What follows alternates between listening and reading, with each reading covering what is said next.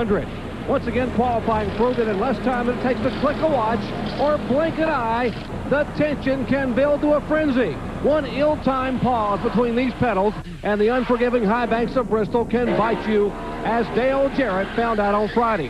With his first lap just 1,300 off the pole, the point leader opted to go for it all. Well, he didn't find the pole, but he did find the wall, which necessitated the unloading of a backup car. That backup car will start in the back of the field today.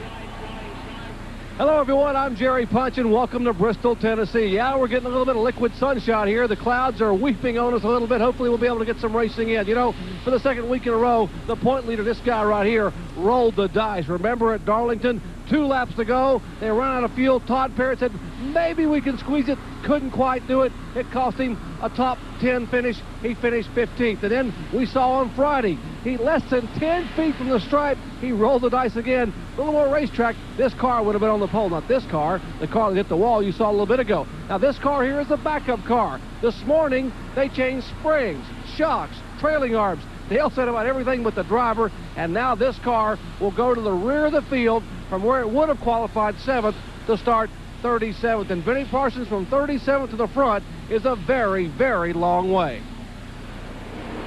Jerry, it is very difficult to go forward, but Larry Pearson found when you get on the outside, it's easy to go backwards. Started 3rd yesterday's race, finished 22nd. And sometimes a little bump seems innocent enough, but the results can be serious. David Green running 3rd, a lap and a quarter to go. Little bump from Kenny Wallace. He will finish 7th here at Bristol yesterday.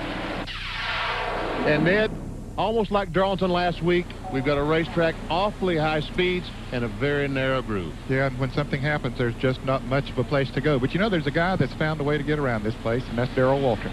He has had so much success on this racetrack, and I did an interview with him the other day, and you know what he told me is the key to winning here at Bristol? Patience, patience, patience. And boy, he has employed a lot of that over the years. He said you got to be aggressive. He says if somebody comes up and gets on your back bumper, let them go. Don't let them spin you out. He said sometimes you might have to let 7 or 8 go just to keep yourself in a good, safe position, keep the fenders on that race car, and if the leader comes up on you to lap you, race him hard to try to stay in the lead lap. But Darrell Waltrip knows better than anybody else what it takes to run here at Bristol, and he's had a lot of success here, right, John Kernan? Ned, you are exactly right. In fact, you could call Darrell Mr. Bristol. Look at that. He leads all of the active drivers with 12 victories here, 32 top 10s, and in 42 races, DW has only had 2 DNFs. And last week, he rehired Jeff Hammond. Remember, Jeff used to be his crew chief back when he was with Junior Johnson and then later with his own team. Well, Jeff led Darrell to 43 victories on his career as a crew chief. But Pete Peterson stays as crew chief. Jeff is now the team manager. And let's check in with Darrell Waltrip, who is standing by with Dr. Jerry Punch. You didn't see a bigger smile at this racetrack on Friday than this guy right here, DW, man who really owns this track. You know, the Bristol man, 12 wins, DW. What a great qualifying effort. Well, it really is significant because, as you know, it's hard to pass here. And if you get back in traffic, you watch the Busch race yesterday, they go in the first turn on the start, somebody messes up a little bit, bam, bam, bam, you get your car torn up. So hopefully, and the way it should be, being in the front like this is really going to make a difference in the way we can run this race. We got a great pit stall here on the end of this front straightaway. That's going to keep us in tune with what everybody's doing. If you're going to qualify well, this is definitely the place to do it. Hey, DW is pumped, folks. All you Waltrip fans, watch out today. This guy could be at victory lane. Hey, John Kernan, back to you. Well, Jerry, he's going to have to get around and figure out a way to beat Mark Martin. Mark starts on the pole. In fact, with this pole, his 5th at Bristol, he passes Darrell Waltrip as the career pole leader. And Mark is hoping to get well after a 1996 start that has, well, not been much to his liking. We compare it to 1995, and look at that. The top 10s are Mark is down points. He is 8th this year in points. Last year at this time, Mark was in the 3rd spot. But you want to talk about tough guys here at Bristol. How about Terry Labonte? He starts on the outside of the front row for this race. And remember, last year in the night race here at Bristol, that thrilling finish, Terry Labonte winning the race, coming out of turn 4, and Dale Earnhardt gets into him as they race for the win. Labonte sideways across the finish line in one of the most exciting finishes of the year. Well, 1995, maybe in the 1990s. And Labonte certainly having a shot at going to victory lane. Bill Labonte, one of the most consistent drivers so far in 1996. Now, these are the strong, good cars that made the race up front. But, Bill Weber, there were a lot of strong, good cars that went home. You're right, John, and Jerry said it's the blink of the eye. Well, how close were the speeds here in qualifying? Well, Rick Mast and John Andretti turned the exact same time. But because the one car is higher in owner points, Rick Mast races today. Andretti is not here. And he went home with some fellow mates from Bristol. Names not here include Benson, Mike Wallace, Chuck Bound, Dave Marcus, and along with Mike Wallace, several others, as we mentioned. But we also had to use 5 provisionals here to start at the back of the field. They are Kyle Petty, Jeff Burton, Jeremy Mayfield, Steve Grissom, and way back here, Bill Elliott had to use a past champions provisional to get into this 37-car field. Now, these drivers like to refer to Bristol as a roller coaster, but I think of it more like a haunted house. It's the first place everybody wants to go. There's something scary lurking in every corner. You can't turn around, and there are no refunds. Me, I like the merry-go-round. It's got a lot of horsepower. Now up top to Bob Jenkins. All right, thank you, Bill. We head into race number 6, and Dale Jarrett is 47 on top of the point standings over the other Dale. And the top 5 are separated by just 116, with Bill Elliott in 5th position. The second 5 led by Terry Labonte, and with his win last week at Darlington, Jeff Gordon has moved to 9th in the point standings, and he is actually ahead of the pace he was on last year when he won the championship. This is the first of 3 straight short track races. Next race after this, North Wilkesboro, then Martinsville. Then we go to the longest and the fastest track, Talladega. After that, it's a road course. So we're going to know here in the next 5 races just exactly who has championship capability in the 1996 NASCAR Winston Cup season. Weather is a problem here at Bristol. We'll be back with more and hopefully the start of this race in just a moment.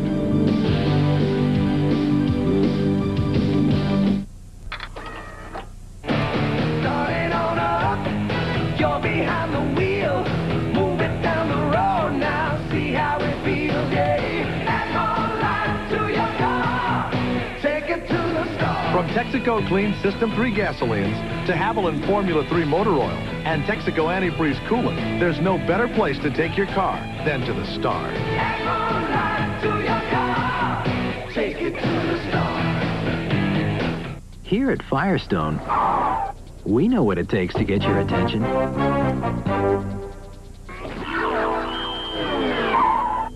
One heck of a tire. A Firestone tire with all the warranty you'd ever want. Plus, One heck of a price. you got it. An unbelievable price. 4 for $99 on genuine Firestones. The winningest tire name ever at Indy. Firestone quality at an affordable price. Got your attention, huh? Hurry in now to your local Firestone retailer. The Pontiac Firebird waits. 305 horsepower comes to life.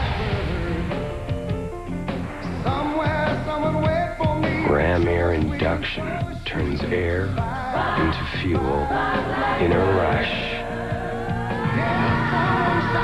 Firebird, you're ready to fly.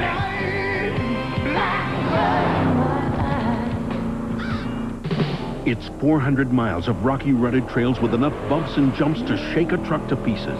But if you think an endurance race through the Arizona desert is a real torture test for a truck, just imagine what it can do to a battery. That's why Parker 400 winners Dan Smith and Dave Ashley chose a battery they could depend on to go the distance. The Duralast battery. The same Duralast you can depend on for your car, because it's the one we stock at AutoZone. The Duralast battery. Power you can depend on. At Bristol, where the start of the race will be delayed, hopefully only slightly, though. The trucks are out there, and you can see that the track is beginning to dry. The jet dryer is also out there, and it certainly has not kept the fans away, as they have come in droves to fill just about every seat here at this half-mile racetrack in Bristol, Tennessee. Notice all the orange in there. You think maybe there are a lot of people rooting for a particular team tonight? Well, they and you will be able to see it tonight as ESPN presents the NCAA Women's Championship game, 6:30. Tennessee 34-1 goes against Georgia 28-4. Connecticut beat Tennessee last year for the title. Tennessee out for revenge. Georgia, led by the Naismith College Player of the Year. That's at 6:30 tonight on ESPN. And John Kernan is with the man who's about to become the all-time Iron Man in NASCAR Winston Cup competition. And that Iron Man will become the Iron Man officially at Martinsville. North Wilkesboro he'll tie Richard Petty's record. And, of course, you're talking about Terry Labonte, who starts second today. And, Terry, first of all, this rain has to bring back some good memories, especially here at Bristol. Well, I don't know. You know, it rained last time we were here, and we won the race. And so, I don't know. I guess that's the only thing that is good about it right now. But it's kind of inconvenient for everybody, and just a little bit of a delay. Hopefully it'll clear up and we'll get to run shortly. Now, that was probably the most exciting finish I've seen in a while. Whenever Earnhardt got into you and you went sideways. Hadn't seen anybody win a race like that, and haven't seen anybody win a race like that since. No, that's doesn't happen very often, and it was just one of those deals. We were racing pretty hard there and got caught up in some slower cars, and you know, Dale was trying to get by me and got in the back of me and knocked me sideways a little bit and went across the line sideways, but made for an exciting finish. Maybe an exciting finish today if the rain will hold off and we can get going. Terry will start second today, and that is a brand new race car he's got in the race today. Let's go over to Dr. Jerry Punch. Well, we're under the tent here in the DuPont tent, visiting with the Gordons, Jeff and Brooke Gordon. And let me ask Brooke first. Now, we always talk to Jeff. Let me ask Brooke first. Brooke, you sit and watch and wait. I mean, you guys, your schedule is pretty tight. You probably have a lot of plans tonight. Maybe a big dinner, nice relaxing evening with Jeff. And now we're going to sit here and watch it rain a while. It's just putting a crimp in your plans. Well, it definitely dampens your plans because Bristol, in my opinion, is the most nervous for a wife to watch because there's so much close racing and so much contact, and it just kind of prolongs the race. I'm wanting to get started because once the race gets started, I kind of get in a rhythm of things, and I'm not worried anymore once it gets started. It's leading up to the event till it starts. Do you watch the race on the monitor, or do you sit back here and just listen to what Jeff has to say on the radio? I normally listen to what he has to say, but every once in a while I can't help it. You know, when he's going for the lead or something like that, then I watch the monitor. But this is definitely a great race for the fans to watch. Her name is Brooke, but she was a nervous Nellie last week at Darlington thinking about those last laps. So was this guy here thinking about, would I have enough gas? And turned out you had plenty. We had a great day. Things just really seemed to go our way at Darlington the last two times we've been there. And Dale made us pretty nervous there at the end. We didn't know if they were going to be able to go all the way, and he had a strong car. But, you know, we definitely had the gas that it took, and we came away a winner again. It was a great feeling. Talk about making some giant leaps. I mean, 2 wins, but what about from 42nd to 9th in the points? You've gained 34 spots, Jeff, in 3 races. Well, you know, that's the way this team is. They're very strong, and they never give up. And you know, those first 2 races were pretty tough, but still, you know, it's only 2 races into the season, and the last 3 races are more, you know, what this team's capable of doing. Those first 2 races, they didn't show what we were capable of doing, and you know, we're back on track. We're you know, we've got the momentum going now for the team, and you know, these guys, they never quit, refuse to lose. You know, that's their motto, and it's been working here lately. Refuse to lose. They're back on the same racetrack where he got his first short track victory a year ago, led 205 of 500 laps. Jeff Gordon will start 8th today. Let's check in with Bill Weber. And we're over here at the Radar, a popular place outside the NASCAR Winston Cup rig. And here's Larry Hedrick, the owner for Ricky Craven's car. How you doing? Fine and dandy. We're just over here trying to see if it's raining. It's raining over here too, isn't it? Yes, it is. Okay, well, you do your little weather imitation for us, yes, sir. Imitation, yes, sir. Well, as you can see, the yellow area here, which indicates a little heavier precipitation than the green area, is just to our southeast, and it's moving away from us. We expect the clear area to be in our proximity in about an hour. However, if it gets here sooner, we'll begin racing whenever the green flag drops, and that's the key. This green area is not as welcome as the green flag, so stay tuned to us. And I can give you a definite maybe that we'll start racing in about an hour. Okay, well, obviously much better than Kernan. Could you host RPM, maybe guest host RPM? We'll see how you do on that. Well, certainly. Just give me a call. Okay. BR549. And I'll tell you, if I was 4th in points, I'd be optimistic. By the way, that's a great sweater you got there. Thank you very much. I got it rented. Okay, let's go over for equal time to John Kernan. Hey, I tell you what, this is a tough room. I get no respect here, you know what I mean? Life is tough. I tell you, it's a rough crowd, you know? Hey, I tell you, you know, here I go. You guys moved me into the backstretch, and now I don't even get to do the weather anymore. It's like the only thing I really look forward to doing. We finally have weather, and you guys, you know, don't get to do it. And I guess I don't have anything else important to say right now, so Bob, I'll throw it back up to you, okay? Hey, I don't have anything important to say. You keep talking. I keep talking? Well, hey. No, that's okay. Well, what we'll do is take a break since there is nothing to talk about except weather. However, I'm sure there's a lot on the drivers' minds as they wait out this rain delay here, and we'll be back to talk with more of them in just a moment. A shower has moved over Bristol International Raceway, temporarily delaying the start of the Food City 500. Marriage? Woo. Are you sure, man? Yeah, everything's gonna be all right. No more women. Time to burn the little old black book. No more blondes, brunettes, redheads. No more hanging out with the guys. Maybe Steve can play quarterback. When just a cold one isn't cold enough, crack open the refreshing taste of cold, filtered Miller Genuine Draft. There you go. Thanks. I told you she was great. Stay cool. Hey, you know my crew spends hundreds of hours building those 5,000 horsepower motors. I can explode one in 5 seconds. And when that happens, nobody eats. That's why my guys won't run anything but Fram fillers. You know, Fram gets the nasty stuff out of the oil, so I can go to the other end with my candles lit. And you know, that's in about 5 seconds, nearly 300 miles an hour. You can look at these guys and see they eat pretty near every day.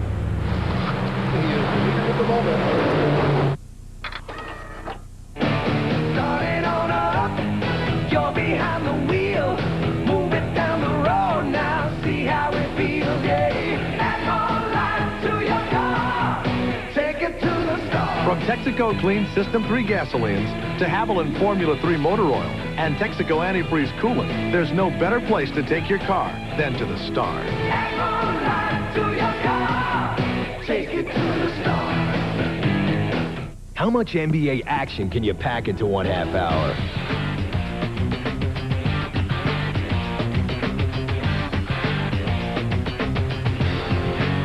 How much can you handle?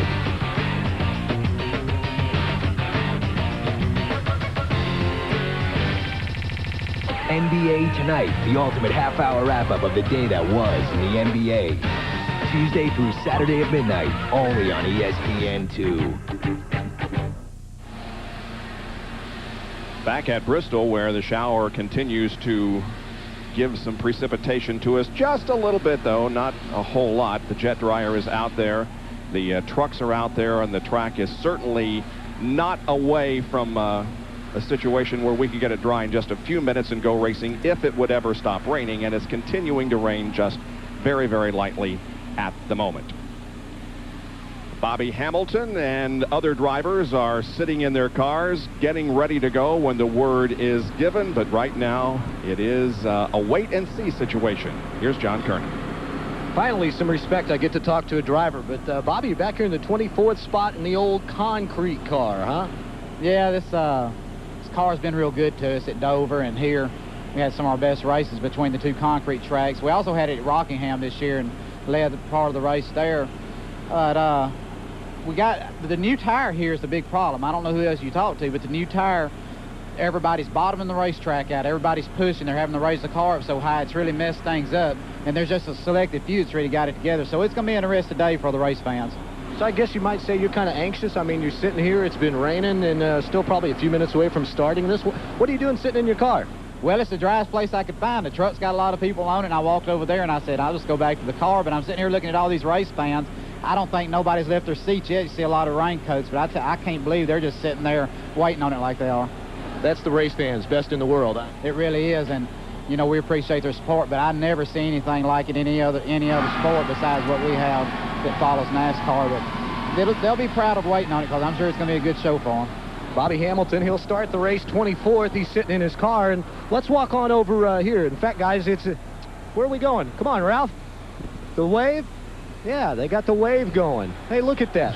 Robert Presley's sitting in his car, and we will time the wave and let you know just how fast it's going.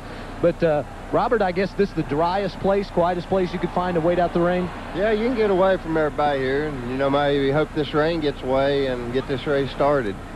Now, you have led 3 of the 5 races this year, and now here at Bristol. I mean, you know your way around this track pretty good. Can you make it to the front starting back here in the 23rd spot?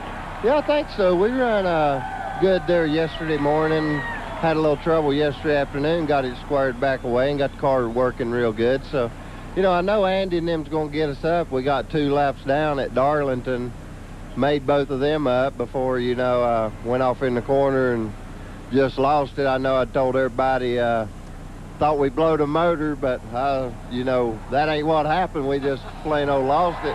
Need to apologize there to our motor shop, because I tell you, they've been doing a great job all year. You know, Jerry and Jim, heck, they don't get no better than them. So, hey, I tell you what, it looks like you got a nice dry seat here, and we can hear the crowd out there cheering, Bob. They're doing the wave. Have you got a time on it for me yet? Well, we haven't yet. However, we will start one when it gets to the start-finish line. The wave right now is progressing over along the backstretch, now into turn number 3. The participants, Benny, seem to be mostly in the backstretch and in turns 3, 4, and the front stretch. The people over in turn number 1, I don't think have gotten into it all that much yet, but here we go. Now it's coming around turn number 4 onto the straightaway, and here it is at the line right there. Green flag. We're off and racing.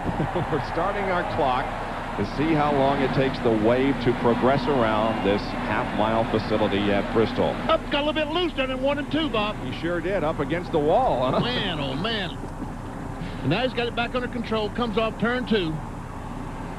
Now down the backstretch, and the teams are also getting involved in the action. I don't know, it doesn't look real good though. It's about halfway around now. There's the backstretch grandstands. Now I move over into turns 3. 30 seconds. Boy, this is going to be a slow lap. Now turn number 4. I don't think it's going to beat the record at Martinsville. It was here that we had the wave that set the record. Here it comes on the straightaway, and stop the clock. 47 seconds. Man, is that slow. These now, guys if you'll get your calculator out, we'll determine how fast that is. Meanwhile, here's the good doctor. Well, you know, it's sort of football weather. It's a little overcast, a little rainy, and somewhat cool. Take a look at the flag stand. That's Phil Fulmer, who's the head coach of the University of Tennessee Volunteers, and we'll be seeing him this year on our Thursday night primetime coverage. We'll have Tennessee and Peyton Manning going up to Peyton's dad's old school at Ole Miss in the Liberty Bowl. How about another football coach here? Now, Phil is seeing his first NASCAR race today out there in the rain, getting ready to wave that green flag. This guy's seen quite a few. Joe Gibbs, you fell in love with the sport years and years ago. I sure did. Hey, it was really in high school where I fell in love. We're probably all, the football guys are saying, hey, let's play ball. I feel right at home. They're doing the wave in the stadium. I mean, let's play. Let's go. Let's go ahead and get huddled up and run a few plays. And hey, your driver's ready, particularly after that great run at Darlington. Yeah, that was a big lift for us. We had 4 tough races. We've had, actually, out of the 6 races, we had 4 good cars, but a wreck and a broken part here and there. And, you know, it just 4 straight races are a real downer. And Bobby did a great job last week, the entire team and our motor guys, you know, with the new motor program. A big hats off to John and Mark and all the guys back in the motor room. But real good car here. It's the best we've qualified this year. And hopefully, I like being up front here. I've been back there. You got to dodge a lot of stuff in the back here, I'll say that. Well, your best qualifying effort of the year. By the way, congratulations on a beautiful new shop we visited this week, and a gorgeous place, and it's paying off now. Things starting to really turn around for you here in 96. Yeah, thanks, Doctor. We love it. It's a great place to go to work. I'm trying to figure out if I can pay for it now. Other than that, we're all right. Hey, he's a car owner, he's a 3-time Super Bowl winner, and now he's a member of the National Football League Hall of Fame. Joe Gibbs here getting set for his race car to go. Let's check in with Bill Weber, who's standing by with Ted Musgrave. Well, this is why these races really need to start on time, because idle time is idle minds and idle... What are you doing, Musgrave? Putting a little extra padding. I forgot I took it out when we raced this car somewhere else, and 500 laps here at Bristol is pretty rough on... You need padding at Bristol? Is that what you're trying to say? Well, look, I don't have much back here. You know, I need those little bones there. They don't feed me too much, so I need to put a little extra padding in there, but just to make it a little more comfortable and keep some of the heat away too. Yeah, good run last week. You're 7th in points, doing okay. Yeah, you know, that's really important when you come to these short tracks. As some of the people experience that, within a 1/10 of a second, you could be, you know, from 10th to 30th and looking for a provisional. So a good start of the season really means a lot, and, you know, we were concentrating on that this year. Well, you qualified back here 30th, I believe, but I heard you're pretty fast yesterday. We were doing okay. You know, the car seems to be pretty consistent, and, you know, here at Bristol, you got to stay consistent, but track position means a lot, and we don't have that right now, so we're going to have to strategize on that. Fun to get to the front here, or just fun for the fans, not for the drivers? I think it's fun for the fans. It ain't fun for the drivers or the owners, but it's on the schedule. You got to do it. And if it's rain, it just ceases, we're going to have a heck of a show here. Okay, well, they just sent some of the tow trucks out on the racetrack. Elmo says it's time to dry this place off, so things looking better and better, and I put my umbrella away. I think Kernan still has his up, but I don't need mine anymore. Back up top. Be optimistic, Bill. Take that umbrella and throw it away. The track is beginning to dry a little bit. Jet dryer out there. Things looking much better. RPM tonight comes along at 9 o'clock tonight with full coverage of this event, plus the Grand Prix of Brazil Formula One race that was run earlier today. And did Jeremy McGrath continue his win streak? They were at the RCA Dome in Indianapolis last night. Kenny Mayne, 9 o'clock tonight, and then the weekday edition with John Kernan, Monday through Friday at 7 o'clock on ESPN2. We will continue to wait out the weather here at Bristol and return with more right after this. Stay with us. The Manatee County New Car and Truck Dealers Association presents the 72-hour Super Sale this weekend at the Manatee Civic Center. Car dealers are rolling back the prices.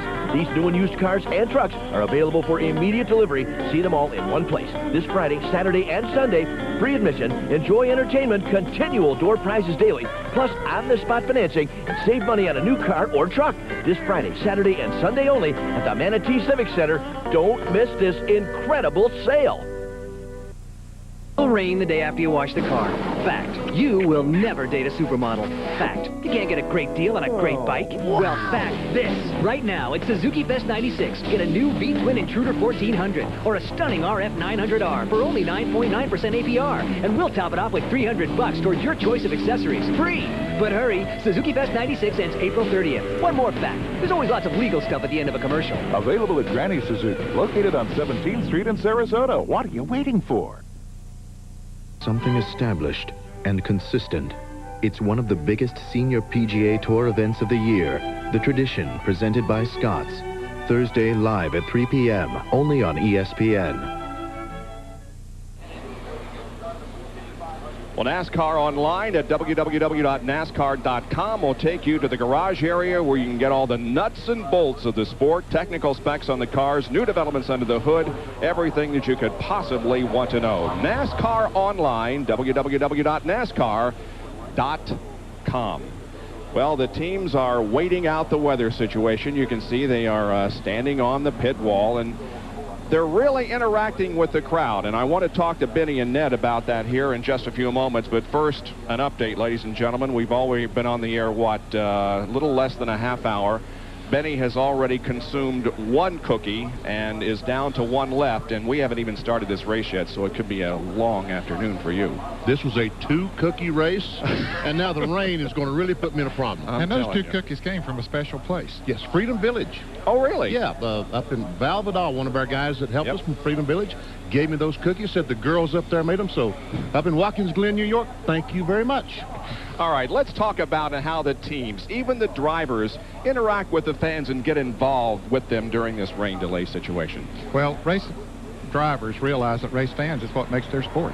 And I hope that never goes away, that they always remember what really makes this sport happen, and the fan base is growing and growing, and I'm very thankful for that. And yeah, they do interact with them, especially on these kind of days. And Benny, is it another way to take their mind off this delay and keep themselves active mentally so that they will be sharp when they get in the car? Yeah, I mean, otherwise they're going to be sitting in the truck just, talking about what they're going to do tomorrow at the shop and what have you. They need something else to occupy their mind, because this starts Friday morning when these cars check in. The crews and the drivers, everyone starts to get the adrenaline going, and it's aimed all towards Sunday at 1:10 p.m. when the green flag drops. That's when you're supposed to peak. And when it rains and you're unable to start that race at 1:10, it really is a downer, because you've got to maintain that energy level on through rain. So now they're out there trying just to maintain. Well, let's see what Michael Waltrip is doing down there as the rain continues and the track drying also continues. John Kernan is with him.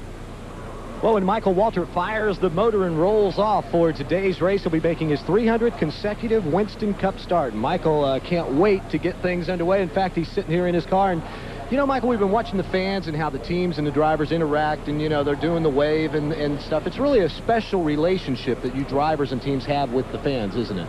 Yeah, it makes it great. You know, we're bored sitting here waiting, and we don't want them to be bored. So it's neat when you see the wave going on and the drivers and the crews up on the wall relating to the fans. You know, a lot of these guys that work on the pit crews are fans. They loved racing. They wanted to get involved in it. They sacrificed and did whatever they could to become a part of Winston Cup racing. So they have a special understanding for what's setting up in the stands there.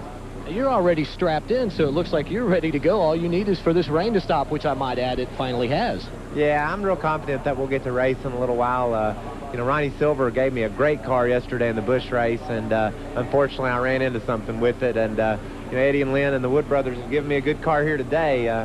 You know, we just need to stay out of trouble and have a good, strong run, because the car's definitely capable of it. But more importantly, let's talk about what is near and dear to your heart, the University of Kentucky Wildcats. You going to be up there for the championship game Monday night? I don't know.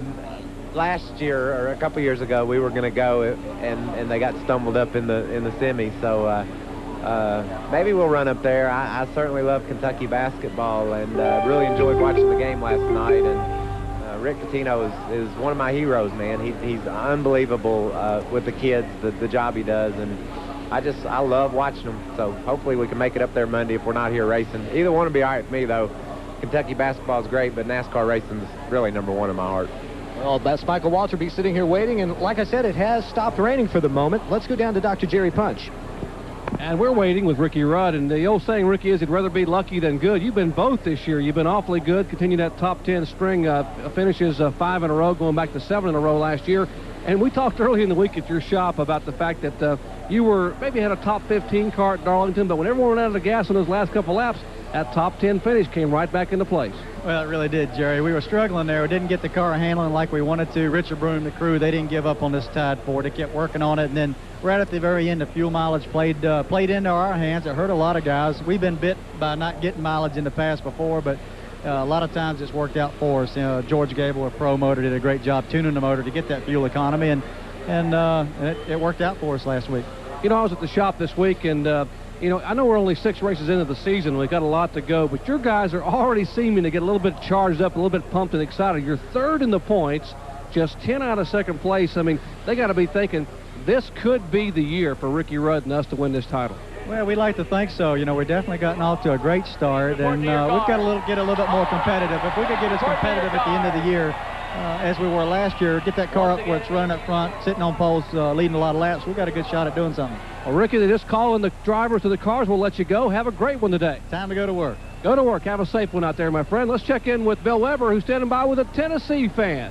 A big Tennessee fan. He's Schuler, and your women play for the women's basketball championship tonight. Yes, they certainly are. I'll tell you, they've done a tremendous job all year, and looks like they're getting their chance again. And with Coach Summit, the way she's coached them, since she's been at the University of Tennessee, it's just good to know that they're back in the hunt for the national championship again. Yeah, well, let's talk a little bit of racing. You're a big football guy, Washington Redskins and all that, but what brings you here? Well, I got to know a lot of the drivers, and with Sterling and Dale and those guys. It's good to get to know them and see the excitement and the teamwork that goes on here. Yeah, can you help us with this football-type weather? It's stopped raining, drivers to their cars are ready to go. Well, I don't know. I mean, hopefully it's like a normal Tennessee weather. It's sort of overcast and raining today, but maybe they'll get the race underway. Okay, well, you're in Sterling's pit. You've got on Earnhardt's jacket, and just tell all the fans that they can see the women's championship game tonight on ESPN at 6:30. At 6:30 tonight, watch the women's NCAA championships. Go Tennessee. I knew he was going to get that part, and he's Schuler. All right. Well, the drivers have an order to their cars. Things looking much better here, and I think we're going to be racing in the next 10 minutes or so. We'll be right back.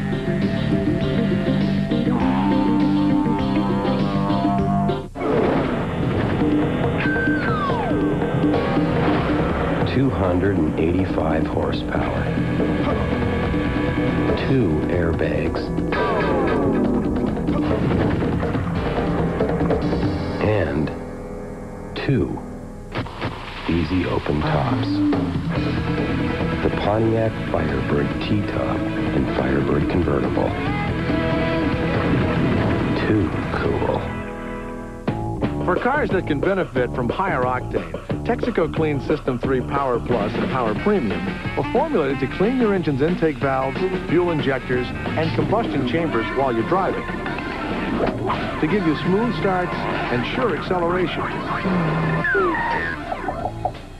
Just give us 5 tanks, and we think Power Plus and Power Premium will make quite an impression on you. Add more life to your car. Take it to the star. Lightweight, liquid cool, and easy to handle. Everything you'd expect from Pepsi, the official soft drink of NASCAR. There's a special bond between NASCAR drivers and their fans. There's no other sport like it. If you're a NASCAR fan, you're gonna wear nutmeg. Be part of the great American sport. Wear nutmeg, the official NASCAR racewear.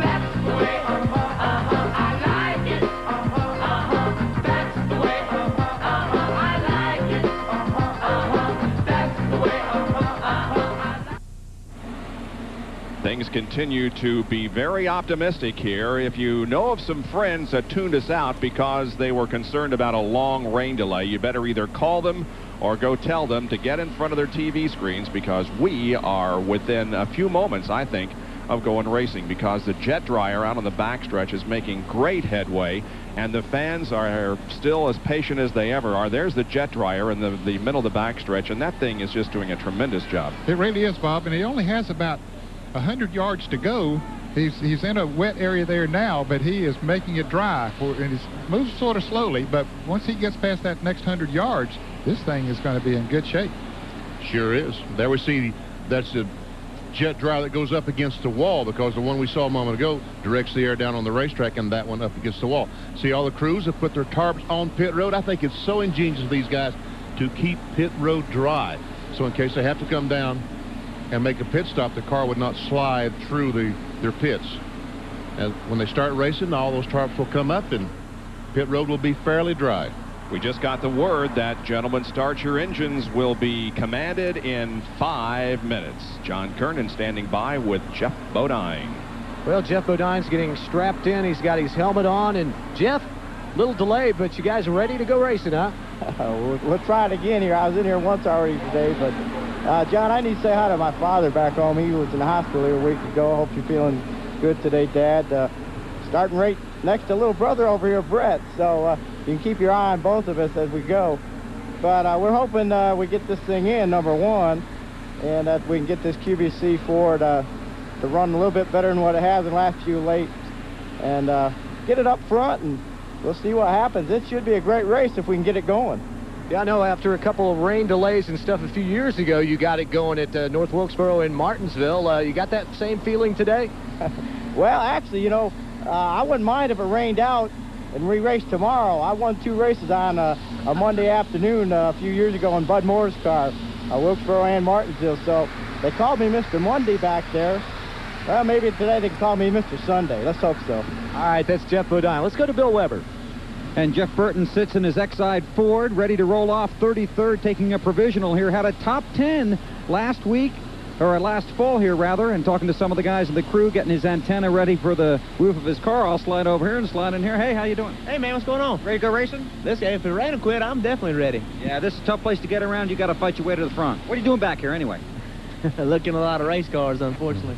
No, we had a problem with the left front suspension. It took us 3.5 hours of practice to find it, but once we found it, I was real happy with my race car yesterday afternoon. We got back to just our basic deal, and I'm ready to go racing. I think we'll have a good day. Okay, that's Jeff Burton, ready to go as soon as they let him.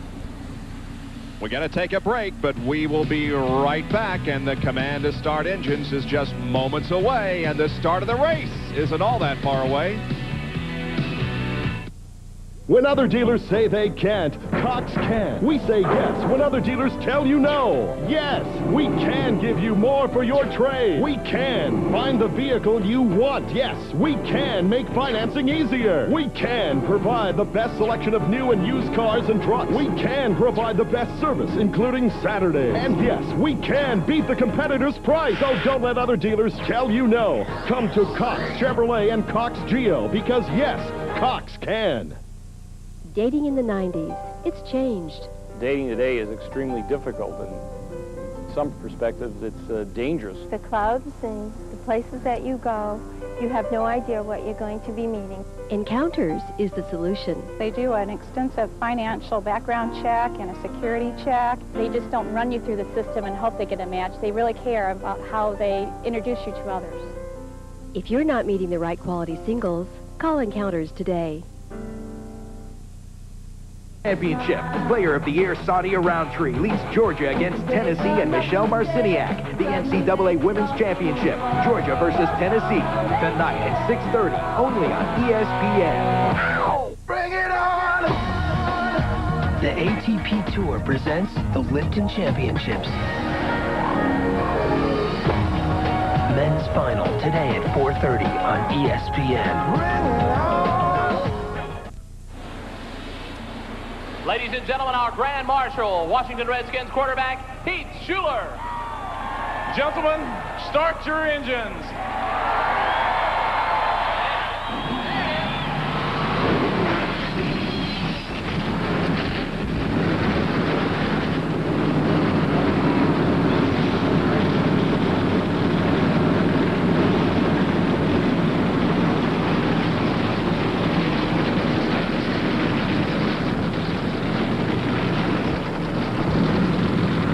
The field of 37 is roared to life here at Bristol, Tennessee. Folks, the rains have moved away, the track is drying, and we are set for racing 500 laps here at Thunder Valley, the Food City 500. The guy behind me, Rusty Wallace. It's his 10th anniversary.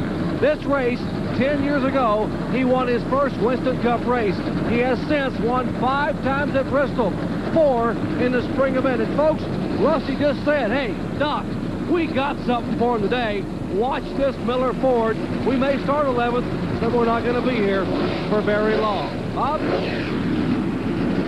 Jerry, let's take a look at the starting lineup for this Food City 500. The pole sitter is Mark Martin, his 3rd straight pole here at Bristol, 29th of his career. Outside, Terry Labonte, the 96th leader in laps led. In row number 2, it's Darrell Waltrip, first 96 start in the top 10, alongside Sterling Marlin, 4 races in the top 10 here at Bristol. In the 3rd row, in his 100th NASCAR Winston Cup start, Bobby Labonte and Mike Skinner in his 12th NASCAR Winston Cup event. The 4th row, the points leader, Dale Jarrett. And outside, the defending 1995 Winston Cup champion and the defending champion of this race, Jeff Gordon.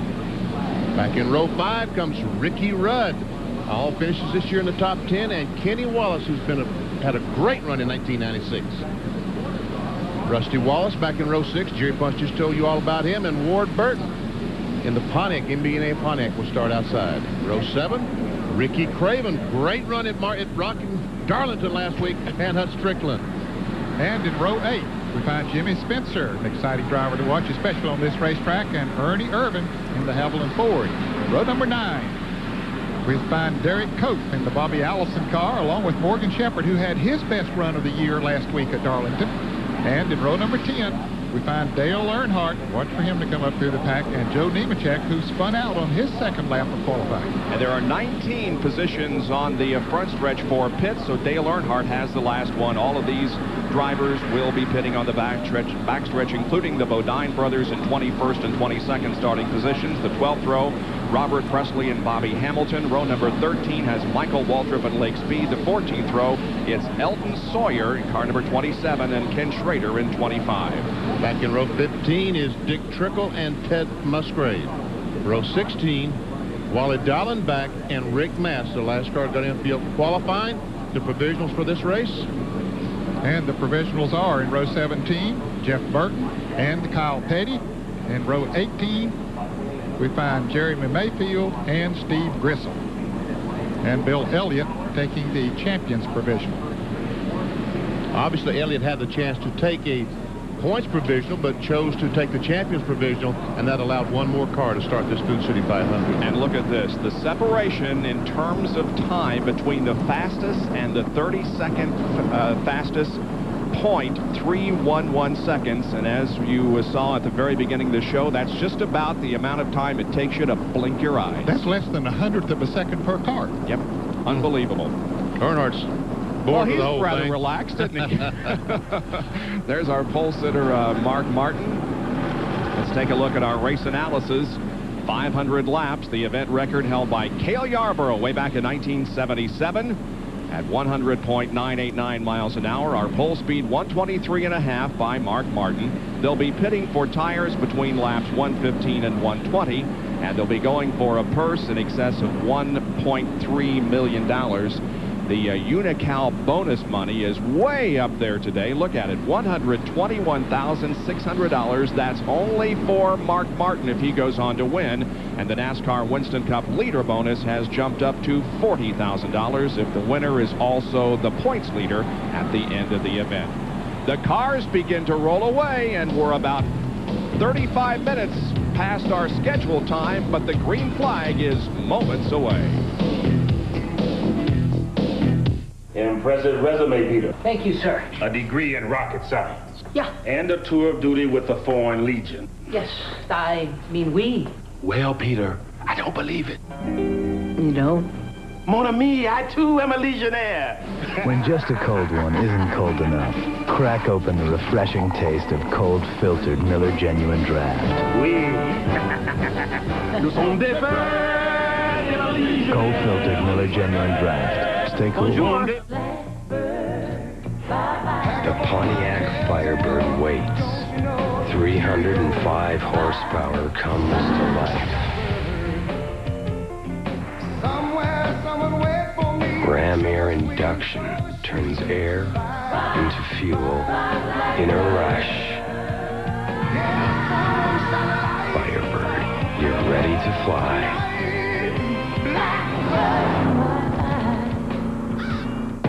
For cars that can benefit from higher octane, Texaco Clean System 3 Power Plus and Power Premium were formulated to clean your engine's intake valves, fuel injectors, and combustion chambers while you're driving, to give you smooth starts and sure acceleration. Just give us 5 tanks, and we think Power Plus and Power Premium will make quite an impression on you. Add more life to your car. Take it to the star. Rule number 45, board checking. Rule number 25, to play the game, use a puck. The Bruins battle the rival Habs Wednesday at 7:30. The NHL rules on ESPN2. ESPN Speed World coverage of the Food City 500 from Bristol International Raceway, being brought to you by Firestone and your neighborhood Firestone Tire and Service Centers. By Texaco Haviland Formula 3 Motor Oil, controls volatility and fights vaporization. Add more life to your car, take it to the star. By Pontiac, proud sponsor of the 1996 U.S. Olympic team. We are driving excitement. And by the NASCAR Story. To order, call 800-71-NASCAR. How are we looking out there, guys? About ready to go green, you think? Oh, yeah. That racetrack is in good shape. Yes, it is. 37 cars include 21 Fords, 12 Chevys, and 4 Pontiacs. We have a Ford and a Chevy on the front row.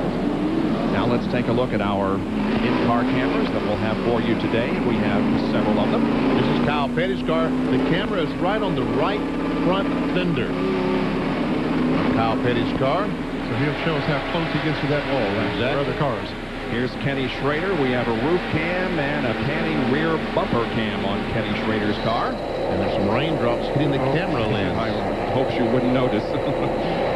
Michael Waltrip, a lot of cars up there for Michael to pass. He has a roof cam and a panning rear bumper also. Rusty Wallace has an in-car and a roof cam. Not quite as many cars ahead of him. And with absolutely nobody ahead of him is our pole sitter, Mark Martin, an inside camera, a roof cam, and a panning rear bumper. And you can see that the light is out atop the pace car. We'll be going green next time. Mark Martin making his 300th start of today, Hut Strickland his 200th, and Bobby Labonte his 100th. Hard to believe that Mark Martin has not led a lap in NASCAR Winston Cup competition this year, but I think that's going to change here very shortly. Watch this. Well, we wonder whether or not there was enough rain that fell to wash off the rubber that was put down by the Busch race yesterday and make this a totally green racetrack. I guess we'll be finding that out within a few laps after the green comes out, and we are just about ready for that moment. I don't think it rained that much, Bob. I don't either. The crowd rises to its feet, and the green is out. The Food City 500 underway from Bristol.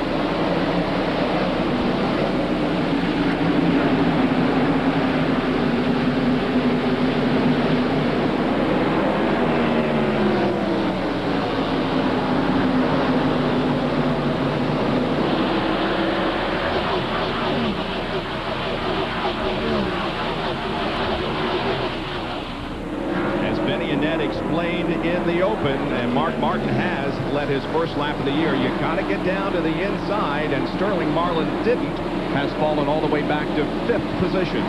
But now they begin to get in single file formation. Joe Nemechek is hung out. Yeah, Ernie Irvan was. Ernie finally got back down in after about a lap and a half, but Joe Nemechek's still out there, and the car is still going by down on the inside.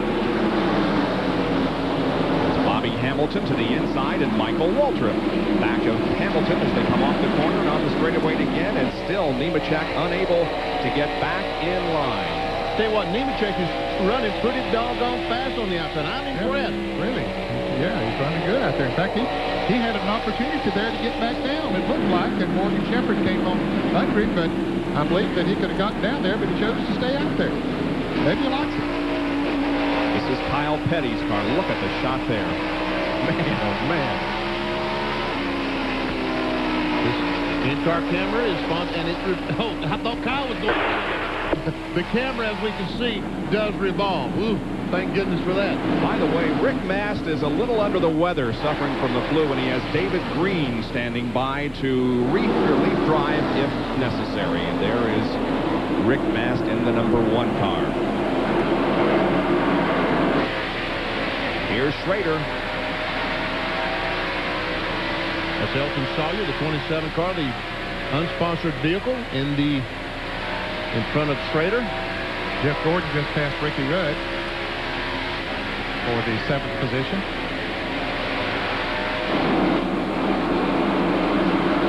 Here's Rudd, Kenny Wallace, and Rusty Wallace. There you can see their 8th, 9th, and 10th on your scoring pylon in the upper left of your screen. The bar simply separates the first 5 from the second 5. It doesn't mean that the second 5 is a lap down or anything. That's just a way of making it easier for you to look up and see who's running where. You know, we add the manufacturers and the names to the pylon. And we got 6 Chevys and 2 Fords in the top 10, but a Ford driven by Martin sets the pace at the moment. Now here's Jeff Gordon coming up on Mike Skinner. That's the Richard Childress second car. And that sponsor you see is Real Tree Camouflage Clothing.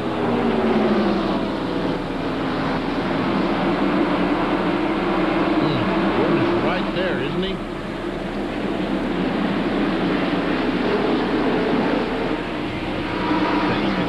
To look better weather-wise, although you do see some raindrops on the camera lens there, but it's getting much brighter, and we may even see the sun here before too long. Here's Morgan Shepherd moving to the inside of Derry Cope as Ernie Irvan tried to come along but couldn't. Meanwhile, Jeff Gordon does take over the 6th position from Skinner.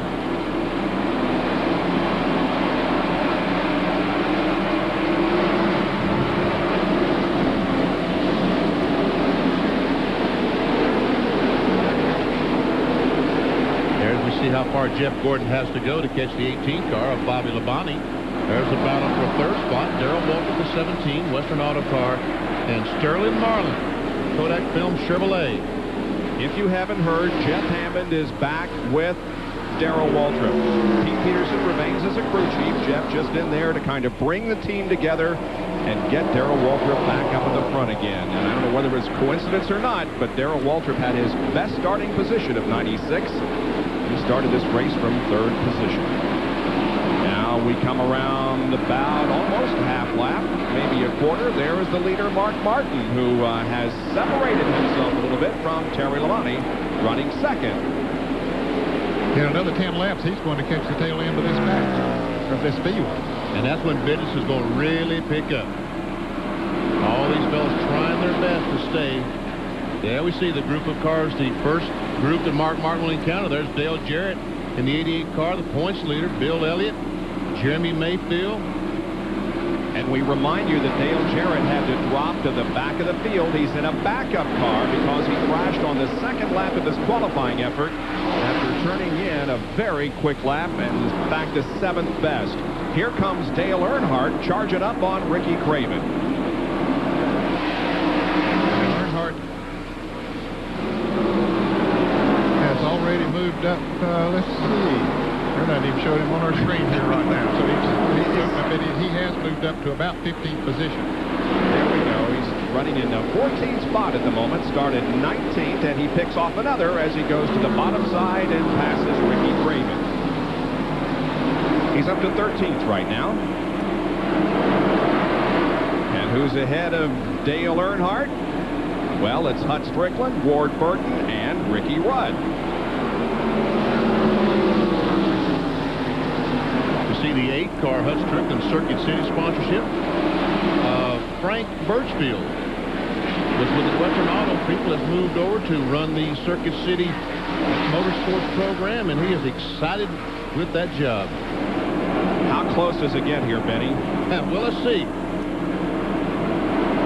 Man, we drove that camera right up on the left rear tire. And there's a mark on the left. Yes. Our camera has a tire mark on it.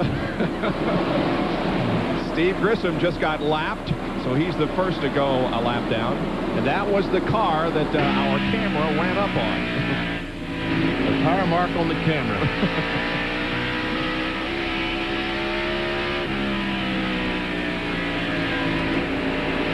Grissom had a great run yesterday in the Busch race, but has already lost a lap.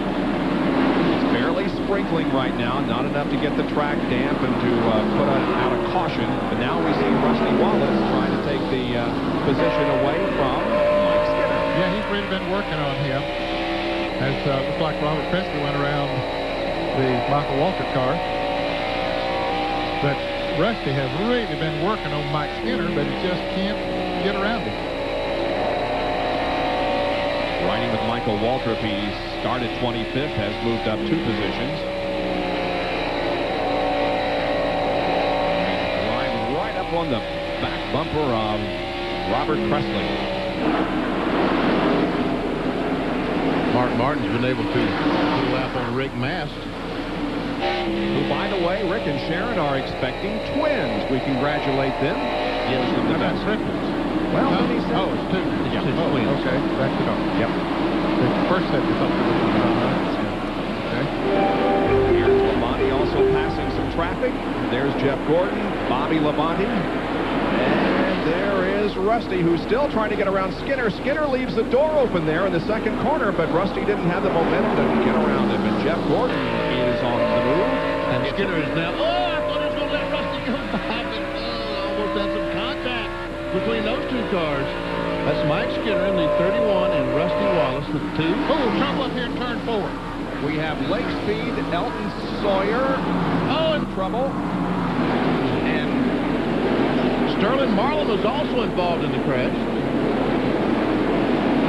Sterling Marlin was on the move. He had just passed Waltrip, but the first caution is out on the 31 lap, and Lake Speed's car is most damaged from this accident. The car slid clear across the racetrack, and fortunately nobody hit him, but the damage had already been done when he hit the 4th turn outside wall. Tell you what, Kenny Schrader, yeah, he was involved in it. He's got some pretty good damage on his automobile as well. Well, you can figure that there's an early accident. Ken Schrader is going to be involved in it. That seems the way things are going for him. Let's take a look. leg speed, jumps on the brakes to avoid hitting the 87 car of Joe Nemechek. And behind him, while he's trying to get under control, the 25 and set 27 of Elton Sawyer, they make contact. That was not part of the leg speed wreck, but he ended up getting in the wreck because of those two cars behind him. There is Elton. He's out of the car. Okay, but a lot of damage to the Ford. So a big break for a number of cars that were about to go a lap down. A few already had. I remember I used to do that, jump over the wall like that. And here's Bill. And Elton Sawyer has just climbed out of his car and run across the track. He's taking off his heat shield off his heel. What happened? Well, I'm not real sure. The 9 car got a little loose down in 3, and, you know, I had to check up a little bit. Kenny didn't have anywhere to go, you know. It's pretty tight out there at Bristol. It's unfortunate, you know. I hate it, David. I know he's back in Arkansas sponsorship hunting, but these guys really worked hard this week. Our car's tore up, but we'll be back at Wilkesboro. And they have been working hard, and we'll see them next time out in 2 weeks at Wilkesboro. Elton Sawyer out of competition here after a crash. It's Martin, Terry Labonte, Jeff Gordon, Darrell Waltrip, and Bobby Labonte, the top 5 after 32 laps. In Floyd's Knobs, Indiana, people drive for miles around just to see Don Ballard. Because when it comes to car repair, well, there's not much he can't fix. You see, Don's the type of guy who believes that doing a job right and saving money go hand in hand. So he begins each job with a trip to AutoZone. Sure, it's a 20-mile drive. There are other parts stores along the way. But for Don, when it comes to getting the right part for the right price, there's just no place better than AutoZone. McDonald's invites you to play the Disney Video Masterpiece Collection Trivia Challenge. So what's the wonderful thing about Tiggers? Tiggers. The wonderful thing about Tiggers, it's Tiggers the wonderful thing. Get a trivia card when you buy any of these McDonald's favorites. Pick the right answer to questions about Disney Masterpiece Collection videos and win every time. Over 300 million prizes, including a Dodge Viper. I won! It's gonna be magic. When I punch the clock, I'm a working machine. I got boots to do the job, got my Wolverines. I can tame a wild jackhammer, read my miles of interstate. I can work like hell, never get the blues, 'cause I feel like heaven in my Wolverine boots. Wolverine door shocks, guaranteed comfort for your money back. Work like hell, feel like heaven. Wolverine door shocks, made in the USA. Enter the Performance Zone with Splitfire Performance V spark plugs. Get your passing gear, you're gone. The difference in gas mileage has been fantastic. Splitfire Performance V spark plugs mean better performance, more horsepower, and better mileage. So say the experts and the people who use them. They're the best plugs I ever put in my car. Enter the Performance Zone only with Splitfire Performance V's, guaranteed. Under caution because of a crash up in turns 3 and 4, and as you can see, there is a little bit of precipitation also falling as the pit crews come out and try to keep pit area as dry as possible. This is Kenny Schrader's bumper cam.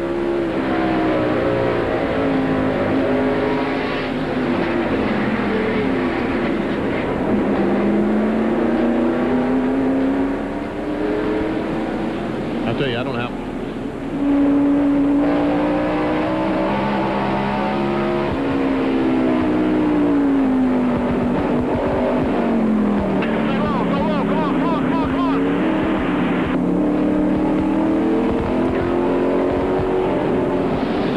Was Kyle Petty, and you hear the spotter tell him, come on, come on, come on. And here is how it looked from the grandstand.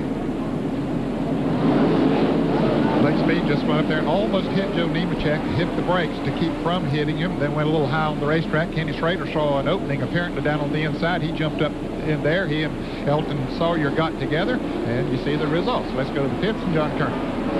Schrader has pulled it behind the wall. His crew working on the right front suspension. The lower control arm on the right front is bent. They are going to have to replace that, so Schrader's going to be behind the wall for quite a while. Another tough break for Kenny Schrader, who finds himself behind the wall and looking for repairs in the early going. The green comes out. Steve Grissom's right front tire is flat. Can you imagine just when the car, the green flag discovers that his right front tire is completely flat, he's got to go to the pits. Meanwhile, back to racing. Yeah, he could have come into the pits and during that caution and changed that had he known it was flat, but he didn't know it. Green flag.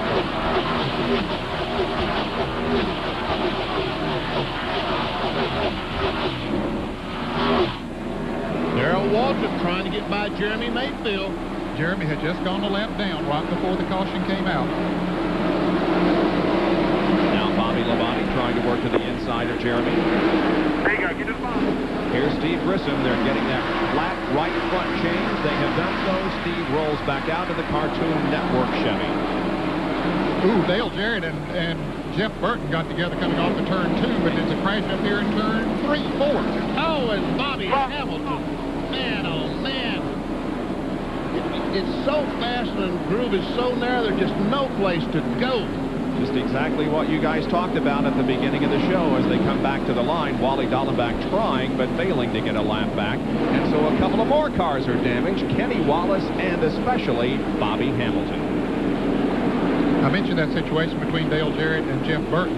As they came off the turn 2, Jarrett was following Burton, and he got into it a little bit. Burton's car got a little bit sideways, and then he went down to the inside track. Burton did, but they didn't. They both got him straightened out and went on. We can see some pretty serious damage to the Square D car. When the left front tire is knocked off like that, that means the suspension is going to be bent, more than likely. Let's see if we can tell exactly what happened with Kenny Wallace. We see Hut Strickland down on the inside, some contact. Kenny goes up the racetracks, tries his best to save it, makes some contact with the outside wall, comes down, car's going by, and the scoreboard's going to get in the way, I do believe. But Bobby Hamilton's going to come along right there and makes a hit. We'll get the impact of Hamilton and Wallace from a better angle right here. There's Earnhardt, and I think Ward Burton barely does make some contact. Maybe not. But here there's no place for Hamilton to go because Jeff Bodine, he drives up right in the left front with his right front. From Michael Waltrip's in-car roof cam.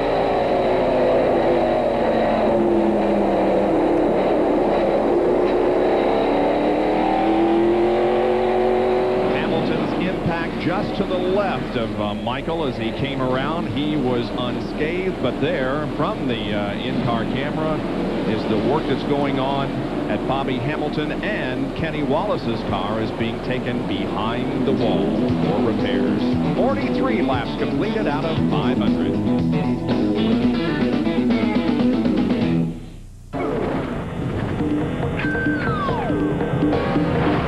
$285 horsepower. 2 airbags. And 2 easy open tops. The Pontiac Firebird T-Top and Firebird Convertible. Too cool. Michael? Yes? If you love me, you'd wear one. Oh, come on, Christy. Oh, here. I'll even put it on for you. All right. By helping you breathe through your nose and not your mouth, Breathe Right nasal strips can help quiet your snoring. Good night. Night. Wear one to bed to show how much you care. Breathe Right strips in cough and cold sections everywhere. When asked, 9 out of 10 people say they'd rather be on vacation than at home. Come on. I'm bored. Do you have to I have to practice. Mom, she's a trained professional. Hey, do not throw the ducks. Of course, most of the people they asked didn't own a John Deere, because in survey after survey, folks are more satisfied with John Deere than other lawn tractors. Honey, it's green. It sure is. Anything. Nothing runs like a deer. Welcome back to ESPN Speed World. Today from Bristol International Raceway in Tennessee, the Food City 500 under caution for the second time, 45 laps completed. This is the bumper cam on the pole sitter and current leader Mark Martin's car, looking back on Wally Dallenbach, who is a lap down in 29th position. The men's final at the Lipton Championships, Agassi and Ivanisevic up next after the conclusion of our coverage, and then Sports Center comes along at 6 o'clock tonight. following that at 6:30, the championship game in the women's basketball NCAA tournament, and then the opening night of Sunday night baseball at 9 o'clock Eastern time tonight. Here's Bill Weber. And Kenny Wallace sits in his car talking to his team owner, Philbert Martassi. We'll lean in here. You're okay? What happened? Yeah, I'm all right. Just, I don't want to blame anybody. I really don't. I guess I come down on the 8 car a little bit. I didn't know he had position on me, and just this way it is at Bristol. You just get real close here and try to get it fixed. Okay, Square D car pretty badly bruised. Guys rolling through turn 4, ready to take the green. He sits helplessly behind the wall getting repairs while the field comes around and takes the green flag for a restart of this event. As now Mark Martin tries to keep Wally Dallenbach a lap down and will do so. You see Jeff Gordon's gotten by Darrell Walton, taking over the 3rd spot.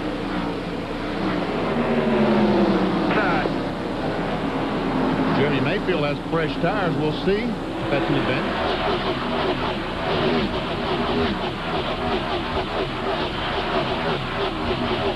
Mayfield has lost a lap in 30th position. So does Jeff Burton, the 90th car. He's 31st.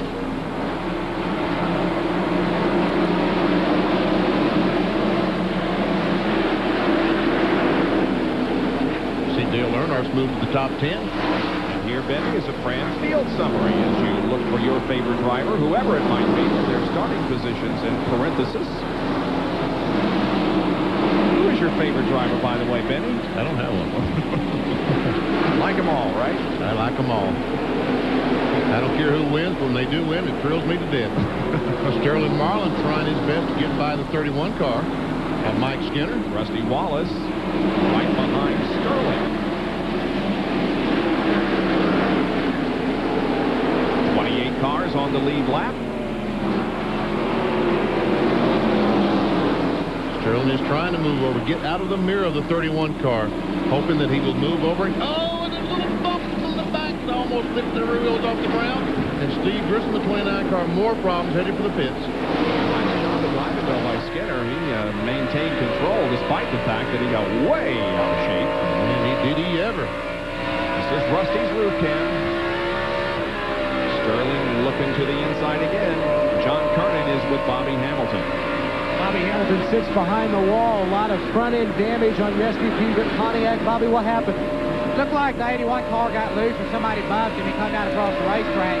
We all started scrambling, and I got on that black asphalt, and it's not dry down there yet. I couldn't steer. I hit the brakes and just slid straight into it. Well, we said this was a concrete car. It runs well on concrete. Of course, nothing runs well on wet asphalt. Now watch this. Mike Skinner is now on the outside, and he's probably going to lose 7 or 8 spots before he can get back to the inside. There he loses 1. There he loses 2 to Rusty Wallace. How about Earnhardt? Is he going to give his teammate any slack here? He sees an opportunity to pass a race car.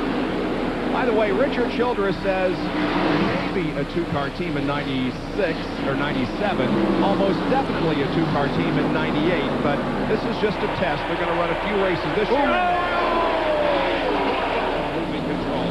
He got under Mike Skinner and finally does hit the wall with the left front, and he's broken the tie rod or something. The wheel won't turn, and in the wall he goes. And man, I don't know who's got worse luck, him or Bobby Hamilton. Or Ken Schrader. Or Ken Schrader, yeah.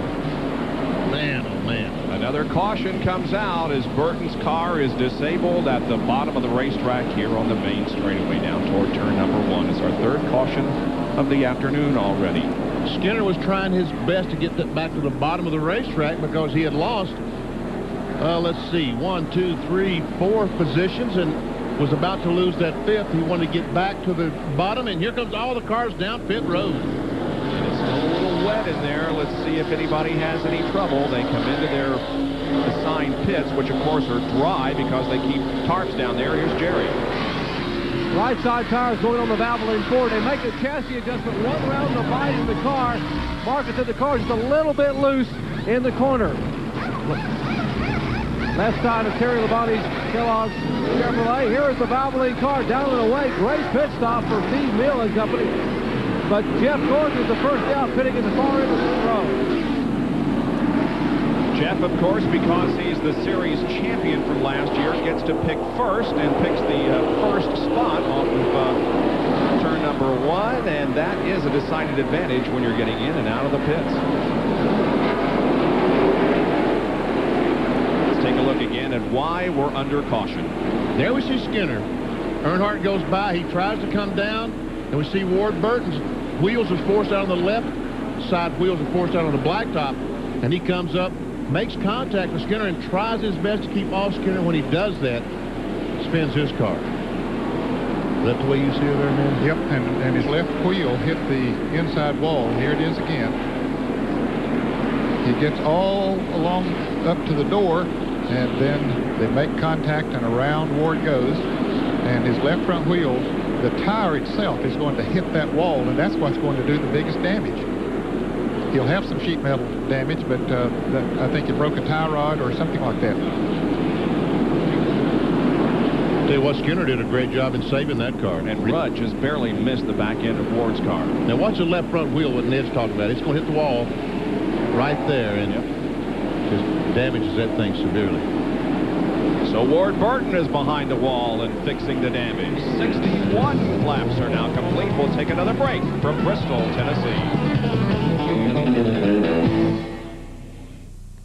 We've blindfolded Blimpie founder Tony Konza to see if he can taste the difference between a Blimpie sub and a competitor sub.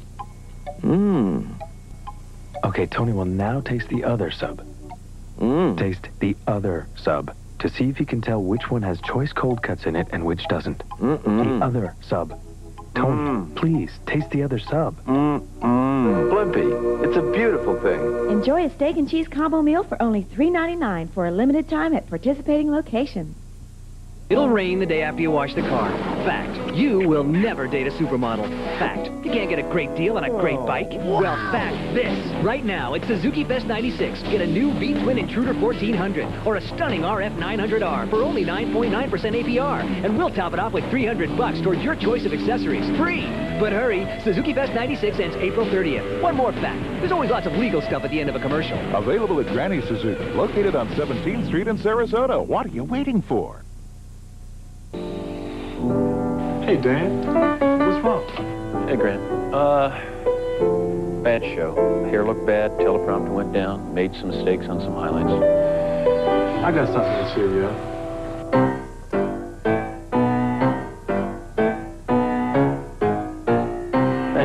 Thanks, Grant. I appreciate it. No problem, man.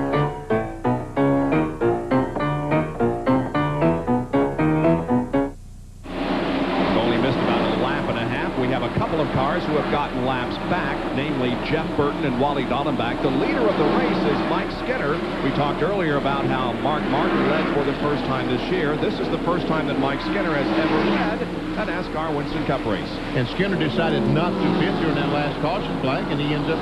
But what you meant was that these fellows are on the tail end of the lead lap, right? Right. Because they're in front of Mike Skinner, the leader. Here comes Rusty. Ted Musgrave as they go wheel to wheel into the corner. And Hut Strickland, the 8-car Circuit City car, got a good run going today. Sure does. Here comes Sterling Marlin as the Musgrave car goes up the banking and loses 4 spots.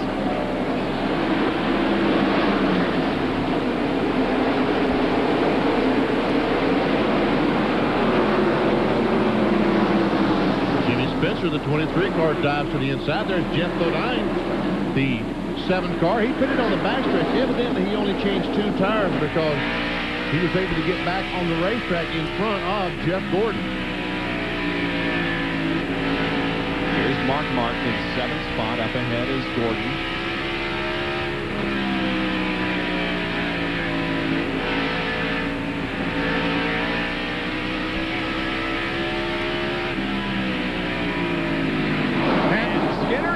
The leader of the race spins and almost another involvement, but I believe everybody's going to survive. Wow, and there is no caution. No caution flag and some damage to the rear of Skinner's car. He's trying to camouflage that thing.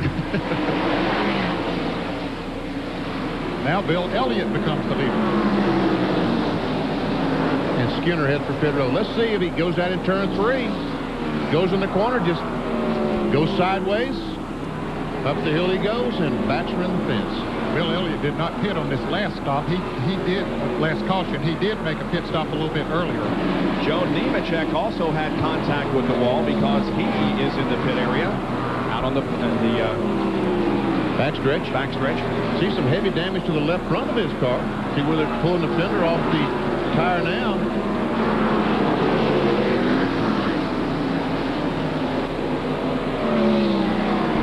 All right, we'll see if we can find out what happened with Nemechek from our speed shot. Oh, yeah, he hit it pretty good coming off the fourth corner. Yeah, he and Derek Cope looked like made some contact as they exited the corner. Skinner rolls out. Back in the race.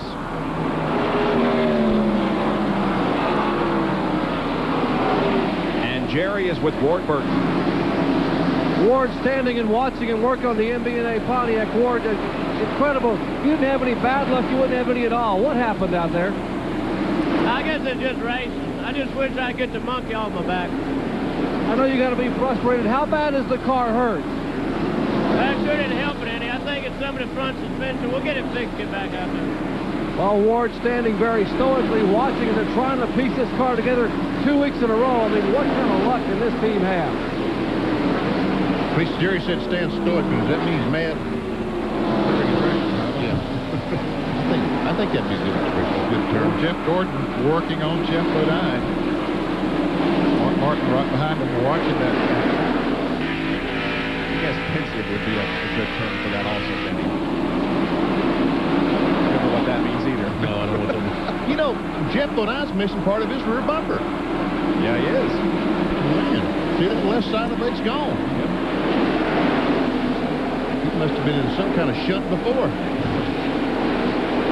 Gordon, no, not quite.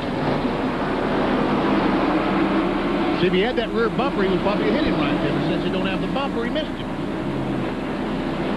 Well, the bumper's there. It's just been jammed up under the car. Yeah. And look how close they are. That rear bumper has the perfect shape of the front end of another car. You know what? Yeah, we could probably look at the paint on the bumper and find out who it is. Huh? Sterling Marlin and Dale Earnhardt are running right together with Hut Strickland and Darrell Waltrip. This is 11th, 12th, 13th, and 14th. Evidently, they did something exciting because all the fans stood up and yelled just a moment ago. I think Earnhardt was trying to pass on the outside of Marlin, and the fans rose from their seats. Back, meanwhile, to Bodine and Gordon. Boy, Jeff looked like he had a good run there, but couldn't get the job done.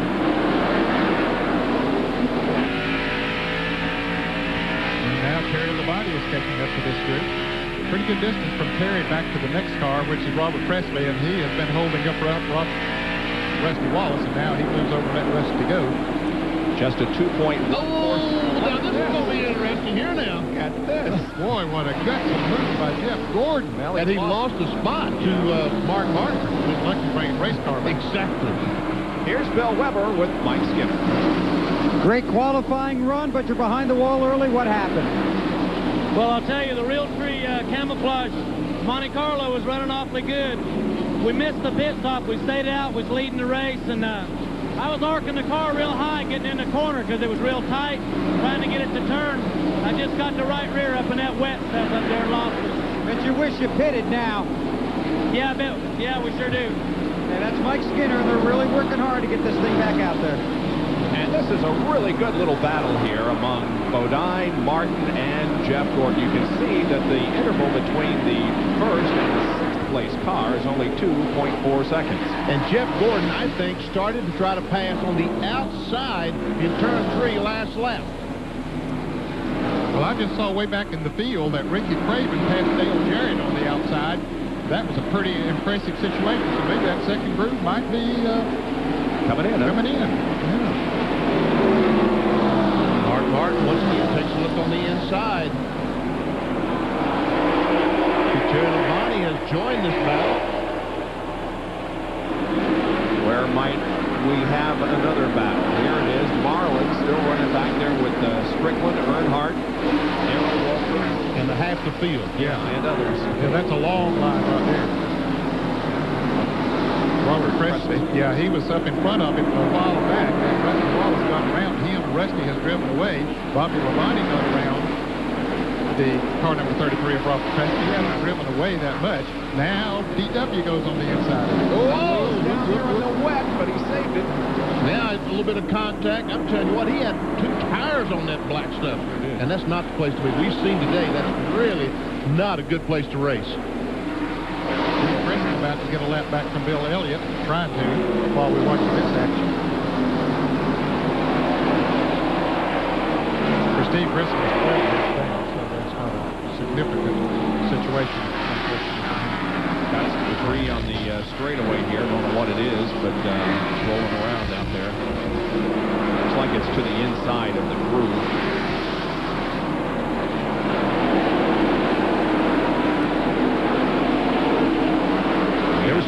There's Steve Grissom trying his best, and here comes Rick Mast. Well, he might have changed drivers. Nope, he's still in there. He's still in the car. Dick lap down, so he's trying to get that lap back. No, he's second. I'm sorry. I was looking at the wrong one. And Trickle in number 19 is third. So we got at least 2 guys who were at the back of the pack a while ago, but because they didn't come in, are right up there. And now Bodine and Terry Labonte are battling together. Mark Martin's been able to get by Jeff Bodine. Also, Jeff Gordon's been able to get by. Terry Labonte is trying his best to get by, not been able to. He's finally got a run now. Yep. Jeff is going to try to hold the spot as long as he can. They love coming off the corner, but Terry goes around. And Rushton's trying to come right in there as well, and he does. And here comes Wally Dolan back. Now, he's the one that's won that thing. Yeah. A little mixed up there a while ago. Sorry about that, Rick Mast fans. Leader of the race is Bill Elliott. First time that he's led here at Bristol since this race in '89. Michael Walton, the Sitgill car, as he looks back at Kyle Petty. This is a camera from inside Kyle's car. On the right front fender, as a matter of fact, of Kyle Petty's car. It's a great shot. You can get a good perspective of speed there. Mike Skinner is finished for the day. First car officially out of the race.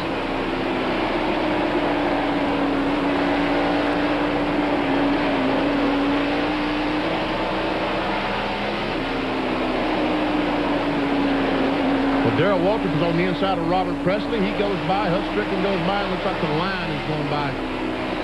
There we see Robert Earnhardt goes by. Sterling Marlin. Here comes Jimmy Spencer. Michael Waltrip. Robert said, man, oh man, quit. Give me a break. Somebody cut me some slack. There'll be a couple of more before he gets a chance to get to the inside. Well, now might be yep. Now there it is. He's back to the inside. All right, it's Elliott, Rick Mast. Jeff Gordon has moved up to third, then Mark Martin and Dick Trickle, your top 5 after exactly 100 of the 500 laps in the Food City 500. We'll be right back.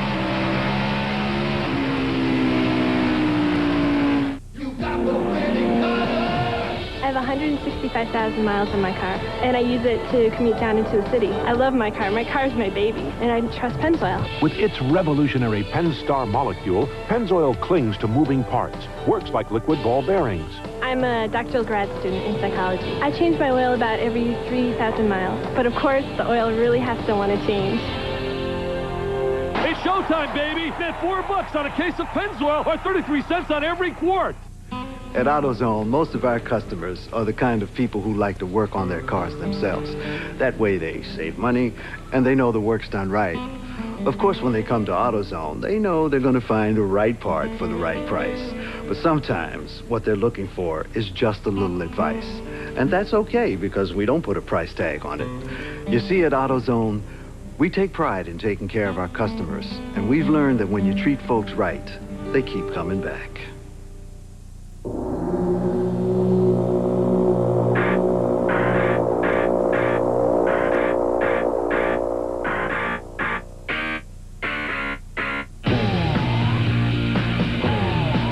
This year's Olympics are in Atlanta, but the games will be everywhere. The Bud World Party, a great time to share a Bud with friends, no matter where you are. Budweiser, proud sponsor of the '96 Summer Games.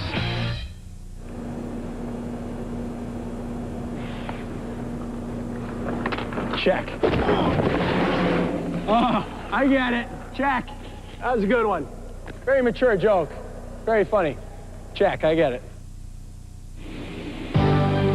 Bristol International Raceway, where ESPN Speed World covering the Food City 500, presented by Budweiser, official sponsor of the 1996 Olympic Summer Games. This Bud's for you. By Pennzoil, the motor oil that works like liquid ball bearings. By the more than 1,250 AutoZone stores across America. AutoZone, the best parts in auto parts. We got a new leader. There he is, Jeff Gordon. The DuPont Automotive Finishers Chevrolet just a couple of laps ago passed Bill Elliott to take over the lead. And here's how it happened. He coming off the second corner, the 29 car of Steve Grissom moved over, let these fellas go. Elliott moves high and just lets Jeff Gordon go on. And Jeff becomes our 4th leader of the day. He has much fresher tires than does Bill Elliott. Bill stopped some 20 laps before these others. Uh-oh, Darrell's done pounded somebody in the nose. I thought I saw that a few laps ago. It might be hurting his car because Michael drove by fairly easily. Put Darrell back to 14th. We understand that he got into the back of the 33 car a few laps ago. 33 of Robert Presley. Dale Jarrett is struggling a little bit back here in 20th position. Well, he's struggling in traffic. He's been trying to get by his teammate Ernie Irvin for about 20 laps, and now Jeff Burton has called him and gone around to Jarrett. They've been really going at it back there as Mark Martin goes into second around Bill Elliott. And a Fram Field summary.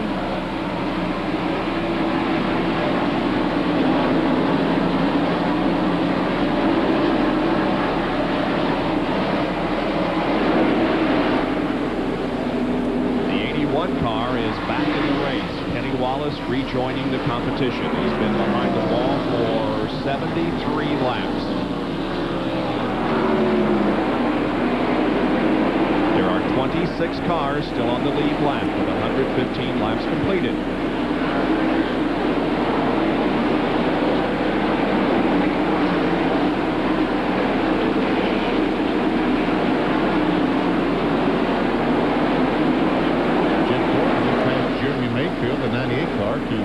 Put him a lap down. Jimmy fought a pretty decent fight trying to stay in the lead lap, but it was not to be. Here's Jeff Burton trying to get past Ernie Irvin.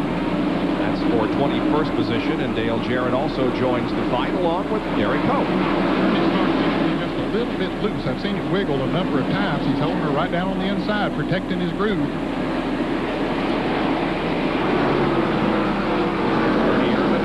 Winner here at Bristol. He won the fall race in 1990. There we see Earnhardt trying to get by Hut Strickland. We've seen Hut Strickland. Oh, here looks like he's got to move, got to run. Yeah, Hut kind of opened the door a little bit. It was enough to give Earnhardt the position, and now here comes Jimmy Spencer right behind Dale. And Michael Waltrip's going to go by as well. And is Darrell going by? Probably. Hut Strickland is really wigging up high. Darrell was not able to get by. Jimmy Spencer's car, the 23 car, looks to me like it's running pretty doggone good today. You see Hut Strickland. Here's Rusty Wallace inside of Rick Mast, and Rusty goes to 4th. 2 passing 1, followed by 5. Does that make sense? Yes. There we see. Back to this battle again. It's Ernie Irvin. Jeff Burton, the 99 car, Ernie 28, and Dale Jarrett in the 88. Now Burton's got a run on Ernie going into turn 3. Ernie comes down and they make contact. That's one way to do it, huh? Man, oh man, he's going to lose. Ernie's going to lose lots of spots now, and he's lucky he did not spin up in the corner. Yeah, he did a great job, but the leader is coming up on him. He's going to put him the lap down if he's not careful. Gordon Shepard just going out of the pits. That's scheduled pit stop for the Remington Arms Ford number 75.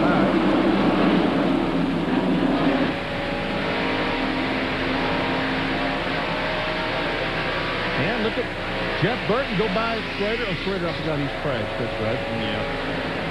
But we're still continuing to follow this battle here between Dale Jarrett and Jeff Burton. They're running 19 and 20. Battle for third now. Bill Elliott and Rusty Wallace, no longer a battle as Rusty takes over that third spot. And Terry Labonte is coming up as well. Bill Elliott doing a great job. As I mentioned before, he's been out there for a while on those tires. Bill Elliott, also a former winner here at Bristol. He won this race back in 1988. And here comes Jeff Gordon. There he's riding by his teammate, Ken Schrader, and Wally Dallenbach tries to do likewise, and he does. And Mark Martin will be going by on the outside. Looks like Mark might be just a little bit faster than Jeff Gordon. He appears to me like he's gained just a little bit. We'll see how Rusty Wallace is doing to the leader. The 3.02 seconds you see, that's the difference between Jeff Gordon and the third place car of Rusty Wallace. Kyle Petty, this is the camera aboard Kyle Petty's car, the Briggs & Stratton onboard cameras. He tries to get around Darrell Waltrip. Waltrip's car just will not stay on the bottom of the racetrack. Watch when he goes in, and up the racetrack it goes. And then he comes back down the racetrack. Ernie Irvan just won a lap down. A little skitter up the racetrack. Cost him a lot of time on the racetrack. And finally, Kyle Petty gets by. Like I said, Briggs & Stratton. Well, it's the Coors sponsor. Good job, buddy. Good job. Darrell loses another position as Ricky Craven, so that puts Darrell back to 17th now, and Robert Presley is right there to see if he can pick up a position on Darrell Waltrip. Darrell's car, the chassis, just the handle has just gone away on the Western Auto Chevrolet. Just cannot keep it on the bottom of the racetrack. He'd like to see a caution right now. He doesn't want to be part of it.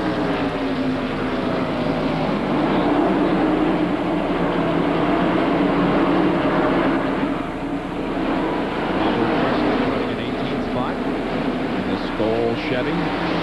Once again, the totem pole on the left side of your screen is the top 10. The scoring pylon, not a totem pole. Oh, scoring pylon, yes. And the line between the 1 and the 19, that's just to distinguish between 5th and 6th. Because I can't add them up all that way. That's right. This was done strictly for Benny's purposes because he can't keep them straight as you go down to 6, 7, and 8. Earnhardt picked up another spot. Goes up to 9th. Robert Presley has not yet picked off his position ahead of him. Darrell Waltrip trying to back on the bottom side of the racetrack. We see now he's on the bottom. It was good to see Darrell with a smile on his face again. Came into this race very optimistic with a good qualifying effort, and Jeff Hammond back in the fold. Well, he was delighted during that, after that qualifying run on Friday afternoon. Here's more from Dr. Punch. Speaking of Jeff Hammond, DW, and Jeff just talked a minute ago, and Jeff Hammond told me that since Darrell ran into the back of the 4 car trying to slow down on that caution a little while ago and got the damage on the front of the car will just not stick in the corners. You just put in damage on the front of that car number 17, but when they go in the corners, DW said the car just skates up across the racetrack, so they're not even gripped the racetrack, so he's had to back out quite a bit. Yeah, that's pretty obvious. He's doing a little bit better now than he was a few laps ago. Car a little bit better, but not a whole lot. And Jeff Burton and the 88 car of Dale Jarrett also come up to do battle. Now here's another battle for 7th, 8th, 9th, and 10th. There's a 10th place car, Bobby Labonte. Earnhardt, Marlin, and Jeff Bodine up ahead. We understand that Bill Elliott may have a problem, right, John? Well, Bob, just a few laps ago, Bill radioed in and told his crew chief, Mike Beam, that there was something wrong with the motor. They switched the ignition boxes. That didn't help, but they noticed that the temperature gauge, the engine temperature running very high. So they've got a water hose over the wall. They're waiting to see how long Bill can stay out there, hoping to get a caution so they can bring the car in, fill the radiator back up with water. They think they might have a possible water leak. Well, Bill was leading the race after the caution because he didn't make a pit stop. He slid back now to 14th spot, Bill Elliott, and there he is just ahead of Hut Strickland. As a matter of fact, he just passed the 8 car, I believe, to take over that position. So, yeah, I saw him pull down low on the racetrack a little bit ago. Several cars passed him, and then he got back up into the groove. So maybe he's okay. Right behind this group is Kyle Petty in 15th. This is the Briggs and Stratton camera, BP. Oh. I thought they were all Briggs and Stratton. What do I know? Look at the tack over there on the left. So get up to about 8,000 RPM. Yeah, 8. Maybe 81, 82. Yes, it does. There's down to 7,000, and back on the gas, it only drops to about 7,000 RPM. Man, can you measure that with 500 laps? It's about 6,500 down in that corner. 145 of the 500 completed right now. We got Jeff Gordon up front with Mark Martin, Terry Labonte, Rusty Wallace, and Rick Mast. They're in 6 through 10.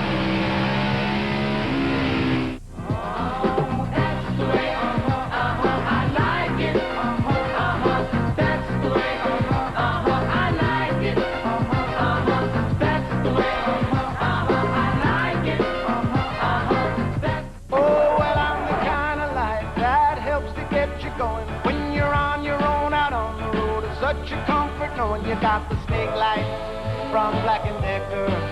I get around, I'm the snake light.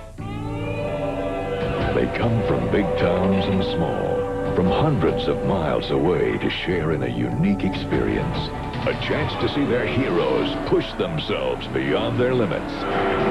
There's a special bond between NASCAR drivers and their fans. There's no other sport like it.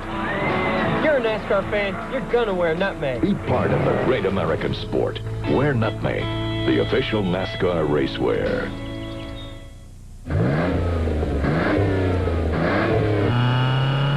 With new spark plugs, you get improved performance for a while.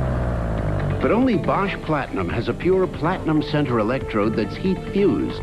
So Bosch Platinum reaches its self-cleaning temperature faster for full engine power and improved fuel efficiency over a longer performance life. Which means you'll replace a lot of other things before you change your Bosch Platinums. Bosch Platinum, the ultimate spark plug. How much NBA action can you pack into 1/2 hour?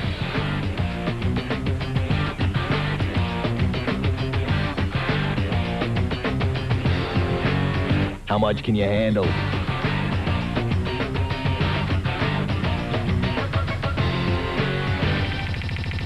NBA Tonight, the ultimate half-hour wrap-up of the day that was in the NBA. Tuesday through Saturday at midnight, only on ESPN2.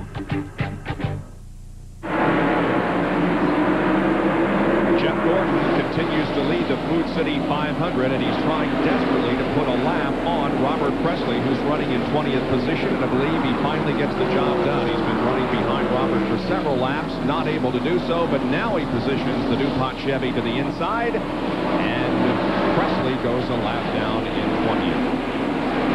You saw the nose of Mark Martin's car come in the picture just a moment ago. He is in 2nd place.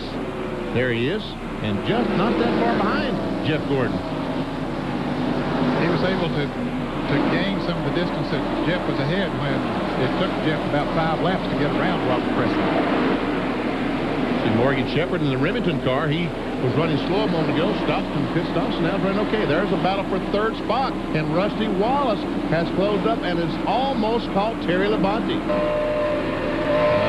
Let's consider him caught, won't you? I think he's pretty much there, yeah. Rusty very optimistic going into this race. We see Ricky Rudd up in front of those cars, a lap down now in the tied Ford. Here's a Fran Field summary again. Rusty Wallace has won 5 times on this racetrack. Most recently in 1994, the fall race. He's won this event 4 times, and as we brought out before, his first win was here. Here's Jeff Burton and Hut Strickland. And you see that Burton has just now moved into the 16th spot, 15th spot. I think Hut's car has gotten very, very loose in the last few laps. Ricky Craven got by Hut, Dale Jarrett got by, and he has his hands full right now. And the leader is not too far behind him, maybe a second and a half. And just about to go a lap down is Darrell Walter, who started in third position. The handling of that car has just totally gone away on him, and Jeff Gordon is pouncing on him, just about to, trying to put Darrell a lap down. I think Jerry Punch reported just a moment ago that the downforce has gone on the nose of the Western Auto Chevrolet from that damage we see on the hood, and I think that was a very good point, and one reason that Darrell Walter's car is just not handling as well as it did. Third and fourth, Labonte and Wallace.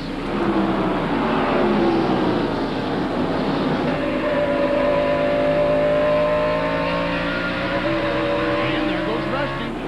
Takes over that third spot down in turn one. Has not led a lap here today, but he came into this race as the leader in laps in 1996, having been at the front for 345 circuits at the 5 racetracks that we have competed on. And there's the interval between that group and second place, Mark Martin.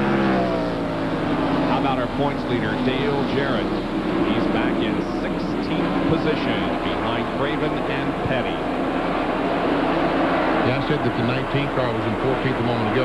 He, in fact, is running 17th now as Jeff Burton. He made a mistake, Bob. Yeah. I'm sure it hurts me here. He was too good. 100 laps they've been since that pit stop. And a lot of cars sliding around out there, too, being as a result of it. Dale Jarrett trying his best to get by Ricky Craven, because they know the leader's coming up behind them. The leader, Jeff Gordon, is only about a second behind them, so they need to move on. There you see Jeff came into the picture there pretty quickly as these guys battle for 13th, 14th, and 15th. Ricky Craven fourth in the points. Jarrett, of course, the points leader by 47 over Earnhardt. Now Jarrett has an opportunity. Nope, couldn't make it. He's going to lose an opportunity. Yep. No, Jeff Burton backed off. A while ago, Dale Jarrett was actually turning laps better than the leader of the race, but now he's mired in traffic. There is the leader, by the way, and he's not all that great a distance behind.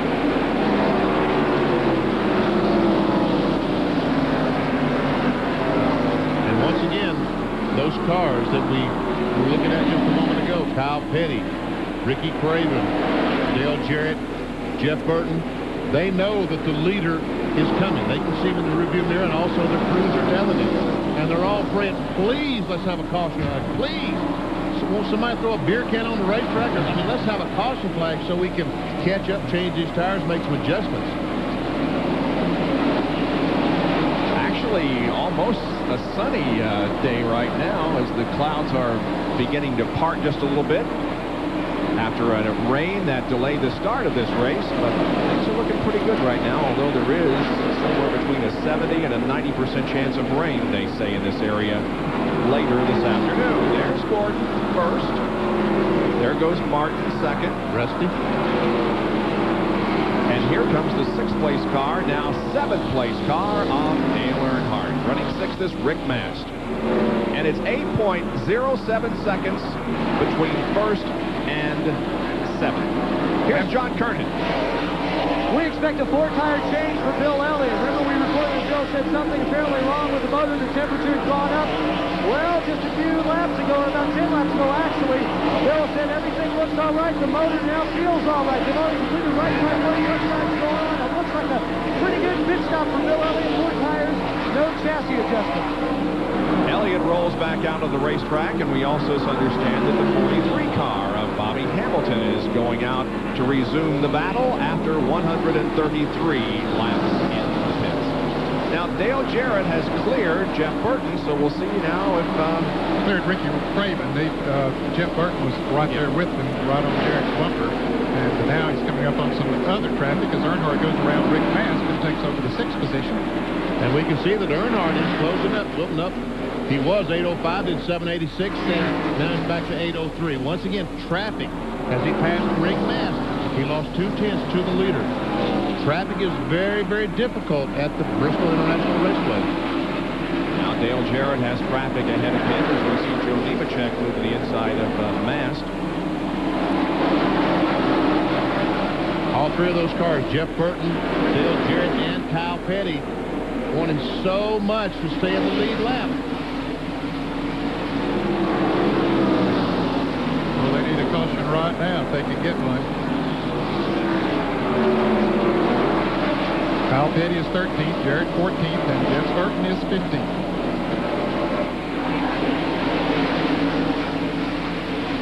Appears like Dale Jarrett has a pretty good race car today.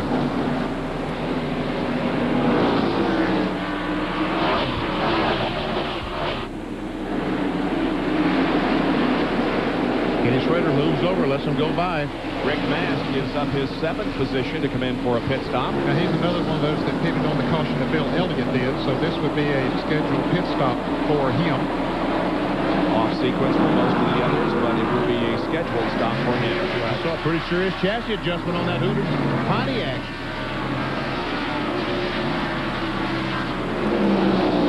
Bill Elliott has fresh tires on his car. You can see that he's moved around both Jeff Gordon and Jeff Burton.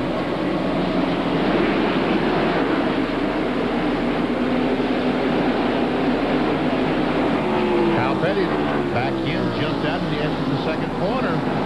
We see right now that Jeff Burton has got his hands full trying to keep Jeff Gordon behind him. That's let these fellows drive away a little bit. Well, now Jeff Gordon has passed Jeff Burton, so he's put him a lap down. Now there are just 13 cars, 12 cars actually, on the lead lap. And Jeff Burton dives in the pits as soon as the leader goes by. So Burton comes in as Jeff Gordon continues to lead the Food City 500. 319 laps to go. Back after these messages.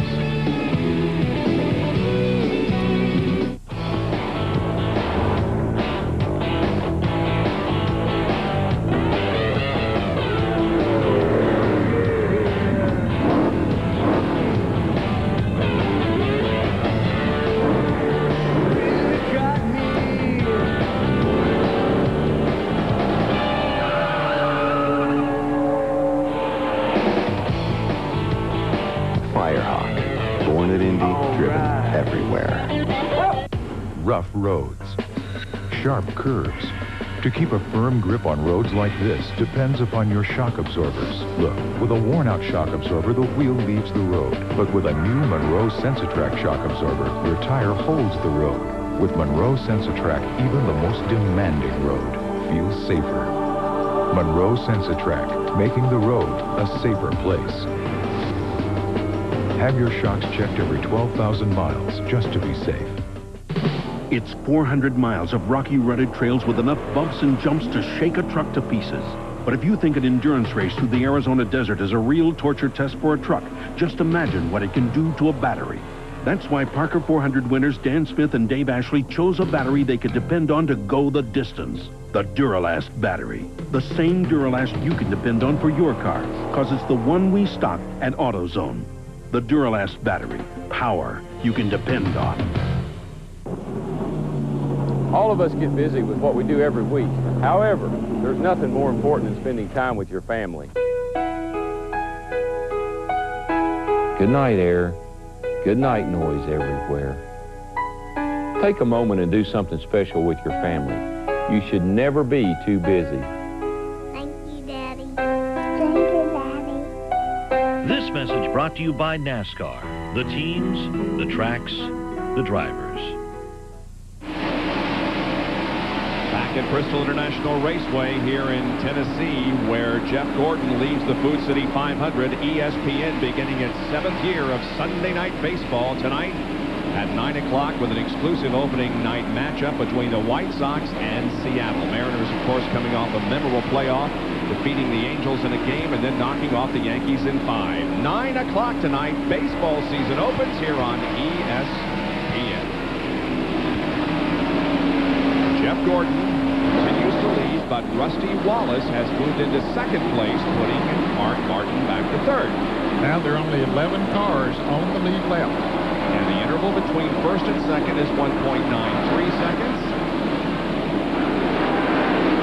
Jeff Burton is on fresh tires in the 99. Now it's 2.04 seconds between first and second. And he just dives on the inside of Rusty Wallace. Steve Grissom also with fresh tires, and Rusty wisely backs off, lets him go. He will lose a lot of time between himself and the leader, but he still has a car to compete this next lap with. That's right.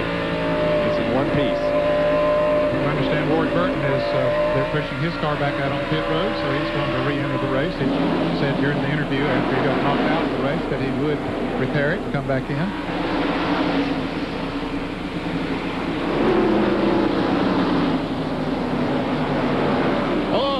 Crash over turn 1, 33 car, Robert Presley, and no caution. There's no caution. There's no caution. A lot of cars are slamming on the brakes, but no caution and no other car involved. And that's bunched up the field. Look at this. Man. There we see Elliott, Dale Jarrett, Ernie Irvan.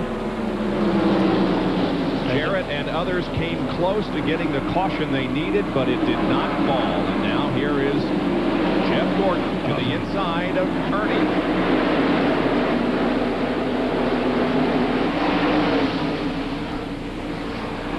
Morgan Shepherd is taking his car behind the wall.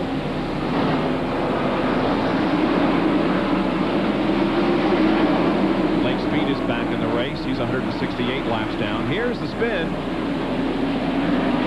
Around he goes, does a 360, doesn't hit anything. Derek Cope heads to the infield trying to dodge.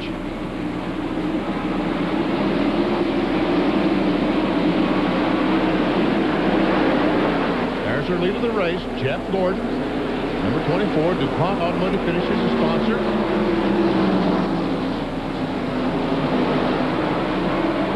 The 99 car and Steve Grissom both able to get by Jeff Gordon, the leader. Rusty Wallace has had enough. He's coming into the pits. Jerry Punch, he's coming toward you. Scheduled pit stop for Rusty Wallace in the Miller Genuine Draft Ford Thunderbird. He will get 4 tires. DW just couldn't wait any longer. Heavy front damage on DW's car. They're trying to clean some debris away from the grill.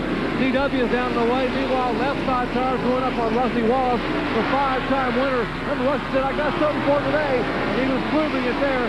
This is a scheduled pit stop. Let's go to Bill Weber.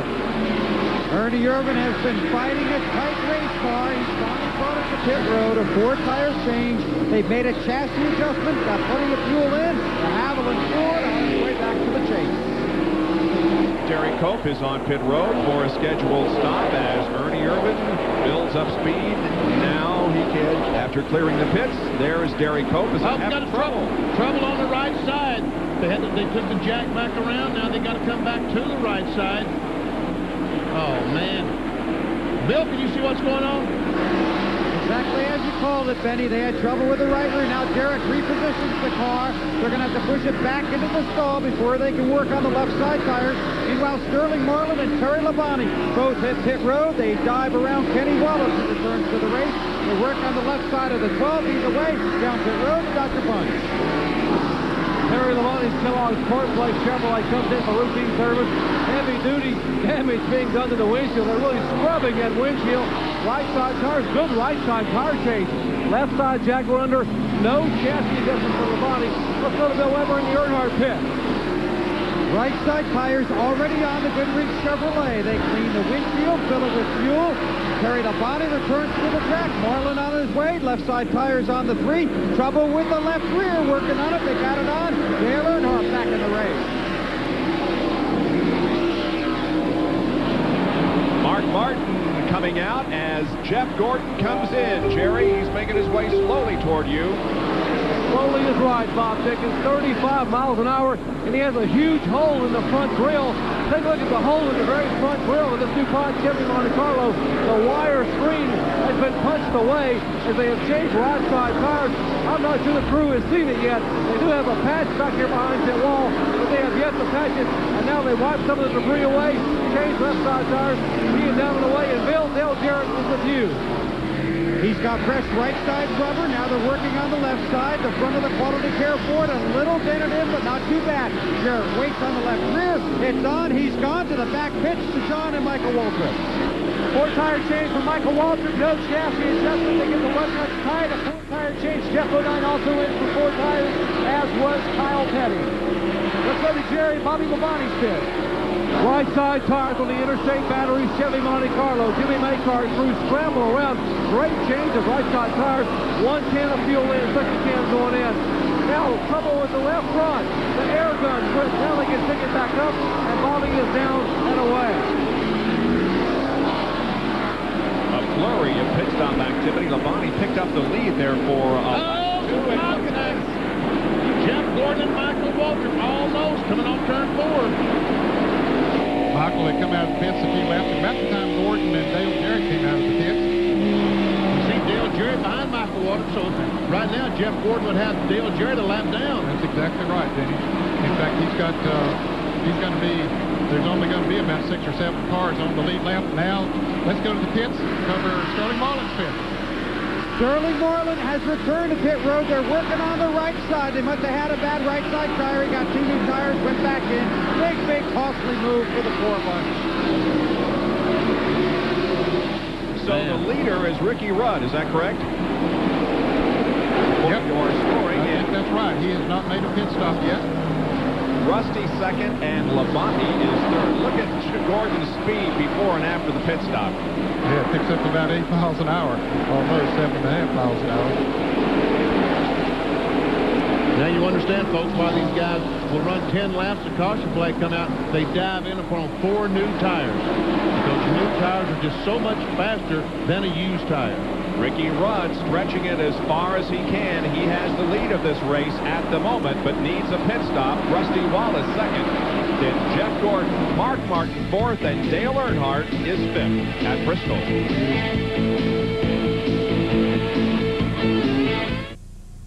You're not into off-roading, but you could be. You've never trailered a boat, but you just might. You don't like driving slick streets, but you can. You thought owning a Jimmy was only a man's thing? Think again. The 1996 Jimmy from GMC. Now you can do more than you've ever done before. On-road, off-road, small stuff, big load. Jimmy, the sport utility with the strength and experience from GMC. Now at your Gulf Coast GMC dealer. When it comes right down to it, to get your carpet deep down clean, you really don't need this, or this, or this. All you need is one of these, and a bucket of this. Capture Carpet Dry Cleaner. Just sprinkle it on, brush it in, and vacuum up. Nothing's easier or cleaner. So whether it's one of these or a house full of these, remember, you need a bucket of this. Capture Carpet Dry Cleaner by Milliken. Available in a complete carpet cleaning kit. Available at Crowder Brothers Hardware on Manatee Avenue in Bradenton and East Bay Drive, Holmes Beach. Kurt. He's the big unit. It's baseball's opening night. The White Sox take on the Mariners. Sunday night baseball at 9. Tonight on ESPN. Back in Bristol, Tennessee, Ricky Rudd was our leader when we went to commercial. He is now on pit rock for his scheduled stop. He is a lap down as he was passed by Rusty Wallace and came down pit road. Rusty became the leader. Left side tire now going on the tide for Thunderbird. Ricky Rudd currently third in the point standings, and he will go down 2 laps as he is down and away and headed back from turn 1. Rudd trying to continue the string. He's the only driver to finish in the top 10 in all 5 previous races in 1996.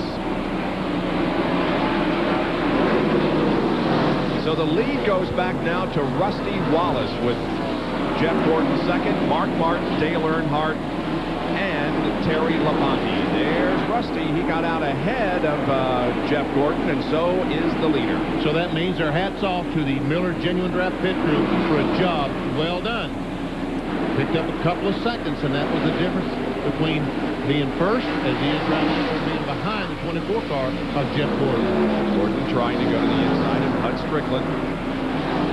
He's running 9th, a lap down. There are 8 cars on the lead lap.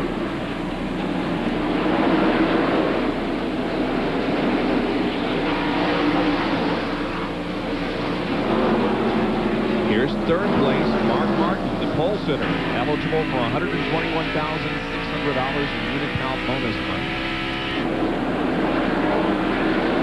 And looking for Dale Earnhardt, there he is, 4th place car.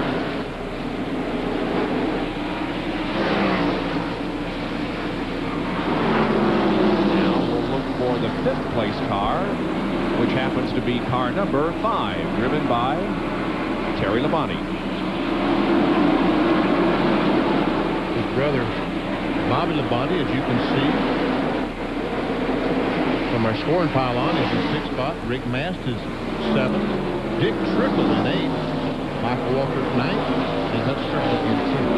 There's a 2-second separation between Rusty and Jeff, 1st and 2nd.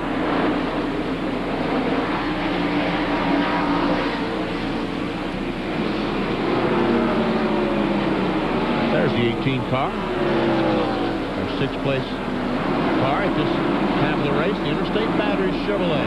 At his best finish of 1996 at Darlington last week, where he came in runner-up after some last lap scrambling because of fuel. Ricky Rudd and Bill Elliott just made contact up in turn 4. No big harm done, excepting Elliott got past. I would imagine that as long as this car continues to perform as well as it has for Rick Mast, that he no longer has the flu. Is that correct? No, he's still got the flu, but he didn't act like it. Makes it better, doesn't it? Makes you feel better. Here's John Kernan with more on that. Yeah, I was talking with Rick this morning. He said he felt much better today than he did yesterday. He said that he would get in the car and drive for as long as he could, and whenever he felt that he couldn't give the car a good ride, then he'd pull in, get out, and let David Green. Well, Richard Jackson just told me, he said, yeah, the car's not exactly perfect the way Rick would like to have it, but it's good enough to where Rick is enjoying himself despite the fact that he feels pretty sick still. Doing a great job. Well, Dick Trickle just went a lap down, so there are now 7 cars that are on the lead lap. The next one to go a lap down would be Rick Mast. And I'm sure that Loy Allen, sitting back in Raleigh, North Carolina, watching this race, would love to be in that 19 car. Patience, Loy, patience. Just like these drivers are doing today, it'll be there. Oh, yeah. He'll be back. Jeff Gordon led 205 laps of this 500-lapper in winning last year. He has led over 100 of the first 234 in this one, but right now, Rusty Wallace is the man out front. Dale Jarrett is a lap down, but Ned, he's right now as fast as Rusty Wallace. He's faster, Benny. He's actually gaining on Rusty right now. He passed Jeff Gordon about 10 laps ago and is pulled away 5 car lengths from Jeff. Now he's got Dick Trickle to race for position there. Trickle is in 8th place and Jarrett is in 9th place. Both of them a lap down.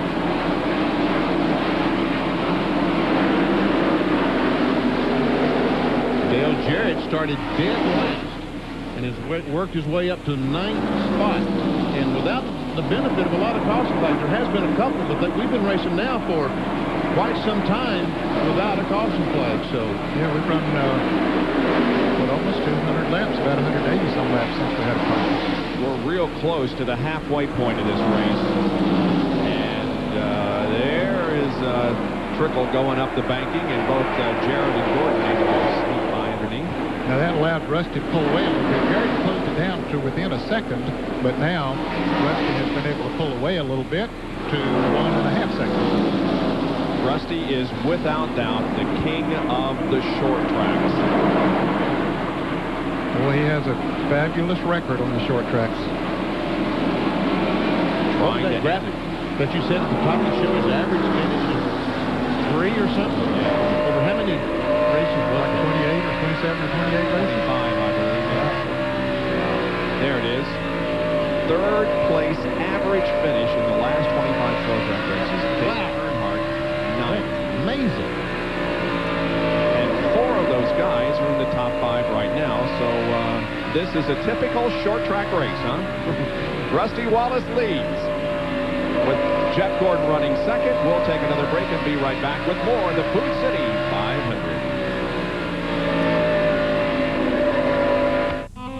In Murray, Utah, a lot of folks like to work on their cars themselves, and they come to AutoZone because they know they'll find quality parts, low prices, great selection, and helpful people like Rick Perry. Now, Rick's been around cars all his life, so he knows a thing or two about looking up parts and solving problems.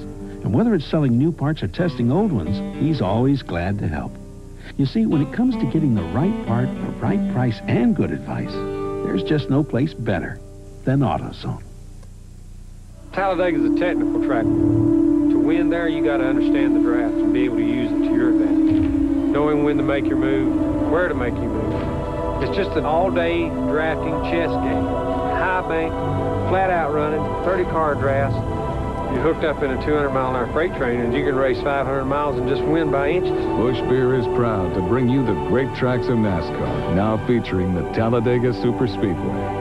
That's Talladega. You just run flat out all day long. You got the winning color. When it comes to getting an oil change, it's basically a no-brainer. I mean, I always use Pennzoil. If you don't keep something lubricated, it's not going to last. With its revolutionary Pennstar molecule, Pennzoil clings to moving parts, works like liquid ball bearings. 1997's Motor Oil now. Pennzoil leads the way again as the first major motor oil to fully achieve 1997's tougher performance standard for most American and Japanese car manufacturers. 3 laps from the halfway point, and Rusty Wallace is the leader of the Food City 500. There are 6 cars on the lead lap. Jeff Gordon running second, then Mark Martin, Dale Earnhardt, Terry Labonte, and Bobby Labonte.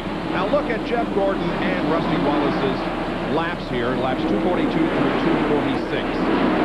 1.6-second interval on lap 242, and 0.8 of a second on 246. Rusty Wallace comes off the corner. There is one more lap to halfway. And information, of course, at an AutoZone on-track interval, and we're looking for the crossed flags, indicating we have reached the halfway point of this race, and there they are. No, they what? Well, yeah, it's a little bit late. The leader didn't get it, but everybody else did. Yeah, they missed it. We are at 250, and it is now a situation where we won't come back tomorrow if it does rain, and I don't think there's really rain that close to us.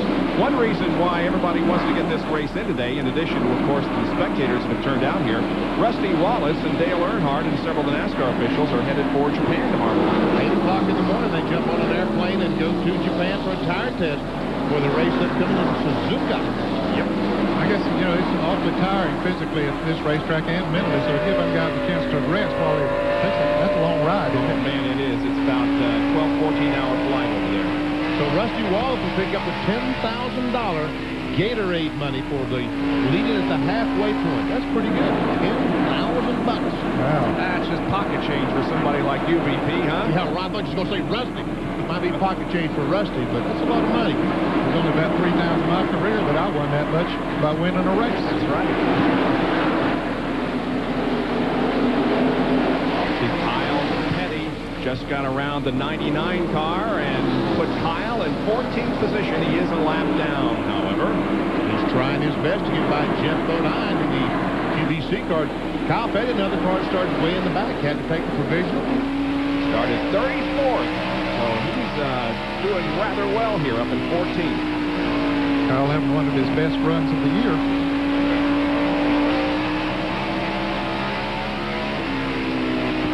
I guess we heard our camera when he ran into that tire on Steve Grissom's car. I haven't seen him anywhere. It's got a mark on it or had one.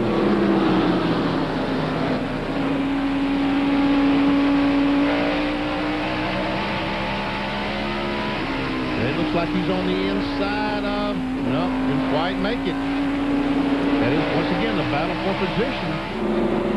The 14th position, as a matter of fact. And there we see the 5 car of Terry Labonte, who's currently running 5th.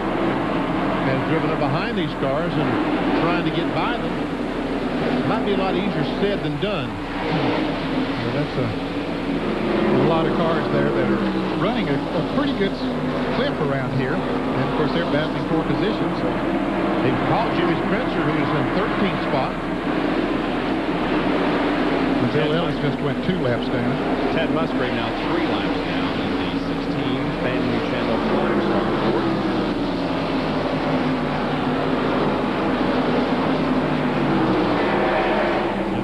Sponsored by QVC.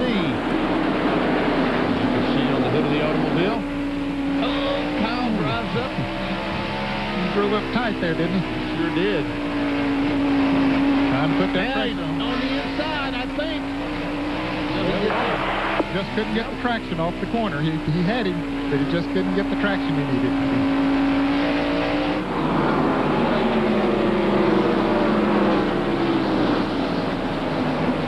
Interval between 1st and 4th is 6.3 seconds. You can see there on the scoring pylon.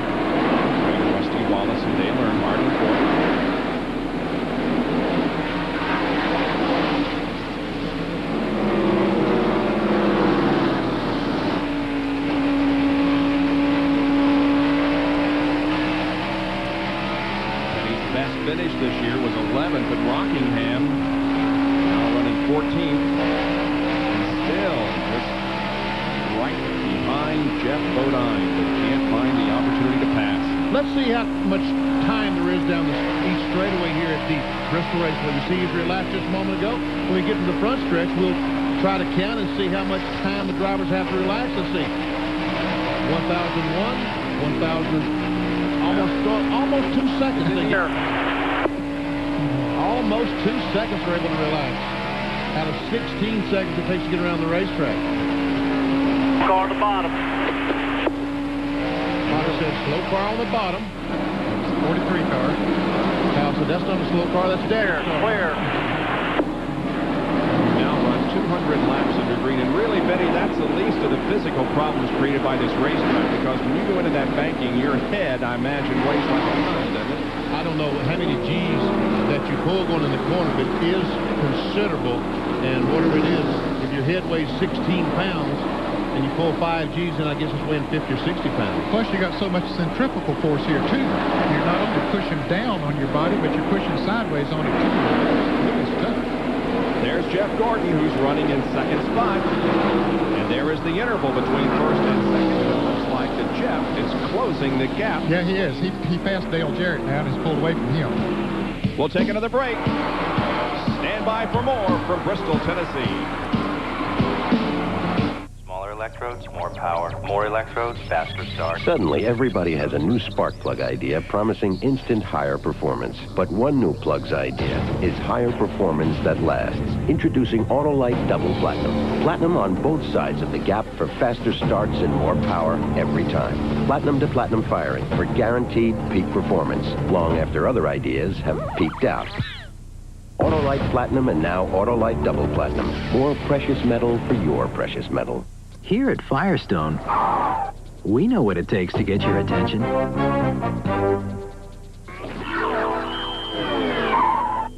One heck of a tire.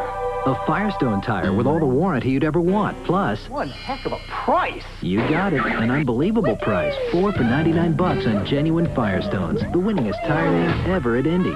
Firestone quality at an affordable price. Got your attention, huh?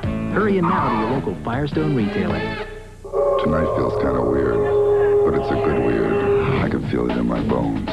This is not going to be your run-of-the-mill, laundry-doing, pizza-eating kind of night. I will not be exercising tonight, or philosophizing, or organizing. What I am going to do is look for women who look like trouble, and I'm going to flirt with them heavily, because tonight, I'm not just drinking beer. I'm gulping life. I'm going to eat the night alive. What are you going to do? Olsen Ice, step outside. Welcome back to Bristol. The Food City 500 NASCAR Winston Cup race. 274 laps completed now, and the leader is Rusty Wallace. We're watching from the roof cam of Kenny Schrader, who got knocked around like a hockey puck earlier in the race. And speaking of hockey, you like that transition? Oh, I want to segue. Tuesday night at 7:30, the last two Stanley Cup champions face off for the fourth time this season. Messier and the Rangers, and Martin Brodeur and the Devils go at it at 7:30 on ESPN Tuesday night. I mean, you're a wrestling fan, a hockey fan. What sport don't you like, though, Jenkins? Well, there's very few that I don't like. Racing's at the top, but it's close between those two you just mentioned. Bobby Labonte, you see him up in front of Rusty Wallace there, about to go a lap down. Labonte is running in the 6th position. Man, look at Rusty steering that thing as he comes off the corner.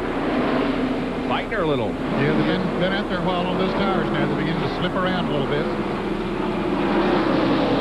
Rusty has led 57 laps, started 11th, currently first. He's been as low as 15th. That came on lap 2:05.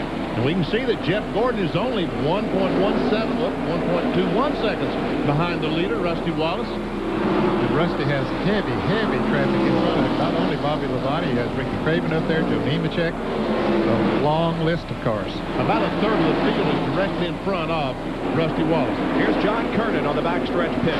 This is an unscheduled pit for Jeff Burton. It'll be right side tires, then they swing around the left side. Jeff radioed in a couple of laps ago. Said he felt like he had a tire going down. So rather than stay out there, possibly possibly have one go flat and stick it in the wall. They come in and fifth, a little extra time on the left rear tire, but Jeff Burton is down and away.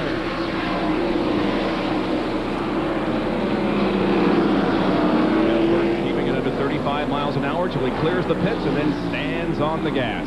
And we can see that Jeff Gordon has almost caught Rusty Wallace because Rusty, again, is just mired in heavy traffic.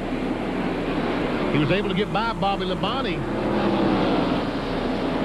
But now he's got Ricky Craven and Steve Grissom ahead of him as Gordon continues to close in.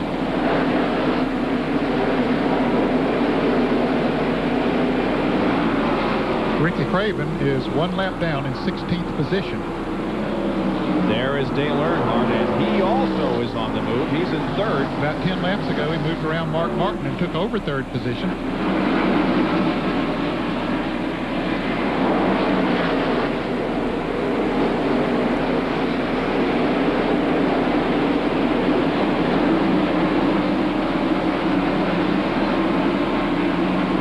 Let's see how far from that Earnhardt's going to have to go to catch the lead of the race. Rusty Wallace.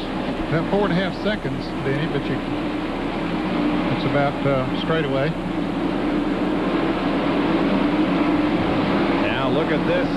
The interval between first and third, Wallace and Earnhardt on 5 consecutive laps. That interval closed down, and our zone on track interval report from 5.6 seconds to 4.8. We'll start tracking it on the pylon. It is down to 4.1. Well, Rusty Wallace once again just in heavy traffic. And now only about a car length and a half separate first and second as Jeff drives right up on the back bumper now. The 41 car, Ricky Craven, is 1 lap down. He desperately wants to stay in front of the leader if he can. He's in 16th position. Looks inside at the end of the backstretch. He's going to be able to pass him now. We'll see if Jeff comes along. Sure he will. Yep. Now here's Steve Grissom. And, oh, right in front of Jeff Gordon. He tried to maybe get out of the way and almost lost it. Now Rusty Wallace has Ted Musgrave and Jimmy Spencer up ahead. Musgrave is 3 laps down in 24th position. Spencer is just 1 lap down in 15th position. Musgrave just pulled aside and let both Rusty and Jeff pass by. Once again, we're checking the interval between Rusty Wallace, the leader of the race, the 2 car, and Dale Earnhardt, third place car, number 3. And now we see Earnhardt is in some traffic. He was held up by Kenny Schrader just a little bit. He's now over 4 seconds behind the leader. So again, it all depends on traffic, where you catch traffic and how much you have to put up with traffic while you're trying to move to the front. Rusty goes around Jimmy Spencer, and that puts him 2 laps down. The next car that's 1 lap down and about to go 2 is Jeff Bodine, and he is right in front of Rusty Wallace.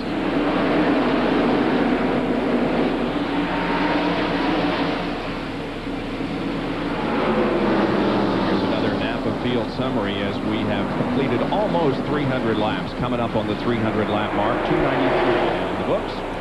Boy, Jeff Gordon has just waited. He's there, hoping Rusty will slip. Jeff Gordon's driving a smooth, smart race. He has a good race car, and he's backing off when things gets a little jumpy in front of him. Up ahead of Rusty, Jeff Bodine is having his problems with Robert Presley. Here's the lead. Jeff Gordon on the inside. Rusty just moves over. Says, okay, go ahead. You go up there and fight those guys for a while.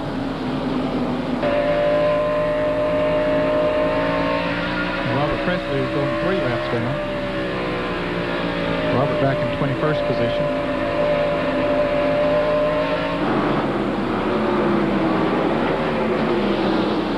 Dale Jarrett passes Bobby Labonte for 6th place.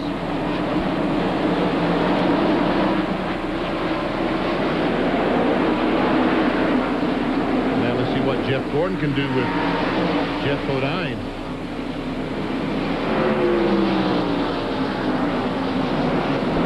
So far, nothing. Jeff's keeping him at bay at the moment. And So it is Jeff Gordon who has gone back into the lead. The Food City 500. Rusty Wallace back to second. Back with more after these messages.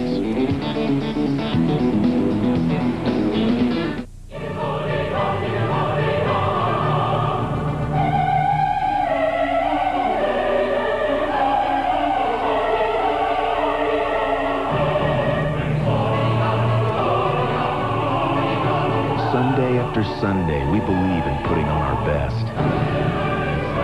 Maybe that's why no car company has won more races in the history of NASCAR than Chevrolet.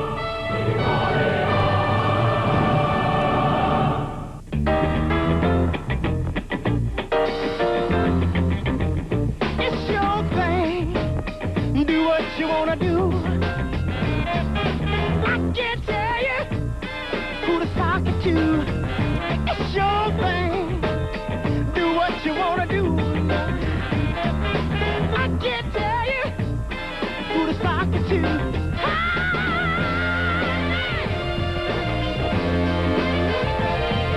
When people hear the Hendrick Motorsports team switch to Quaker State this year, they'll probably think Quaker State wrote us a big check.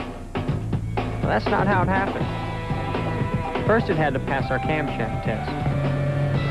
Then it had to pass our dyno test. Then it had to pass a track test. Then they wrote us the big check. Quaker State exceeds the highest standards for engine protection. When it comes to roping a steer, folks in Grand Junction, Colorado will tell you that Ron Markin can ride with the best of them. And when it comes to overhauling an engine or rebuilding a carburetor, well, he can do it all. You see, when Ron's not riding a horse for fun, he's turning a wrench for a living. So he buys a lot of parts, mostly from AutoZone. Sure, there are other parts stores in town, but Ron knows that when you want the right part for the right price, there's just no place better than AutoZone. Bob Jenkins, Benny Parsons, Ned Jarrett, Jerry Punch, Bill Weber, and John Kernan back at Bristol International Raceway in Tennessee for the Food City 500 that's being led at the moment by the DuPont Chevy number 24 of Jeff Gordon. Running second is the number 2 Miller Ford, driven by Rusty Wallace. Now we have a pretty good battle shaping up for third place between Dale Earnhardt in number 3 up ahead and Mark Martin with the roof cam. Well, Earnhardt's got caught up in all of that traffic that we saw the leaders go through about 10, 12 laps ago. And it has slowed him some. There he's trying to move on the inside of Robert Presley. Presley's found him a groove on the outside there that's been running pretty good for him, but Earnhardt does get by him. Now Mark Martin cuts down in front of Mark. Mark comes up there now. Whoa! Big touch. Like they were hooked together coming off the straightaway. We've had caution flags, a couple of caution flags, and still our average speed is a record. Yep, the record is held by Charlie Glotzback at 101.074. We're above that. We're looking for the 5 car. The 5th place, Terry Labonte. Oh, there he is. On the leader. Just ahead of the leader. That's not good. Michael Walker's just went 2 laps down. Michael is running 10th in the Wood Brothers Central Ford. There we see him. Looks like he's got a little, somebody put, when he was parked, somebody put a little note on there. A parking ticket, yeah. Or a speeding ticket, one of the two. Hey, here's the Pedicam back. Yeah. This is a battle for position, by the way, between Waltrip in 21 and Kyle Petty on whose car we are running. This is the battle for 10th. Michael is 10th and Kyle is 11th. Both of them now, unfortunately, 2 laps down.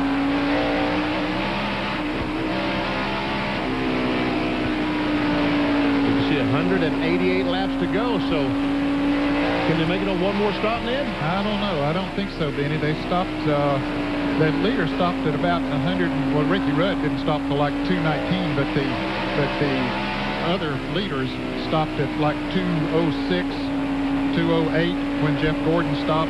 Rusty Wallace stopped at 2:01, so Rusty's been out there 113 laps.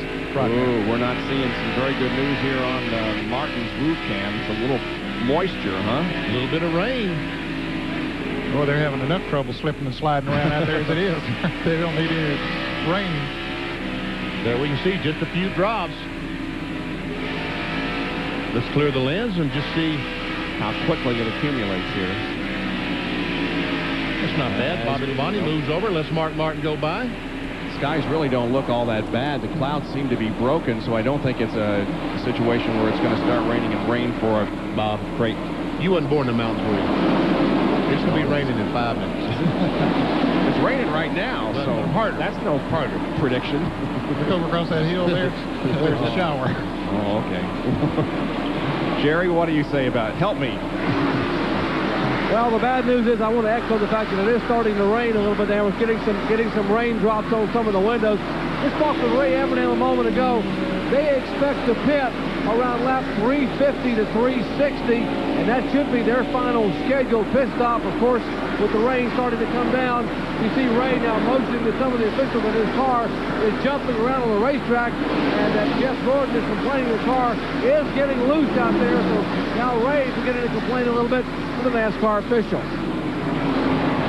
And yellow, no, they're calling for one. Yellow flag is coming out right now. Caution out because of rain.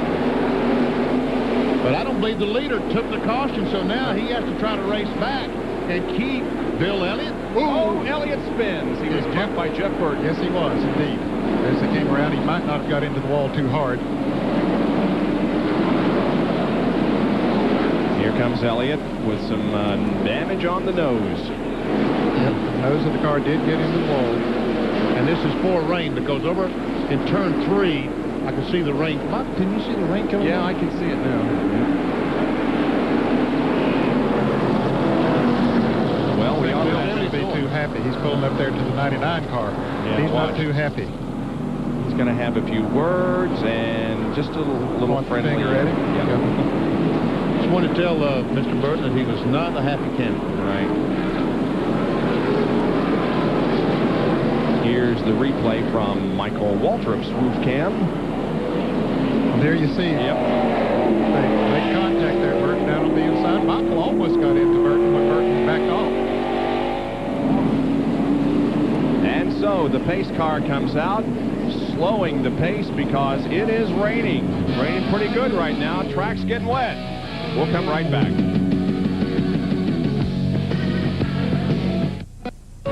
It's happening right now, all across the country and just across town.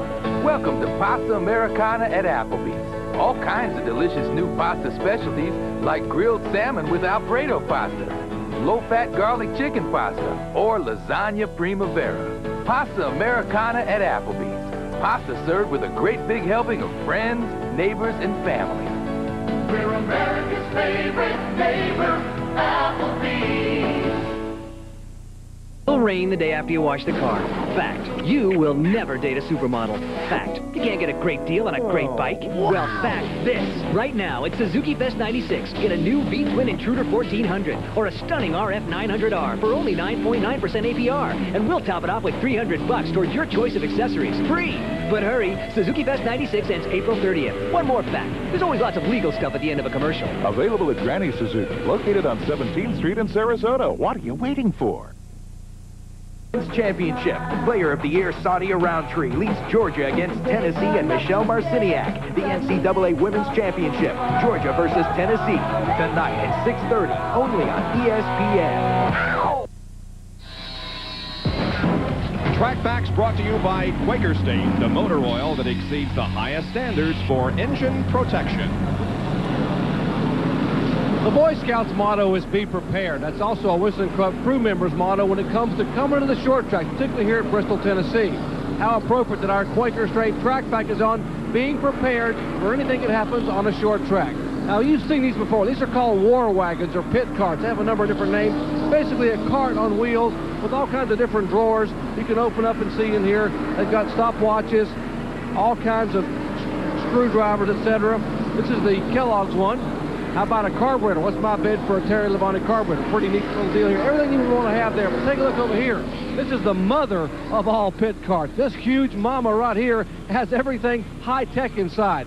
The scoring computer, scoring monitor here if you want to basically come in here and calculate your fuel mileage. Take a look down here. Here's a monitor so they can watch the race, watch our ESPN feed. On down below here, you can see this is the RCA satellite hookup. They can actually put tapes in here and replay their pit stops. And down here, a digital scale if you want to measure and calculate fuel mileage. And one other thing I might want to tell you, if during the flag or during the race a driver gets a little bit of the hungries, they've got your caution flag size box of corn flakes. And if someone in our booth, I won't mention any names, gets hungry, they also have a whole big box, Benny, of Pop-Tarts. You wasn't going to mention any names. All right, let's take a look at the Napa field summary as you see Terry Labonte on pit road and the other crew members coming out to keep their pit areas dry. And the red flag is out. I'm wondering about this, if he's going to be able to complete that pit stop or what the situation will be. Maybe he came in before the red flag came out. I don't know.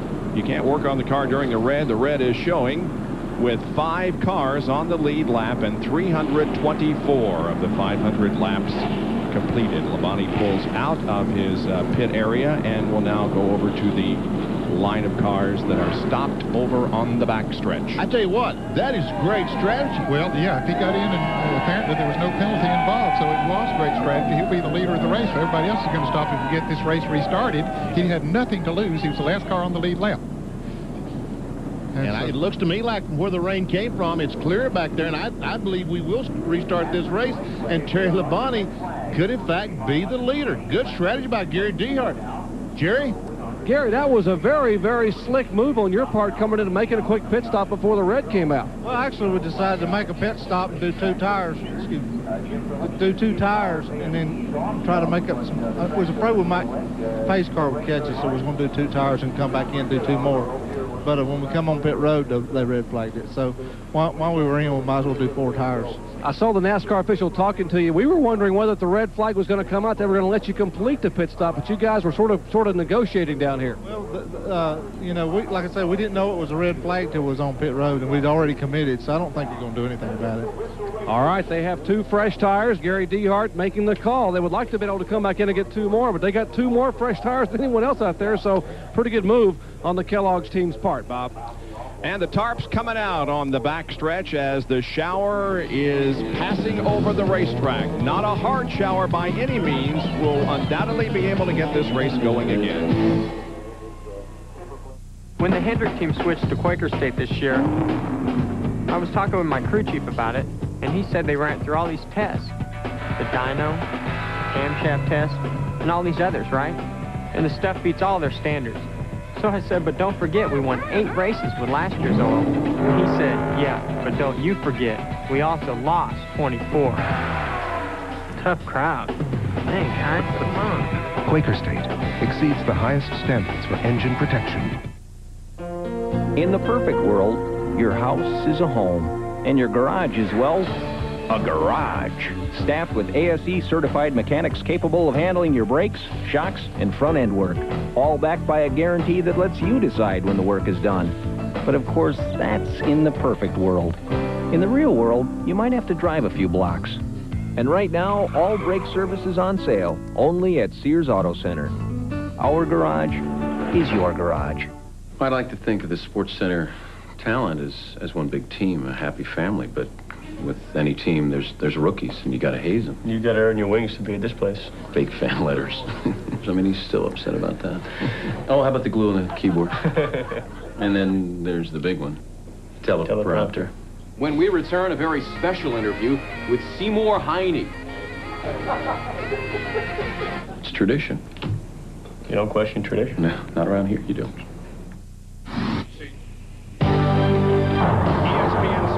Coverage of the Food City 500 being brought to you by Western Auto. Western Auto and Western Auto's Parts America are the official auto parts store of NASCAR. By Chevrolet. One car company has won more races in the history of NASCAR, genuine Chevrolet. And by Quaker State, the motor oil that exceeds the highest standards for engine protection. We are red. We are under a stoppage because of a rain shower. It isn't raining very hard right now. The jet dryer is already out there. And this is a great time to go to NASCAR Online. Just walk over to your computer and punch up www.nascar.com. And boy, you can get a variety of things from there, including information from the garage area and scoring. You can even send email directly to the NASCAR officials to tell them what's on your mind. Well, they won't be able to listen to you and I, though, on that. Well, that's true, too. And that is very unfortunate. Let us check the radar. Who's down there? Bill Weber?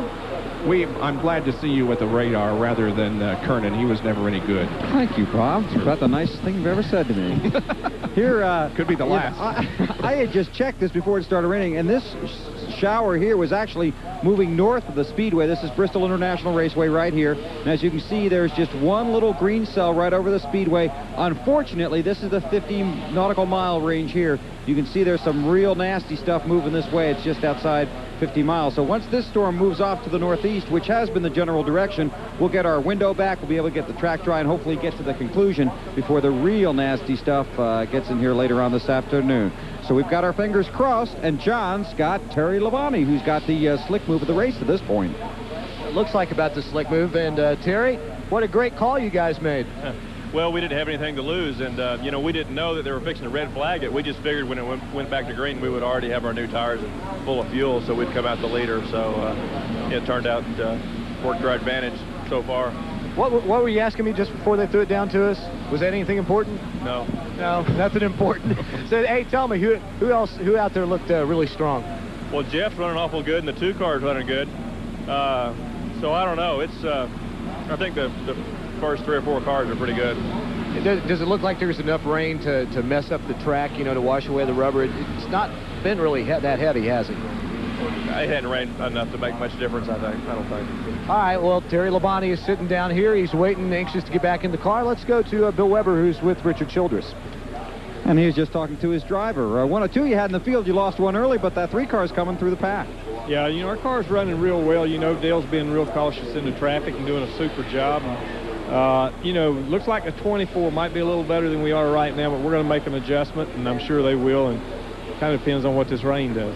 What's that adjustment going to be? Come on, you can just me and you, Richard. We'll guess. Hey, you had a 2nd car in the field. He qualified real well. Unfortunately, got was knocked out of the race early. But is that a peek into the future, Richard? Well, we don't know yet. We're just looking at it. We don't really know, being honest. Mike does a good job. That whole team. Today they got a little mixed up on our pits there on that stop, and so they'll be good next time when he come back. Yeah, you got any travel plans in the near future? You going to Japan? Yeah, we're leaving for Japan tomorrow to go over our entire test. So it'll be we'll do that and see how it goes there. We're about to get run over here by a black Chevrolet van, in fact. But how exciting is that for you, Richard, the opportunity to go over there? To go over there and to see the people in Japan, how they accept our sport and NASCAR racing and, international like that. I think it's great to carry our sport over there. I think it gives us international exposure if we only do it once a year. And I think it's a pretty good move. You got an extra seat on the plane? Oh, yeah, it's a big one. It's 747. Okay, well, if you see him leaving the track and me with him, then I'll see you at North Wilkesboro. Jerry Punch is standing by with Bill Elliott.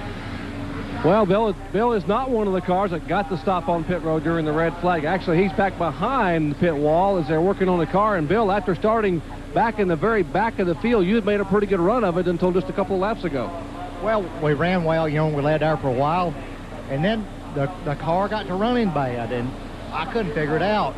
And then it just got it almost quit. And then it just started running back a little bit at a time, like it progressively got worse, then it progressively got better. And I don't know if it had water in the fuel or what.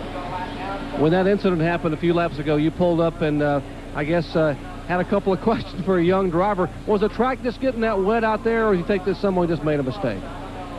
He claimed he was trying to get his lap back, just run all over me getting in turn 3 down there. And I mean, there's a lot of things you can do, but when it's raining like that and the racetrack gets kind of questionable and stuff like that, I mean, we all make mistakes, but golly, I was trying to mind my own business, Just minding my own business, the veteran with lots of experience on the short track. And there's Mike Beam and the crew. Now, Bill, how bad is the car hurt?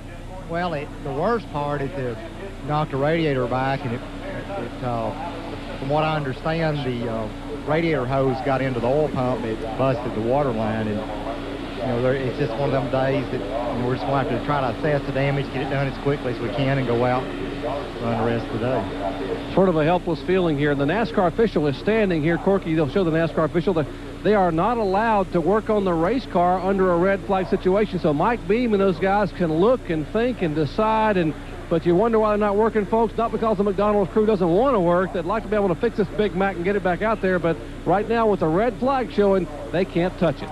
There's Mike just saying, oh, I wish this red flag period would end so I can start working on this car. All right, we'll take another break. Jeff Gordon leads, but we are under a rain delay. Inside your engine, the dividing line between protection and destruction is a thin film of oil, which is why car makers have established strict standards for motor oil performance. Quaker State exceeds the highest standards for protection against thermal breakdown, volatility burn-off, corrosion. Quaker State. What's the state of your motor oil? Quaker State exceeds the highest standards for engine protection.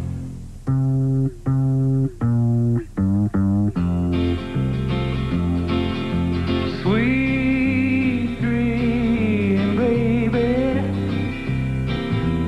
Sweet dream, baby. Sweet dream, baby.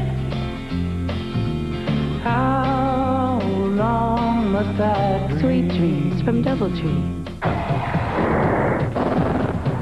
At Chevrolet, we're not just out here winning.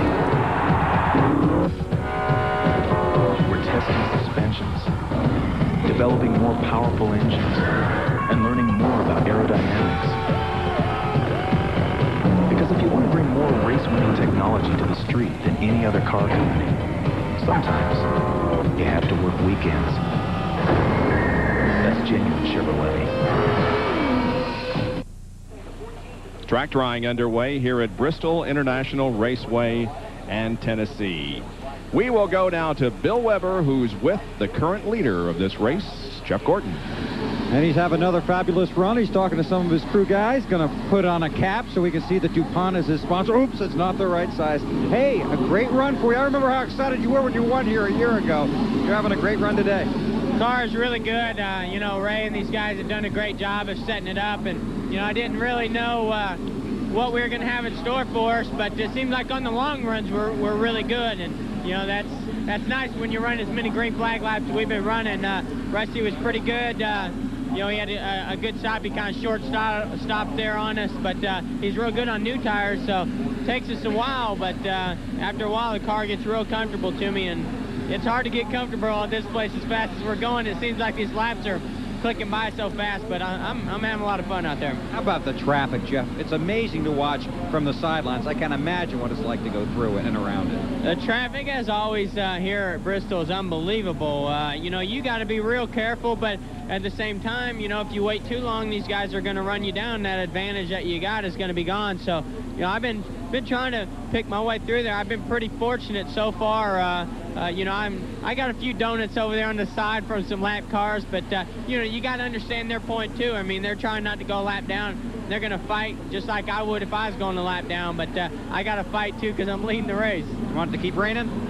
It doesn't matter. As good as this car's driving, I'll go back out there, but if it wants to rain, then it wants to rain. But like these fans here, we want to race our way to the checker flag. Okay, same with the fans at home. Good luck when we get restarted. Jeff Gordon, the current leader. Now to another man that knows a lot about Bristol with Jerry Punch, Darrell Waltrip. Indeed, no one knows more about traffic at this racetrack than Darrell Waltrip. Darrell, after a great qualifying effort, and the car ran good early on. We talked about the fact that you got a little bump up there in the front end, and now the car is skating. What actually happened? Well, Doc, my Parts America Chevrolet is pushing a little bit on me right now. I got that big hole right up there in the front, and I was pretty good on that after they adjusted the car a little bit. Maybe we get in here again under this caution, work on a little bit more, but I just lost all that time with the car sliding the front. It's not pushing, it's just sliding the nose. I don't have any downforce, and you can ask Rusty Wallace about that. He'll tell you right quick, you can't race without downforce. Oh, little plug at the Ford drivers. Now, you can't turn the car and get underneath someone in the corners here? Well, when I get under them, I'm under them good, but I can't get back in the gas because the nose takes off. So I have to be real, real careful. New tires certainly helps, but those long runs, by the end of the tires get worn down a little bit and the thing starts pushing real bad and I have to just back up. But this rain didn't hurt anything. We got a chance to look at it, and actually we feel worse than we did, or better than we did, because it's a lot worse than we thought it was. Now, you're alluding to the fact that there's been some disagreement over what these cars actually do in the wind tunnel. What have you heard as far as the wind tunnel testing that NASCAR did? Have there been any specifics come out? You know, the best I can tell, they're pretty equal. I know Jeff Gordon has, you know, he won Richmond, but that's because he had the first pit. And Dale Jarrett would have won Darlington last week if he hadn't had trouble there at the end. And, of course, today, the short tracks, it's a little more forgiving, aerodynamics are. You can work chassis and shocks here and help yourselves a lot. So I believe, in all honesty, they're very, very equal. People that say, well, the performance doesn't show it, but I think the teams that have the Chevrolets are on top of their game, and the guys with the Fords have got to adjust to the new concessions they've had, and I think they'll be better before the year's over with. Thanks, T.W., for taking a moment with us. My pleasure, sir. Come by anytime. Darrell Waltrip, a 12-time winner at Bristol. I think John Kernan has caught up with the driver who's been ailing, John. Yeah, Rick Masters climbed into the back of his hauler, most comfortable seat around. Rick, first of all, how you feeling? You going to be able to finish this thing? If I go back right now, no.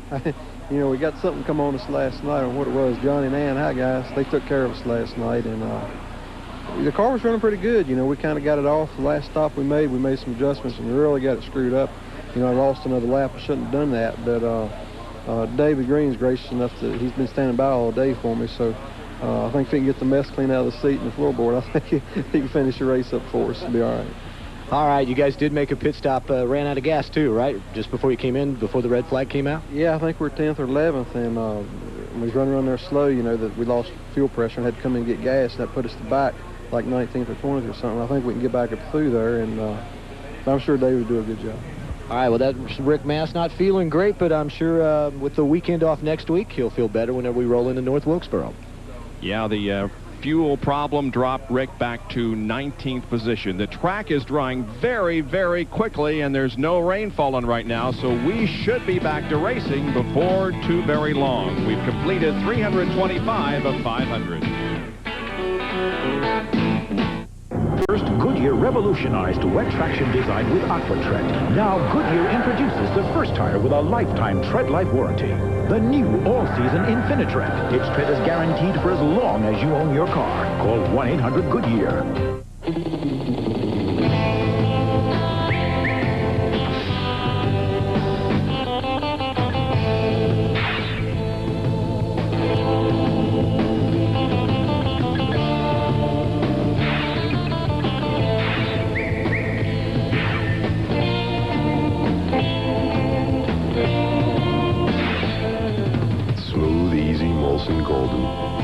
Everyone's got a golden hour.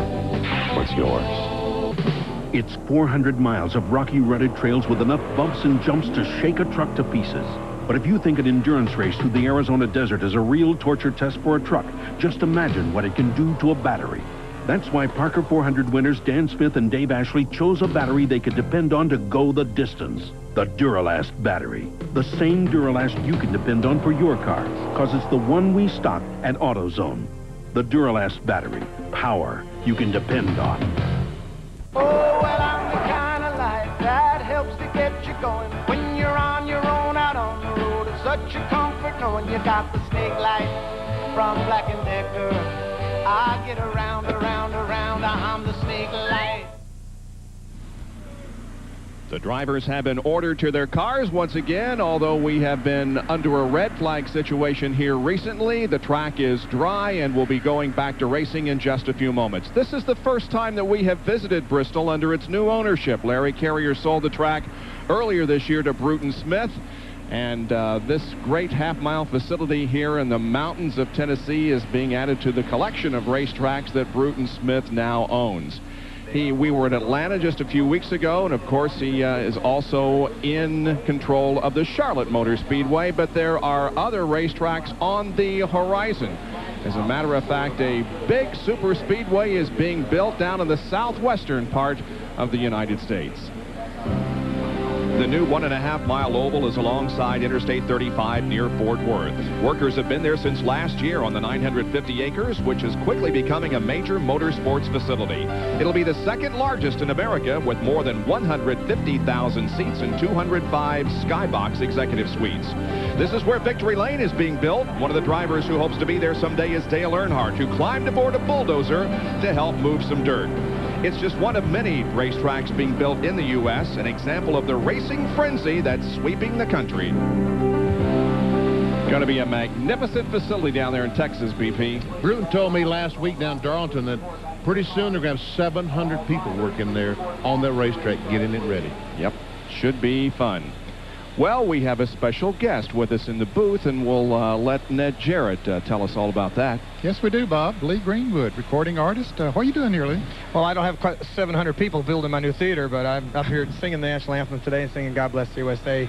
I'm in the neighborhood now. I've moved to Sevierville, Tennessee, about 8 miles from Dollywood. We open the Lee Greenwood Theater tomorrow night with our celebrity opening and shows from now on. This is my new home. Boy, that's exciting. I'll be singing for you here and some of the other racetracks in the Southeast as well. We'll look forward to that. Are you a race fan? Yes, yes. Yeah, I can tell with that jacket. Sterling Marlin. Come on, Kodak! Had the pleasure of playing some golf with Lee a couple of years ago in a charity tournament over at Nashville, Tennessee. And, here's an exaggeration. Me golf? Are you kidding? Yeah, we had a lot of fun at it. Chase the white ball around. You play golf, I don't play golf. Well, it was a lot of fun, and we appreciate you coming by, and we'll look forward to seeing you around the races a lot more. I'll be around a lot. Good. Thanks. Okay, thank you. Lee Greenwood joining us here in the booth while we're waiting for the track to completely dry, and it is dry enough that the drivers are back in their cars and the crews have taken the tarps off, and we should be back to racing here in just a few moments. We had a delay at the beginning because of rain, and now one here at 325 laps, but every indication is we'll be able to get this one completed. By now, everyone knows that Marine Surplus has just about any part or accessory for your boat, no matter how big or small. And everyone knows that Marine Surplus has over 21,000 square feet of boating supplies in stock. But did you know that Marine Surplus has been in business for over 10 years, and in that time has acquired a knowledgeable, experienced staff who can help you find just what you're looking for, or provide tips on making installation easier. So when you're looking for a part and maybe some helpful advice, think of the friendly people at Marine Surplus. It's happening right now, all across the country and just across town. Welcome to Pasta Americana at Applebee's. All kinds of delicious new pasta specialties like grilled salmon with Alfredo pasta, low-fat garlic chicken pasta, or lasagna primavera. Pasta Americana at Applebee's. Pasta served with a great big helping of friends, neighbors, and family. We're America's favorite neighbor, Applebee's. Established and consistent, it's one of the biggest senior PGA Tour events of the year. The Tradition, presented by Scott's. Thursday live at 3 p.m. only on ESPN. Awaiting the resumption of the Food City 500 under a rain delay at the moment. A reminder that coming up right after our coverage, the men's final of the Lipton Championship featuring Agassi and Ivanisevic. And then Sports Center coming up at 6 o'clock Eastern Time. After that, the big basketball game, the Women's Basketball Championship at 6:30. Sunday Night Baseball at 9 o'clock tonight. You know, I wonder, in Sweden, is the weather kind of like this?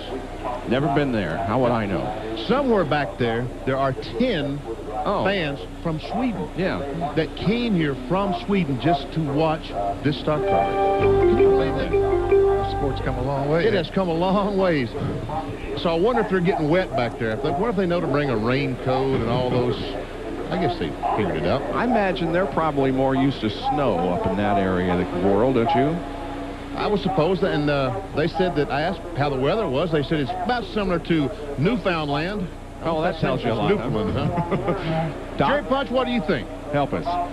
Benny, I can give you a medical opinion on this. Irrespective of what country they're from, when it rains here, they are going to get wet. There you go, Benny. Doc, well. we're glad we bring you to these races, Doc, for bits of information. And all right, let's go to Bill Weber. He's with Todd Parrott. Well, you guys have really had a rough ride this weekend. You had a great qualifying run, then your car went into the wall. You've had to rebuild one, and you're having a great run today off the lead lap, but you still got a good shot. Yeah, I mean, this is Bristol, and a lot can still happen, you know. And got 170-something laps to go, and we are running 6 one lap down. Hopefully we get up front. We'll make a couple adjustments this next stop and make it where it's fast enough to go out there and lead the race. You know, it's a lot of guys have worked awfully hard this weekend to get this car prepared and running like it is. I mean, yesterday afternoon, I mean, we had a terrible race car. I mean, we were absolute junk. And come in here this morning, changed everything on it, and actually got a pretty decent race car now. So you just can't say enough about all the hard work and all the guys. And the driver is doing one heck of a job, driving his tail off out there. So everything's going good. What's your car need right now?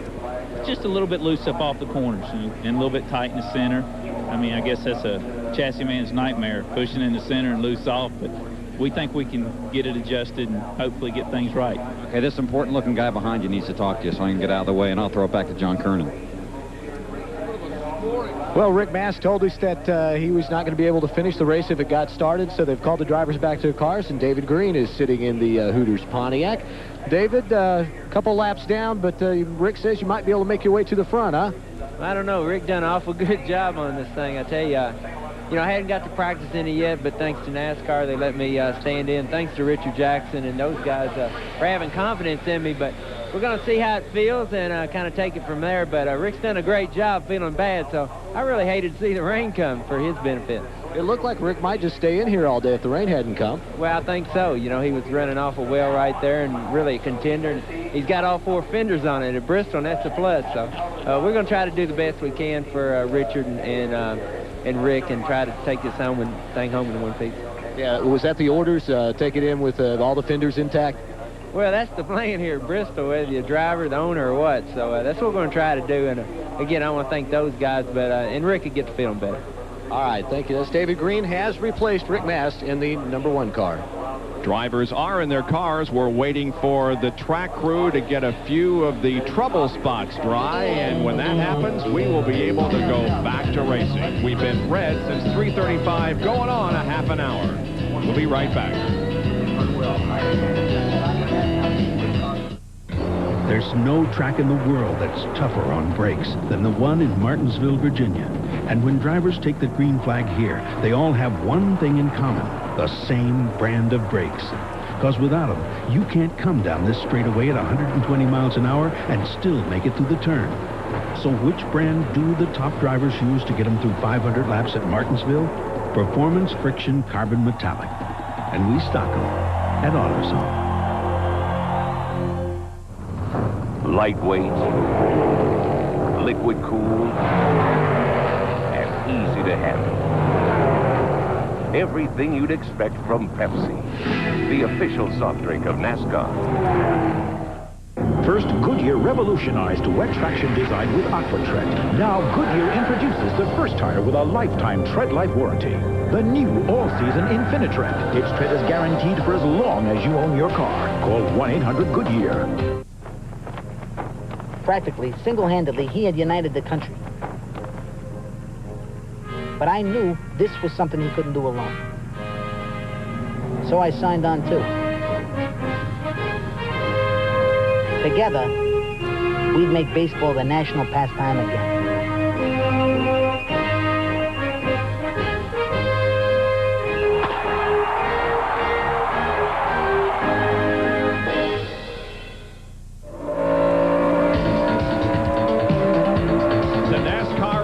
Cup Series comes to Bristol International Raceway 2 times a year, in the spring for this Sunday afternoon event and then at night in the fall. And we look forward to both visits here. The track is one of the most interesting, and there are a lot of great fans here too. There's some interesting things going on pit side. Here's the doctor.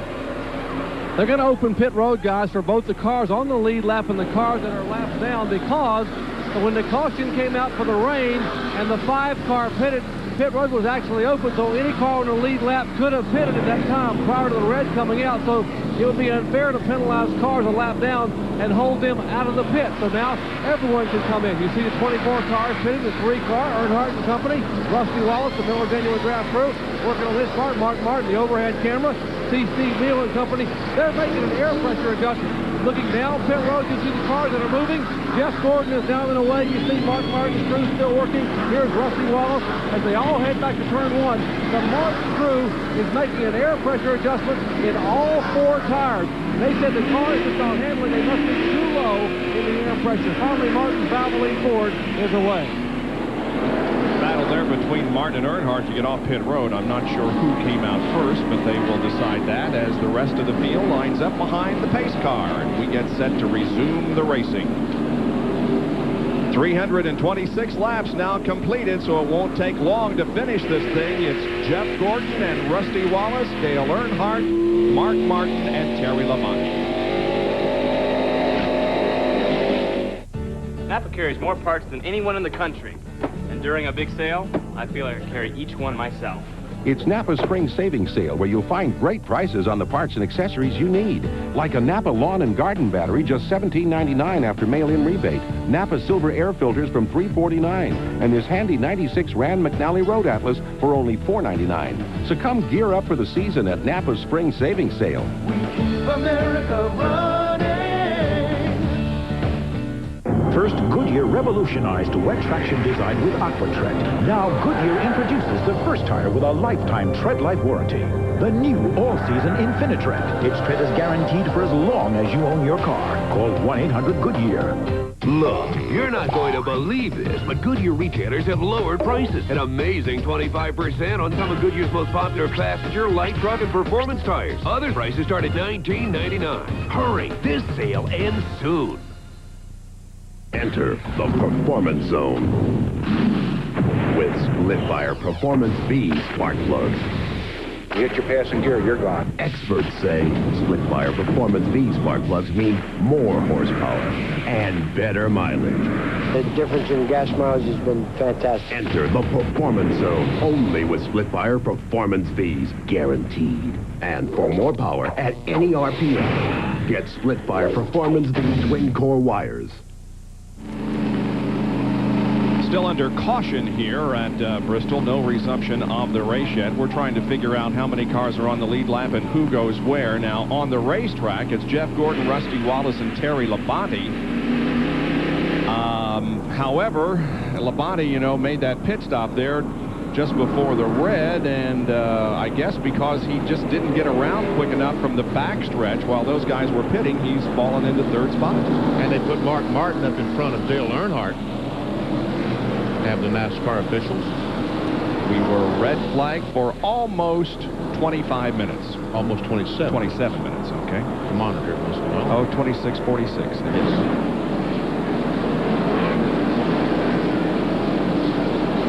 NASCAR determined that Mark Martin got the end of pit road faster there before it did Dale Earnhardt, so they flip-flopped them in the running order. Looks pretty good over there back of that mountain. BP didn't go rain anymore. No, I think we're good to go for the rest of this race. And good. While we're trying to get down to our cars and get out of here, it will rain. It'll rain as hard as it has all day. Yeah, they say that there's maybe some heavy stuff coming in there later on. Sterling Marlin on pit road for an adjustment. And they're telling him to stop. The NASCAR official is holding him now. I don't know if they're holding him for 15 seconds or a Glover is, what's the deal, he said. Tony, the pace car's coming. We're going another lap down. He's already 2 laps down. There comes Larry McClure to fight the issue.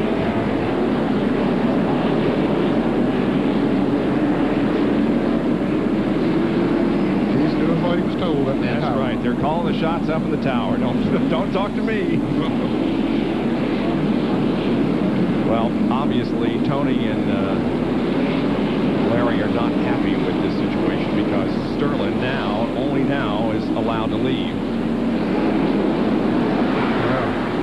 Here's Jerry. We're down here in the Kodak pits trying to find out exactly. Now, we were told Tony, Tony's very, very upset. Let me see if we can find out from Larry McClure or some of the company. Larry, why were they holding the car, Larry? Why were they holding the car? They said we pitted outside to stall with all this water over here. So they held you a lap for being outside the box? I guess they did. That is Larry McClure, who's one of the co-owners. They were trying, according to Larry, to pit away from a puddle on pit road, and apparently NASCAR said that's not allowable, so he'll be a lap down. Yep, he's 3 laps down now in 19th position. And the signal has been given. They'll get the green flag the next time around. The light is off on top of the pace car. So far, we've had 7 leaders and 7 lead changes. Gordon, Wallace, Martin, Elliott, Skinner, Rudd, and Labonte have all gained 5 points by leading a lap, and so far, Jeff Gordon has led the most. And he is at the front of the field right now as the green comes out and we're back to racing. 5 cars in the lead lap. Robert Presley trying to get one of his 3 laps, but he's down. Back as he does. Ricky Craven, Dale Jarrett, all those cars. And here comes Terry Labonte. That's a battle for second spot. Whoa, Labonte just slid to the inside of Rusty, and now it's Mark Martin to take over that 3rd spot. So Rusty is hung out at the moment. And Earnhardt's going to go as well. He's going to drop all the way back to 5th place. That's as far back as he can drop. In positions, he might some other cars pass, but Labonte's going to let him in. And he's got a spin. Darrell Waltrip, some heavy damage to the back of the Western Auto Chevrolet. Break for Dale Jarrett if he can beat Jeff Gordon back to the line, and Ricky Craven get one of his. And tell them, guys, that car's sitting on the outside of the track. Wow, Darrell Waltrip has hit that wall hard. Yeah, the back end of that car is... And Darrell don't go in place because that looks like gasoline that is... I can't even believe the car would even move, but he's trying. He doesn't know how much damage is done to the back of that car. It looks like gasoline that's on the back of the racetrack, and I wouldn't want Darrell to be trying to drag something across there and spark. So somebody tell him. I mean, what am I saying? I'm sure that the crew is telling him to turn it off. Oh, what a tough break! Boy, that is a tough break for Darrell. So much optimism going in. So Dale Jarrett now comes clear around the racetrack and is back on the lead lap in 6th place. So 3 cars made up a lap on it. Robert Presley, Ricky Craven, and Dale Jarrett. And we have a red flag condition right now. Yeah, there is a considerable amount of gasoline down there on the racetrack, and let's just get that cleaned up as quickly as possible, Jerry. Well, Benny, immediately you were talking about cutting it off. It's exactly what the NASCAR official and Pete Peterson here in the pits had told Darrell. Pete, you guys immediately were telling Darrell to cut it off because of the fuel coming out of the back. It must have busted neck or something and let the fuel spill out. I don't think he knew that. He was trying to get going, that's all.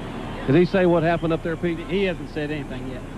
Okay, that's Pete Peterson and the crew. They're going to try to make their way over to DW, but fortunately NASCAR right there immediately saw the fuel coming out as Benny Parsons did, and Ned upstairs and Bob, and ran over here and said, tell him to cut it off, which DW immediately did.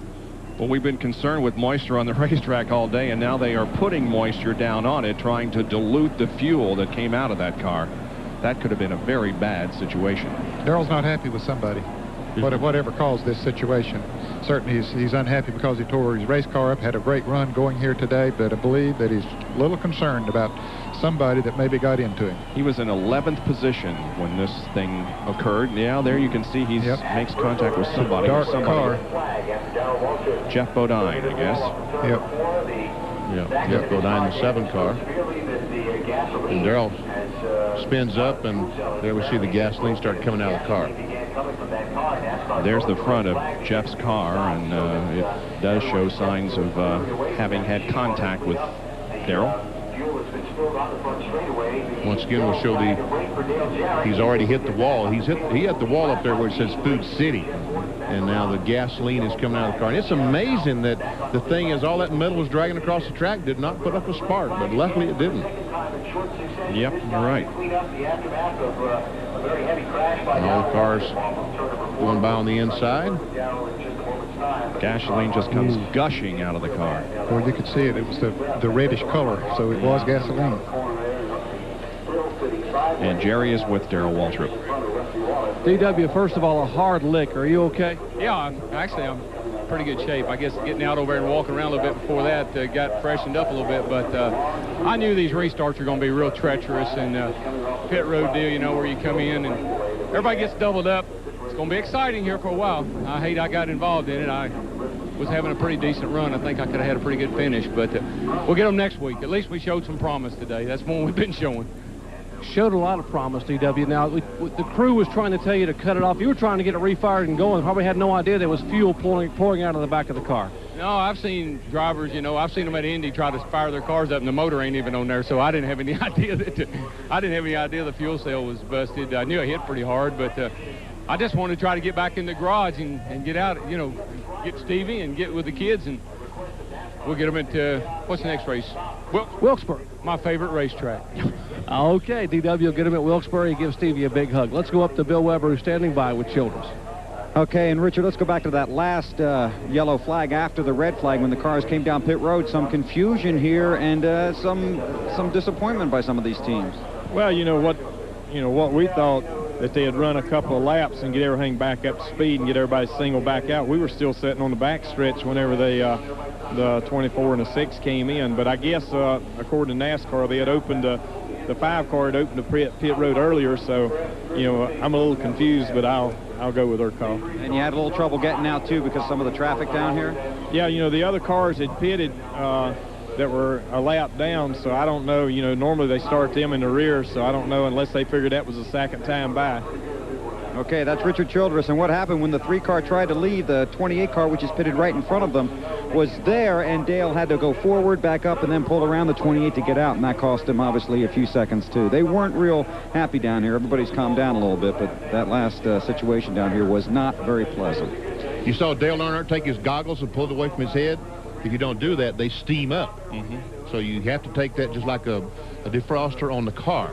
And again, we'll tell you what's going on. They're diluting this fuel that ran out of Darrell Waltrip's car with water, and they have to do that before they lift the car off the track in case there is a spark or something that might cause the gasoline to ignite. So they pretty well got it diluted now, and in just a moment they'll be dragging the car off the racetrack. Then we'll dry up the wet spot and get back to racing. Jeff Gordon still leads here at Bristol. There's a special bond between NASCAR drivers and their fans. There's no other sport like it. If you're a NASCAR fan, you're gonna wear nutmeg. Be part of the great American sport. Wear nutmeg, the official NASCAR racewear. Since NASCAR first began, there have been over 1,000 races with more than 10,000 drivers and mechanics and millions of spectators. And as NASCAR continues to grow even bigger, so has the one parts store serious enough to be the only official auto parts store in the history of NASCAR. Western Auto and Western Auto's new Parts America. When the Hendrick team switched to Quaker State this year, I was talking with my crew chief about it, and he said they ran through all these tests. The dyno, camshaft test, and all these others, right? And the stuff beats all their standards. So I said, but don't forget, we won 8 races with last year's oil. And he said, yeah, but don't you forget, we also lost 24. Tough crowd. Dang, guys, come on. Quaker State exceeds the highest standards for engine protection. No trendy health club. No $60 shorts. No bull. Speed Stick's no-nonsense formula gives you 110% protection. Like you, it never quits. By minute. There's Darrell Waltrip's car being taken back into the infield area. A lot of damage, fuel completely out of the car, and the cleanup here on the main straightaway is continuing. Still losing a little fuel as they're taking the car back. So, but that piece on the front that's dragging the ground is fiberglass, and that will not throw up a spark. So, good. All right, let's take a look at our Busch race recap. Jeff Gordon, we've completed 335 laps, and he's led 141 of them. 7 lead changes, 5 caution periods for 31 laps, and the average speed 76. There are the drivers who have led a lap and picked up the 5 bonus points. Bobby Labonte has led 2 laps. And now let's show you the drivers that are out of the race. Only 3 officially. Elton Sawyer, Mike Skinner, and most recently, Darrell Waltrip. Jerry is with Gary Dehart. Now, we saw Terry Labonte pit just before the red flag came out, Gary. So then the red flag comes out. You guys have already pitted for 4 tires. You're at the back of the field. You would expect when the caution comes back out that you would be the leader because everyone else would pit. But it didn't happen that way. Yeah, I know. What happened was when they turned the cars loose where they had them stopped back there on pit road or on the track, the leaders kind of went ahead and started running pretty hard. And the pace car was missing too, if you notice that. But anyway, when we finally got around here, the lead car's already pitted and beat us off the pit road. NASCAR said that's where we were supposed to be, so I guess that's where we're supposed to be, Jerry. So in other words, if everyone had gotten going at the same time, probably the 5 car would already have passed everyone that had pitted. But as it was, with cars still getting cranked up back there, you guys had to fall in line behind guys that had just freshly pitted. Yeah, it's a little bit confusing because the leaders, they chose not to pit earlier, and we did pit. We didn't get caught with that red flag thing, so we should have been out, come back on. When the pitting was through, we should have been the leader. But it also opened the door for all the lap down traffic to pit the first lap too. So really everybody was out on the racetrack running around. No one knew where they needed to be, and I guess we just ended up where we needed to be, or where we ended up. But that's 3rd spot. That's not bad. Well, you're 2nd now anyway. Yeah, well, that's pretty good from what we were looking like earlier. You know, it was almost a lap down, and then we got that rain shower, and it caught us up, you know. We were a little bit tight that time. Car should be a little bit better now. All right, a little smile out of Gary Dehart. So they got a break prior to the red coming out. Then NASCAR, being fair at letting everyone pit, ended up putting them back in 3rd spot when we got ready to restart. Let's go to Bill Weber. Hey, Todd Perry, you got your lap back. How about that? Yeah, how about that, huh? How about that Dale Jarrett? Driving son of a gun, isn't he? Yeah, he's having a good day out there. Now, what'd you do to the car?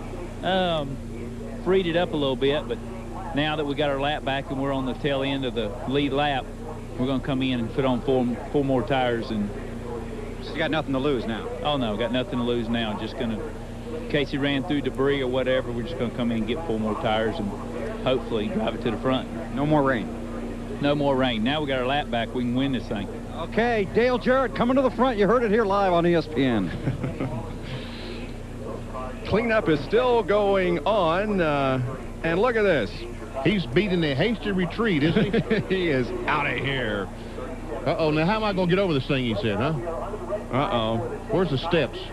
Where's the steps? Oh, they're going to open the gate for Darrell. Well, ain't that nice? That's very nice. Oh, that's right. Stevie's not going to be able to climb over the fence. Yeah, so Darrell could do it.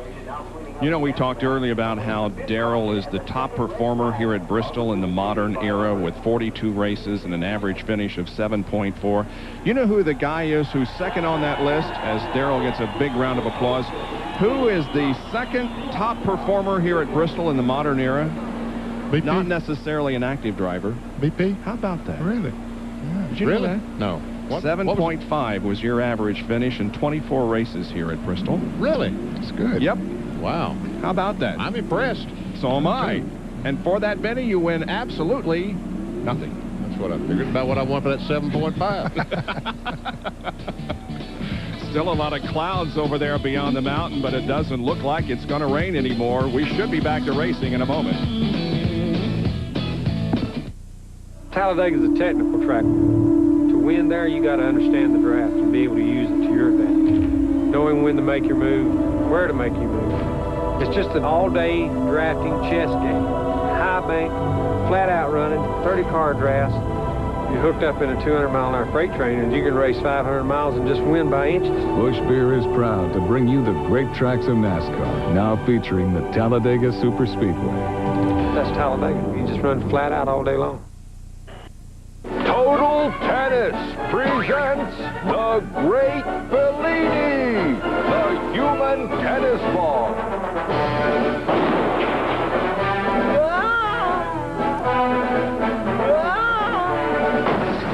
It's not how you play, it's how you look, baby.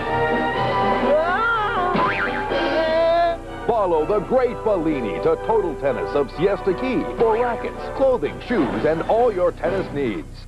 the day after you wash the car. Fact, you will never date a supermodel. Fact, you can't get a great deal on a great bike. Well, fact this. Right now, it's Suzuki Fest 96. Get a new V-Twin Intruder 1400 or a stunning RF 900R for only 9.9% APR. And we'll top it off with $300 towards your choice of accessories. Free! But hurry, Suzuki Fest 96 ends April 30th. One more fact, there's always lots of legal stuff at the end of a commercial. Available at Granny Suzuki, located on 17th Street in Sarasota. What are you waiting for? The ATP Tour presents the Lipton Championships. Men's final today at 4:30 on ESPN.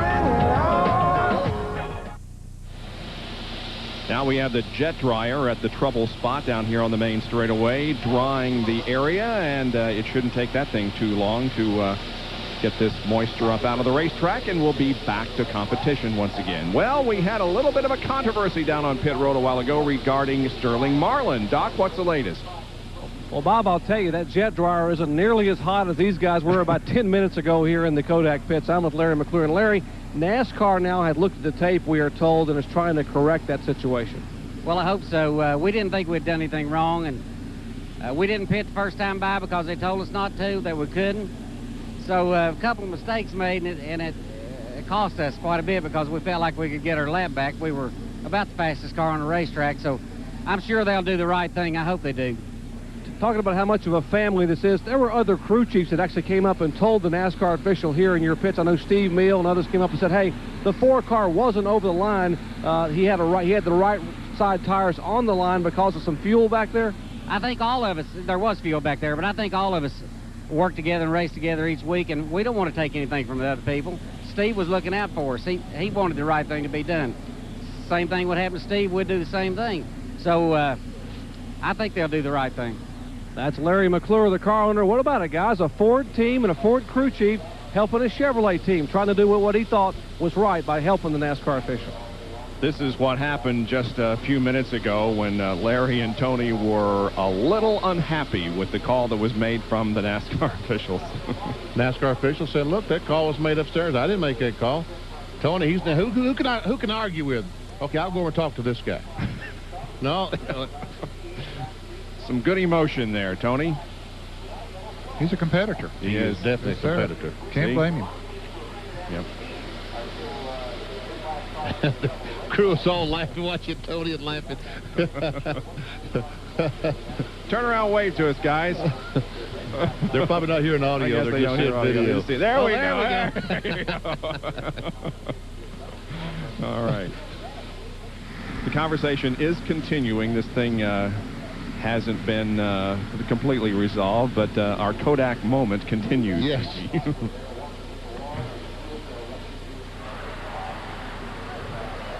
All right, we'll keep our ear to the ground here and determine what happens and report to you what the final decision is in just a moment. We're going to take another break as the red flag continues to be waving over Bristol.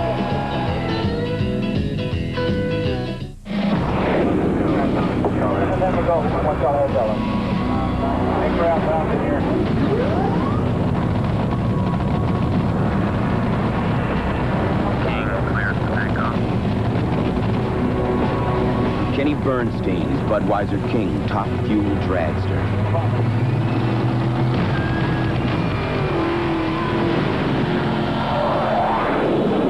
Who says you need wings to fly?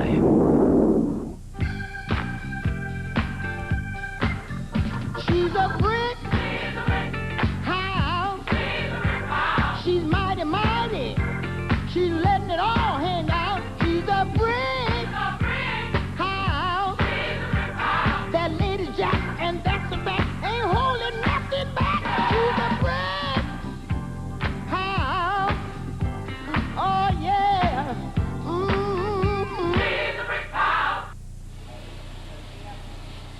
Back at Bristol International Raceway, and we've had one delay after another. Couple of rain showers have moved over. This most recent red was because a lot of fuel spilled on the racetrack when Darrell Waltrip crashed, and they had to dilute it and then dry it off, and that has almost been completed. Now, we are almost to the point of where we were supposed to get off the air. The men's final of the Lipton Championships will be seen. Just stay with us and you will see it, because Sports Center doesn't come on until 6 o'clock tonight, and we will certainly have our race completed and the opportunity to show you tennis between now and 6 o'clock. After Sports Center concludes at 6:30, the women's basketball NCAA championship game, and then at 9 o'clock tonight, the 1996 baseball season opens, and ESPN will be there with opening night. That's at 9 o'clock. Bill Weber is with Robin Pemberton. Rusty Wallace is crew chief. Obviously, you guys have had a great car today. How about it from here, Robin? Can you make it to the end if you stop once more? Well, no, we're going to have to stop for gas at least. We can go with about, believe it or not, with 6 to go. This isn't like Darlington where you can back pedal and, save the fuel. There, with 5 or 6 cars on the lead lap, there'll be a few of them that'll probably stop and top it off. I imagine the Chevrolets can go from here, but we can't. Yeah, you have a great car. You guys have been excited about it since you tested up here. Yeah, we've been real excited. The car hasn't been perfect yet by any means. We've been a little loose early on, and we've tightened the car up a little bit since then. We got bounced around on the outside there on that last restart, so I think we'll be better now than we have been. And the temperature's dropped about 15 degrees since we've last run real hard, so we'll see what happens. It might take a little adjustment on everybody's part. Okay, I almost saw him smile, almost. The 3 car apparently will not fire, and they're going to have to push start Dale Earnhardt to get this thing going again. His car is creeping slowly forward, and maybe he'll get a little push from behind out there, huh, guys? Oh, nope, Rusty's going to go around him. Here comes the push truck. Pull up behind Earnhardt.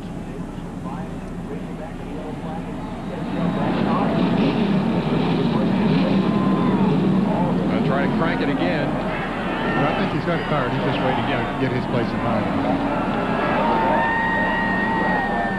Okay, well, everybody will fall into position now, and we'll take a couple of laps around the racetrack and then be back to racing. We've completed 336 of the 500 here in the Food City 500, and we'll take a break. Be back with more right after this. When people hear the Hendrick Motorsports team switch to Quaker State this year, they'll probably think Quaker State wrote us a big check. Well, that's not how it happened. First, it had to pass our camshaft test. Then it had to pass our dyno test. Then it had to pass a track test. Then they wrote us the big check. Quaker State exceeds the highest standards for engine protection.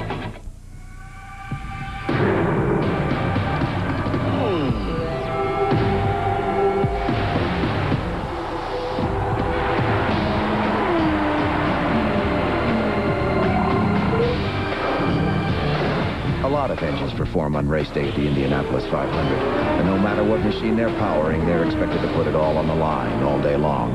And when it's a Briggs & Stratton engine, well into the night, make sure your power equipment is powered by Briggs & Stratton.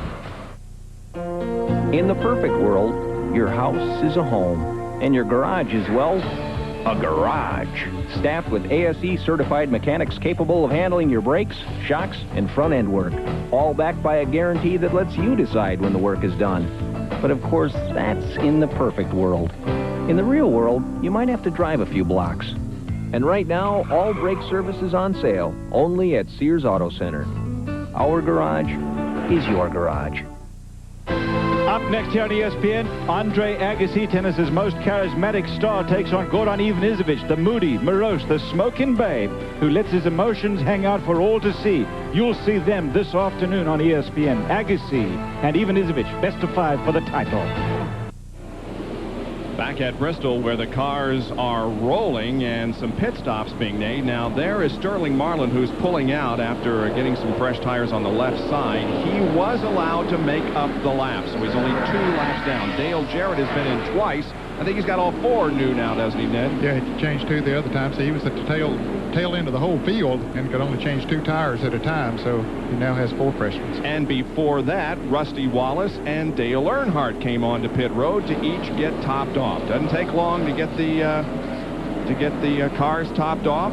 See, they jacked Rusty's car up just a little bit on the left side to get in every bit of fuel they can. Robin Pemberton said that they might be about 6 laps short. And so now they That came could be back the in. difference. That could be the difference. And there is the first time that Dale Jarrett came in to get right side tires. And they don't want to change all 4 at once because you can lose a lap that way. So he made 2 pit stops, 4 fresh tires. There's Jeff Bodine going out of the backstretch pits just ahead of the pace car. And now we're set to go back to racing. Jeff Bodine is in 19th position, 2 laps down.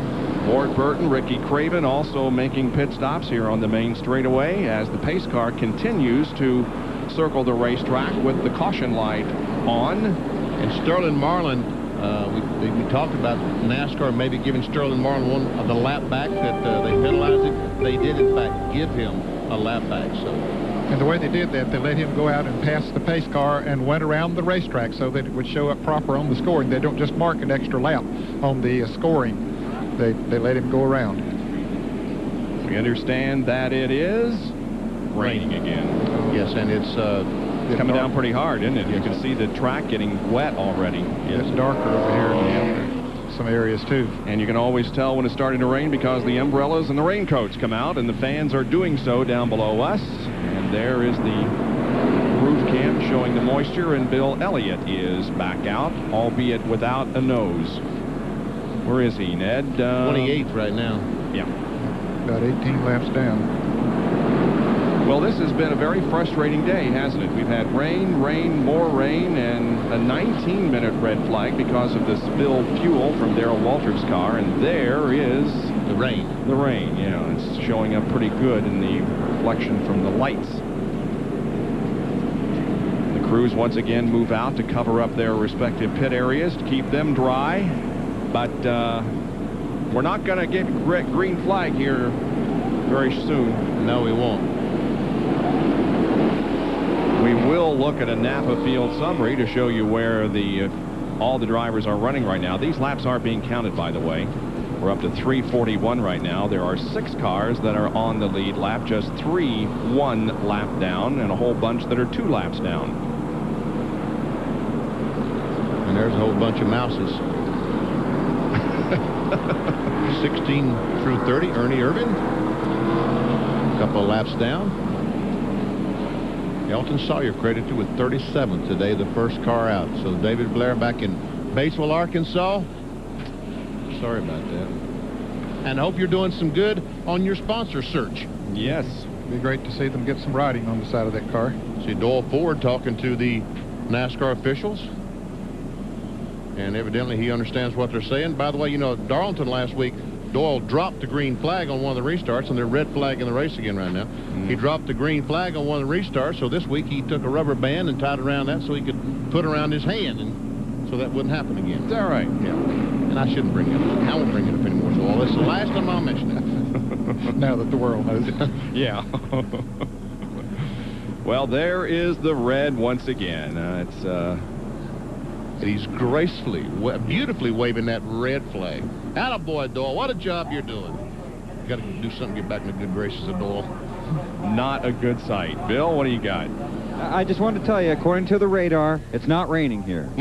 So we can go ahead and go, because right here on the NASCAR radar, if you look where Bristol International Raceway is, it's clear. So it's not raining. See all this stuff, though? Yeah. That's rain. Yeah. You know where it's coming? Right here. So here's the raceway, and right here, if you look real closely, you can see the Tri-Cities Airport. That's where my plane leaves in about an hour and a half without me tonight. That's right. A lot of us, but forget it. Yeah. So it is raining here now, and this stuff is coming, and we're going to really have to play some dodgeball here to try and get the rest of these laps in. But cross our fingers. Hopefully, we will. Let's see. In about 3 hours, looks like it's going to be nice. Bobby, gonna hang around for that? That'd be Sure, good. I'll be here to the bitter end. That's why they have lights here. That's right. And we all know how much everybody loves the night race here at Bristol, right? The lights are on, by the way. So we can get a preview of one of the best races of the year on the NASCAR circuit, the fall night race at Bristol here maybe today, and it'll be tried. So we'll keep our fingers crossed, but we'll be hanging around and see what happens. Okay, well, we'll be here. And I'm not going any place. I want to see the last of these few laps. About 150 laps. Every one of these cars that are on the lead lap have demonstrated their ability to lead and possibly win this race, so it's going to be good when the thing resumes. The jet dryer is back out. We have seen it demonstrate earlier today that it doesn't take long to dry the track when it does stop raining and that dryer gets out there. So if it would just stop raining and give us about 45 minutes or an hour, we could get this thing in the books. In the meantime, we'll take another commercial break as the race fans now have donned their rain gear and brought out the umbrellas to ward off the moisture here at Bristol Racing. According to a recent trade article, even some Ford dealers think Taurus costs too much. But during Toyota's Spring Rush, Camry is even more affordable at your Suncoast Toyota dealer. right now, Zero Down delivers any new Toyota in stock. Or drive a new Camry with air, automatic, and more, only $199 a month. Just 24 months. Or own a 96 Camry for an unbelievable $16,228. Yes, 16,228. Spring Rush is on. So hurry to your Suncoast Toyota dealer. Gettle Toyota of Bradenton, Toyota of Sarasota, or Kramer Toyota of Venice. Across the country, America loves pasta. And right now, right in your neighborhood, Applebee's is dishing it up just the way America likes it. Jambalaya pasta with a touch of New Orleans spice. Smothered Tuscan chicken with a dash of Italian cheese. The light, fresh attitude of Veggie Patch Pizza. And plenty of Applebee's-style fun. Welcome to Pasta Americana right now at Applebee's. Pasta with an all-American accent. We're America's favorite neighbor, Applebee's. Rain at Bristol right now. Light rain, dry, wet racetrack, but drying attempts are underway. There's the jet dryer here on the main straightaway. And evidently, Bill Weber, the report he had just a moment ago, evidently NASCAR, talking to weather people and looking at their radar, believes that they are not going to get enough rain, that they will not be able to complete this race. Otherwise, they would just call it off right now and save everyone the misery. But they believe they're going to be able to get the racetrack dry and finish it. And we can see that the jet dryer is doing a pretty good job, and the racetrack is already turning light. John Kernan with Ricky Craven. Gee, Ricky, we can't seem to win for losing today, huh? But doing a pretty good job running ninth right now. I'll tell you what, when you come here, you better be prepared to scrap. I got a group of scrappers over there in the pits. They're doing a great job. Charlie's been adjusting the air pressure and changing the stagger a little bit, and we got one of our laps back, and the car is, the longer we run, the better it gets. So pretty happy with the Kodiak car. Hey, what do you think about these fans up here? Through all this rain, there are very few of them have left. Unbelievable. You know, they all have their ponchos. They're day glow green, orange, pink, blue. Looks like a big bowl of Fruity Pebbles up there, you know, looking from down here. But those guys are great. Bristol fans are great. You know, they suffered through this last year in the rain, and when we were delayed, and they had the wave going, and I just soon it kept going, but I'm sure they would too. But we're all going to sit here. We got lights, so might as well hang on. We ain't going anywhere. Yeah, what do you guys do? What does this do to you as a driver? I mean, here you start, you stop, you start, you stop. You know, is it almost like, well, let's just pack it up and go home? Well, it was a blessing for us. On lap 50, we had the worst possible situation happen to us that you could have and still be running at Bristol. The mirror fell off. So when we got our red flag, they had passed me some tie wraps, and I fixed it while we were in here. All right, well, that's Ricky Craven currently sitting back here in his car comfortably in 9th place. Let's go to Dr. Jerry Punchin. Jerry, you got a TV star with you, or what? Who's with you? Well, he's a TV star on Saturdays, and he's a heck of a race driver on Sundays, and he makes the big bucks. I'm sure it's got to be Sunday. I know he doesn't make the big bucks on Saturday, but Kyle, having a good run today. Yeah, we're not too bad. You know, we had a little miscommunication on that last thing. We thought you couldn't pit on the first lap, and everybody pitted, so we lost 4 or 5 positions there. We went from 9th or 10th back to 15th or 16th, so that kind of hurt us so bad. Car's really good. Car's running good. Car's driving good, and you know, I don't know. Hopefully they turn the lights on out here, so hopefully they'll sell a lot of hot dogs here. Benny, sell a lot of hot dogs here, so they can afford this. Hopefully they won't take it out of our purse.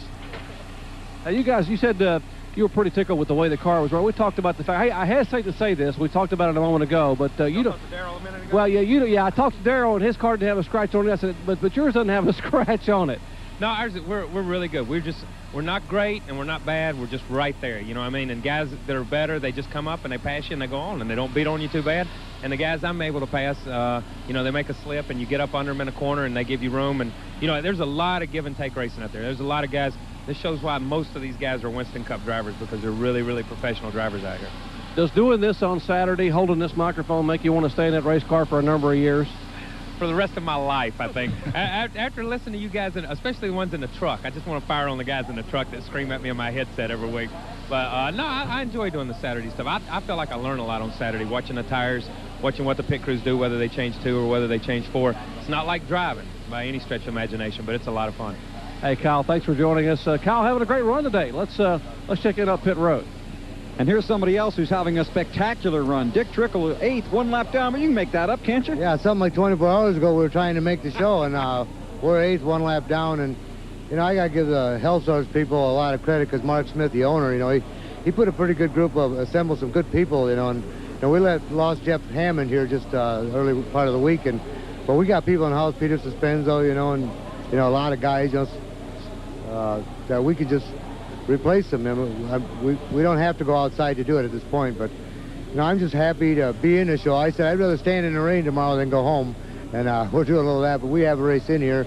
I know NASCAR, they'll try to get the whole bit in, but you know, we're running, you know, we ain't quite there. We're just a little bit loose. Hopefully got it better this round, and you know, I'm just happy to be here, and we'll be at the next one. Yeah, that's your style, though, isn't it? A loose race car, you like that?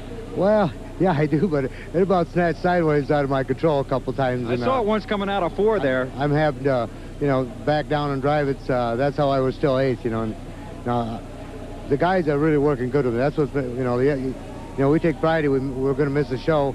We come here Saturday morning, and we just, you know, changed everything that we could think would make the car better, and we did get the car, you know, about 3/10 faster, put it in the race, and then went into late practice and changed some springs, and you know, the car was working pretty good late yesterday, so I said to the guy, let's put a turner bite in this thing and put it on the line. And we had 15 minutes left to practice, and that don't happen very often. Okay, and he's 8th right now, guys.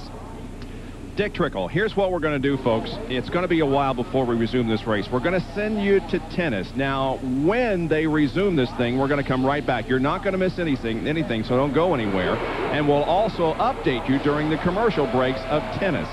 So again, stay with us, because when this thing resumes, you will come right back here and you won't miss a thing. We'll update you during commercial breaks, but right now we are going to go to tennis because we are under a red flag rain delay here at Bristol. Jet dryers and pace cars and just about everything else out there on the track trying to dry it. But for the moment, we're still under the rain delay. So we'll talk to some race drivers. First, to Dale Jarrett. Well, Dale Jarrett's still sitting in his car. And Dale, I don't know, what do you think? We're going to get this thing restarted?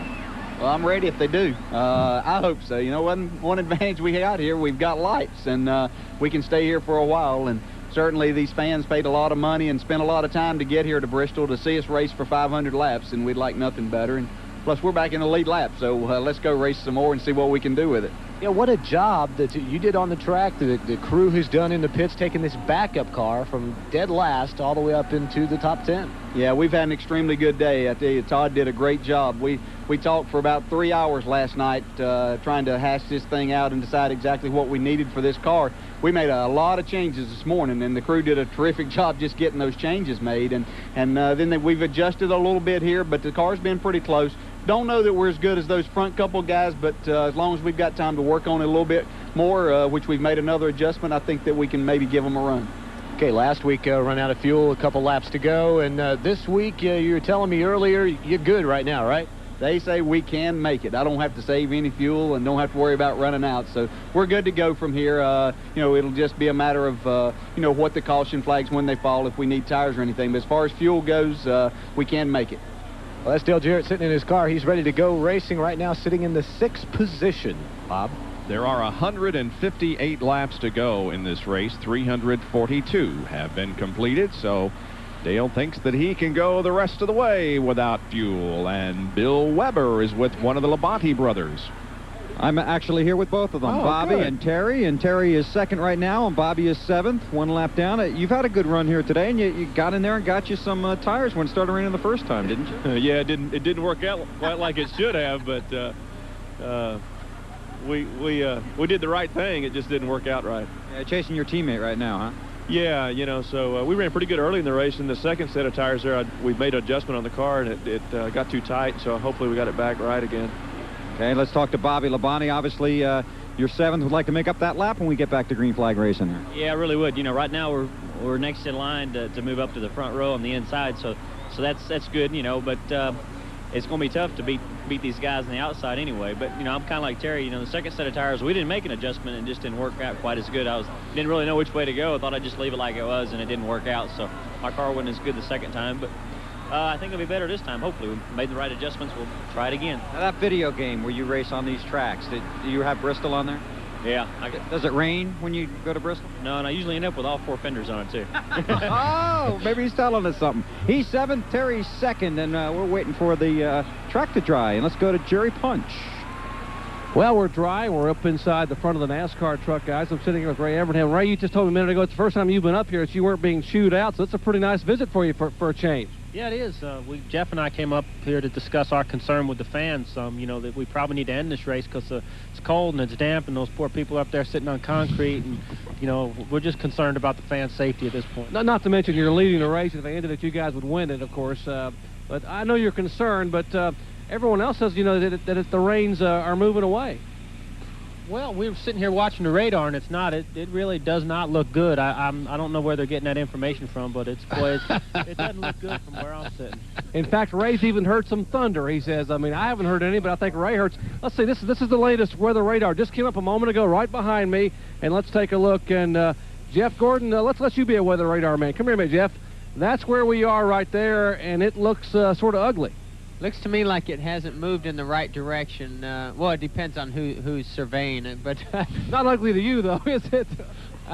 You know, hey, we'll run this thing no matter what. You know, that's what this is all about, to give a good show for everybody, and we want to win it fair and square. But it is not looking good the way that report's showing. So we'll be here for the duration. Well, it is starting to rain outside. We can see out the windows are starting to come down again outside. And as you can see, folks, behind us, all this green area and the yellow area, even more intense showers on this radar. This is the latest picture. It came up just about a minute and a half, 2 minutes ago. This is the latest weather radar. Jeffrey, let me ask you this again. If the race were to end now, you would gain more spots, as many maybe as 3 more spots in the points. What an incredible 3 or 4 events you guys have had. Well, you know, things have been going well, but I mean, it's preparation. These guys have been giving me real good cars, but it certainly is not over yet, and I'm not going to jinx myself or anybody else until we either see the checkered flag or NASCAR makes a decision here. Superstitious race driver doesn't want to say I've won it, but he's going to sit here and watch and wait. But if it is a decision made, we'll talk to Jeff Gordon if and then he is the winner. Let's go to John Kernan. Well, I'm standing by with Ricky Rudd, and Ricky, kind of a streak on the line for you here. You're sitting 14th with 150 so laps to go, and you haven't finished outside the top 10. Doesn't look good, does it? Well, this weather doesn't look good. You know, we've got a shot at finishing in the top 10 if they get going, but we also got a good shot at finishing 18th, so it could go either way. Our car got going better there at the end. We like to see it get going again, but not a whole lot we can do about Mother Nature. That's exactly true. And also, Ernie Irvan is back here, and Ernie. Well, what more can you say? What more can you add to that, huh? You know, I mean, we'd all like to go racing some more, you know. Just, you know, I mean, the fans, you know, love to see us race, and it'd be nice to be able to go another 150 laps and, you know, hopefully be able to move up some more positions. But, you know, right now, all the fenders are still on it, so we might be better off just loading it on the trailer. Oh, is that the official opinion? No comment. Okay, let's go to Bill Weber with someone who did the shortest relief driver stint in history, probably. Bill? I had to wake David Green up. He's exhausted from today's activities. What did you do, 1 lap? 1 lap under the green, and that car handled great on 1 lap. Had new tires and all, but I tell you, Rick done a great job. He was feeling bad, and I said, there ain't no way Rick's going to get out of this Hooters Pontiac because that thing was running good. And then the rain came and it stopped, and then really everything hit him, but so he threw me to the wolves. And we had 1 lap, but, you know, now the rain's kind of done us in bad here, so I don't know. But I want to thank Richard Jackson, everybody at Hooters, and NASCAR for giving me an opportunity of a lifetime again to try to run a Winston Cup car, and so far so good. Didn't you drive Labonte's 18 car here at this race a year ago? Yeah, I did, you know, and Bobby did a great job with a broken shoulder for 100 laps, and I got in it for 20 and tore it all to pieces. But, you know, what an opportunity there again. And does Rick know that? I didn't tell him. I didn't tell Richard Jackson either. But, you know, it was a fluke thing right there, unfortunate deal. But anyway, anytime you can get in a Winston Cup car, it's a great opportunity, especially for me, hoping to move up one day. And, you know, again, this is not an easy situation, but Rick is comfortable with it. And, you know, I wish he wasn't feeling bad because he was really, really running good in the car. And I think they got things turned around, but who knows what's going to happen now. Yeah, hey, you're the Busch points leader. Real quick, how do you keep your nose clean at Hickory next week? Well, same old thing, you know, qualify good, and the guys gave me a great car. The Caterpillar cars are really good. We just need that little much at the very end, and we're going to get it, and Hickory might be the place, but we're looking at that big picture too, and it's a long way to go, but we're working on it. Okay, and you're not too tired to go back out there and finish this thing if it stops raining?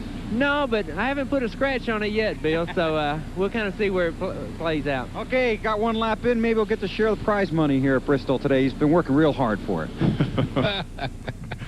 Well, the fans are sticking around. A lot of them have left now. Don't get the wrong idea, but still some of them are remaining in their seats and trying to wait out the weather that just really doesn't look good. Looks like more rain might be off the third turn headed this way. Oh, somebody lost a lug nut. It's going to get washed away there. It's wet already. And somebody's gloves are going to be wet, too, laying on top of that wall. Looks like it started to rain again, isn't it? Yeah, you can see it coming down pretty good now. Turn 2 over there. It's turn 3. It's raining. Oh, well, we are going to wait it out here. We're not going anywhere, so don't you. We'll be back with more of our rain show from Bristol in just a moment. Inside your engine, the dividing line between protection and destruction is a thin film of oil, which is why car makers have established strict standards for motor oil performance. Quaker State exceeds the highest standards for protection against thermal breakdown, volatility burn-off, corrosion. Quaker State. What's the state of your motor oil? Quaker State exceeds the highest standards for engine protection. Since NASCAR first began, there have been over 1,000 races with more than 10,000 drivers and mechanics and millions of spectators. And as NASCAR continues to grow even bigger, so has the One Part Store serious enough to be the only official auto parts store in the history of NASCAR. Western Auto and Western Auto's new Parts America. Back at a wet Bristol International Raceway, we are still here. The cars and drivers are still here. Few fans remain, but so does the rain, unfortunately. Let's take a look at the rundown at the 342 lap mark. You can see that 6 cars are on the lead lap. And Dale Jarrett back in 6th spot. It says that he started 7th. That's really not right. He actually started about 37th because on that qualifying lap, he crashed and had to go to a backup car and start at the very rear of the field. So he has gained 31 spots. Now 16 through 30. Ernie Irvan in 16th position. Lots of cars that are 2 laps down. There's a lot of positions that could really change, and that if we should be able to get this thing going again, then you see there are, 4 cars that are 4 laps down. 1 car just 3 laps down. Brett Bedine's in a lap by himself there. And Darrell Waltrip is out of the race. He crashed hard just before the red flag and put himself out of the race. He's shown right now in 26, but if we resume, he's going to drop back further than that. As a matter of fact, Darrell Waltrip, they threw the red flag after he crashed, and that's one reason we've only got 342 laps in. We'd have more, but we stopped about 15 minutes trying to clean up the gasoline where he crashed. And I received 31 through 37. Elton Sawyer, the very first car out today, and Mike Skinner, the second car out. And John Kernan is down with Jimmy Spencer. Mr. Excitement, John. Mr. Excitement right now in the 13th spot. Rolling the eyes there. What's that all about, Jimmy? We've not had an eventful day today, really. I just want to run a whole lot better. I thought we were going to run a whole lot better, and we just never got the car right. And, you know, that it's raining harder and harder, and we'll take 13th and go to the ranch, so to speak. But we're off a little bit, and hopefully that we'll get it more dialed in. We're going to test some more stuff, and our shot combination is just not quite right. We're a little bit too tight in the center of the corner. I'm sure everybody's complaining about that. I tell you what, though, this is an interesting Bristol because a lot of give and take today, a lot more than I've ever seen ever at Bristol. So our car's all in one piece, all 4 fenders is on it, so that's important compared to, what sometimes have had happen here. Yeah, there hasn't really been that many cars torn up today like we normally see in the past. Is that a result of what Gary Nelson and the guys told you guys in the drivers' meeting this morning, to be careful? I don't know. I don't know about that. I just think there's so much emphasis put on the Winston Cup Championship, Winston Cup points. Winston puts so much money into the point fund, and fans are so interested in where you are in the points.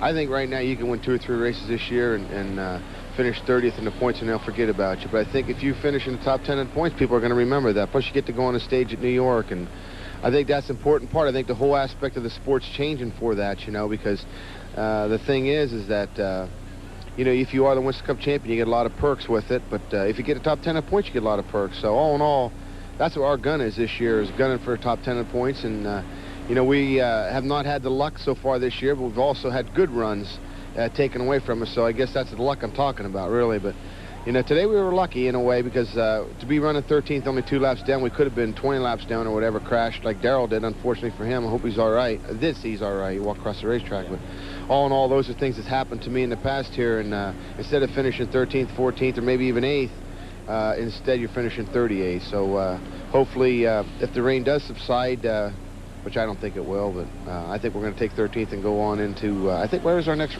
Easter next week. That's all right, we get that out. We go to Easter next week. Man, that was philosophical almost. That was almost a textbook style there, some kind of academic type thing. Hey, have you seen Bill Weber around anywhere? Bill Weber. Yeah, and you probably noticed if you saw him that out in this rain, Jimmy, our hair's kind of messed up. Well, Bill's hair is not even messed up, but I think he's in the trailer next door to us. So, Bill, take it away. I'm here with Kenny Wallace. I just came by to break some bad news to you. You're 158 laps down. What are you going to do about it? I'm going to get one of those red trucks that are going around the racetrack right now and run 150 laps, and then I'm going to be on the lead lap. And then they can call it and I'll go home. That'd be a good situation because your car is a little banged up. Yeah, darn it. I guess we had a great qualifying run, and we were running 8th, and I don't know what happened. Maybe you guys up there got a replay of it, and I can rest assured that I guess I spun out and got hit. But, Bill, it said it best. One of his crewmen stopped me. He says, every time Bill comes here, he says there's a 75% chance you're going to wreck. Oh, great. Everybody. And I said, well, Dick Trickle taught me that it's always 50% your fault for just going on the racetrack. Bristol's tough, and darn it, I was a little disappointed because we've had such a good year going and, drop us down the points a little bit. But we're a new team, and things will get better. Yeah, you're having a great year, though. I mean, throughout today, and you're doing real well. Yeah, but, it got to going. We ran a lot of green laps there. I was getting the car fixed and went out and, heck, run over 100 laps of green. And, I thought, darn, I wish I could be part of this. This is getting to look pretty good. And then, of course, they bunched it up, and Darrell got put in the wall there. And so it got back to being the old Bristol. Anytime you put them side by side, you can pretty well go to Vegas and bet odds that there's going to be a big one. You were following that 2 car there before you ran into trouble. Well, we had a good deal going, we were only 30 laps in the wreck. 30 laps into the race when I got wrecked, and and me and Rusty were kind of running along there, and he was checking me, and I just did the go on and pass me here, and then he opened up a hole, and I went with him, and we went by Ricky Rudd, and had a restart, and I got a little loose coming off of 2 there, and like I say, 30-40 laps into the race, and here we are wrecked. So, okay. In the rain. In the rain. I wish you'd just call it when we go home. Okay. Well, we'll be standing by for that. We'll see if they call it or if we finish. We'll be waiting down here. Back up to you guys. Hey, Director, I wish the next time you go down, don't go down where they're eating something. Kind of just take the camera and go over because... Benny, you have had enough to eat up here this afternoon. You surely can't be hungry. It's supper time. He's had cookies, he's had brownies, he's had pound cake. I tell you. It is getting close to dinner time. It is. And it's still raining at Bristol. Raining rather hard, as a matter of fact, but we will wait it out. Stay with us. We'll be right back.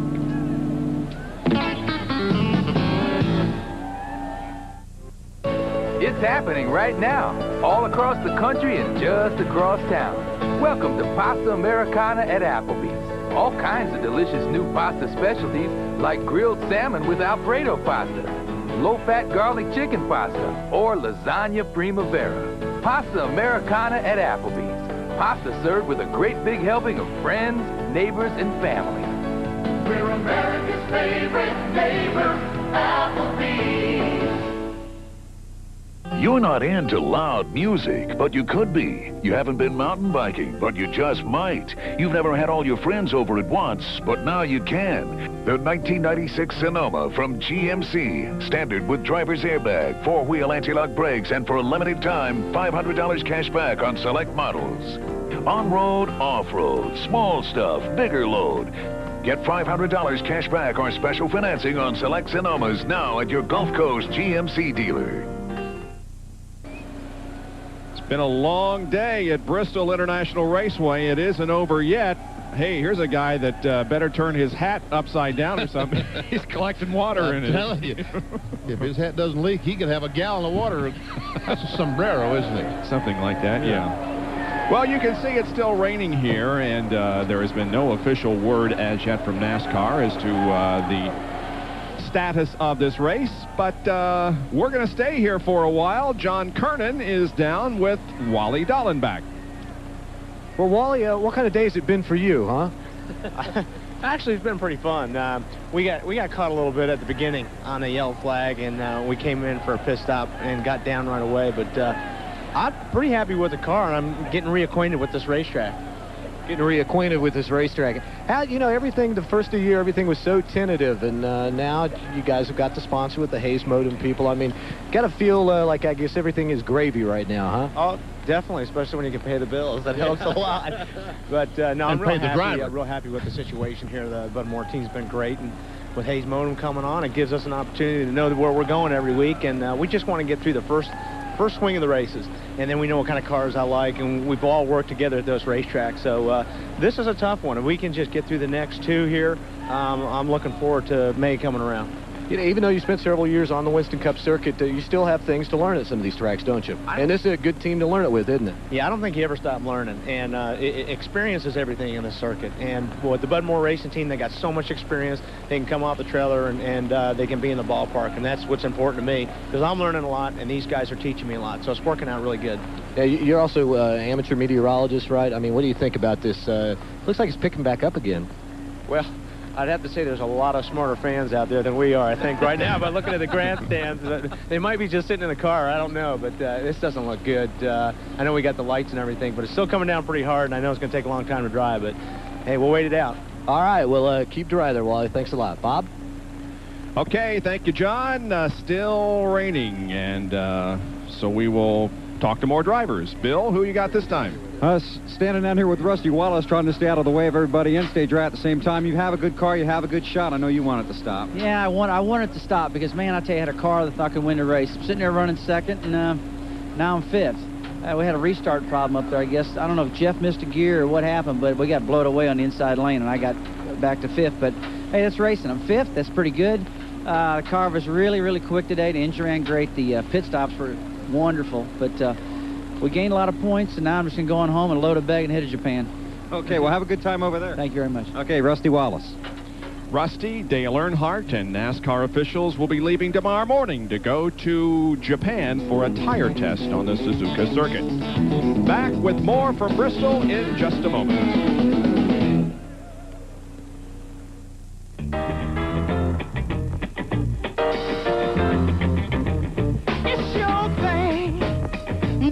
You wanna do? I can't tell you who to sock it to. It's your thing. Do what you wanna do. I can't tell you who to sock it to.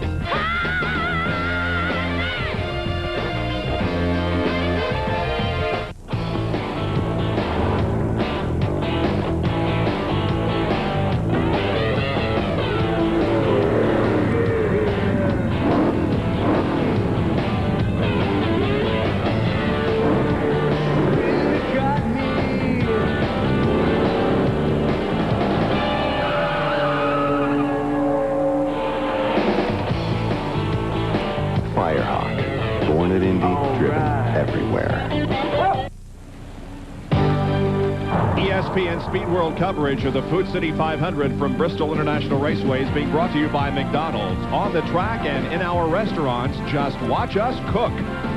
By Brakes & Stratton, your #1 source of power. Make sure all your outdoor power equipment has a Brakes & Stratton engine. and by Napa Auto Parts. We keep America running. The announcement has just been made. The race has been called at this point at the conclusion of 343 laps, and Jeff Gordon is the winner. And look at his incredible climb in the points. 42nd in points after Daytona, 43rd after Rockingham. Then the climb began with a victory at Richmond. He finished 3rd at Atlanta, moved to 16th in the points. At Darlington last week, his win moved him to 9th, and with the win today here at Bristol, Jeff Gordon is now 6th in the points.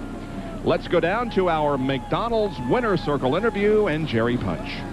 This might be the most unusual victory lane we've done, sitting up here in a nice leather recliner, Jeff, but you drove it hard all day. Congratulations.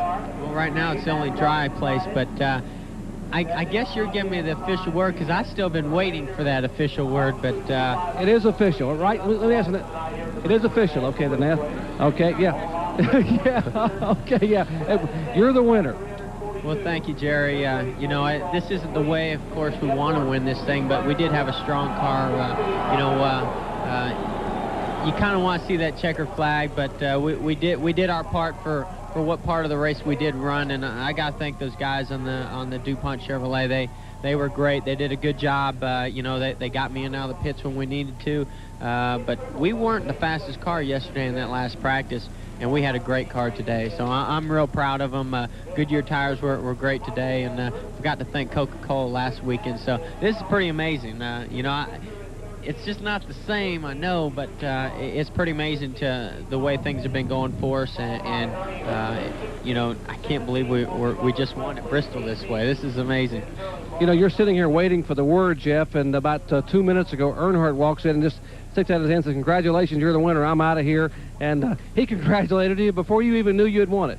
Yeah, I think he's got a little more pull than all of us, and he had the direct line to who makes the calls. But I think he's on his way to Japan. But I know when he told me that, I figured it was pretty official. That's as official as we need around here.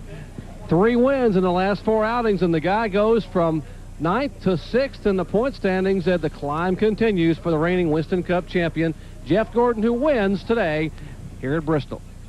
And Jeff sitting in the NASCAR trailer in a dry place, and by golly, we are still getting rain outside here at Bristol. Let's take a look at the unofficial results. And guys, it's pretty amazing that Jeff Gordon got off to such a poor start for the first 2 races, and wow, is he on a comeback, huh? Boy, he really is, Bob. No doubt about that. 3 wins in 4 races and a top 5 in the other one. And as Bristol races go, today was fairly uneventful, although Darrell Waltrip and Kenny Walsh and a couple other cars involved in accidents wouldn't say so, but as Bristol goes, fairly uneventful.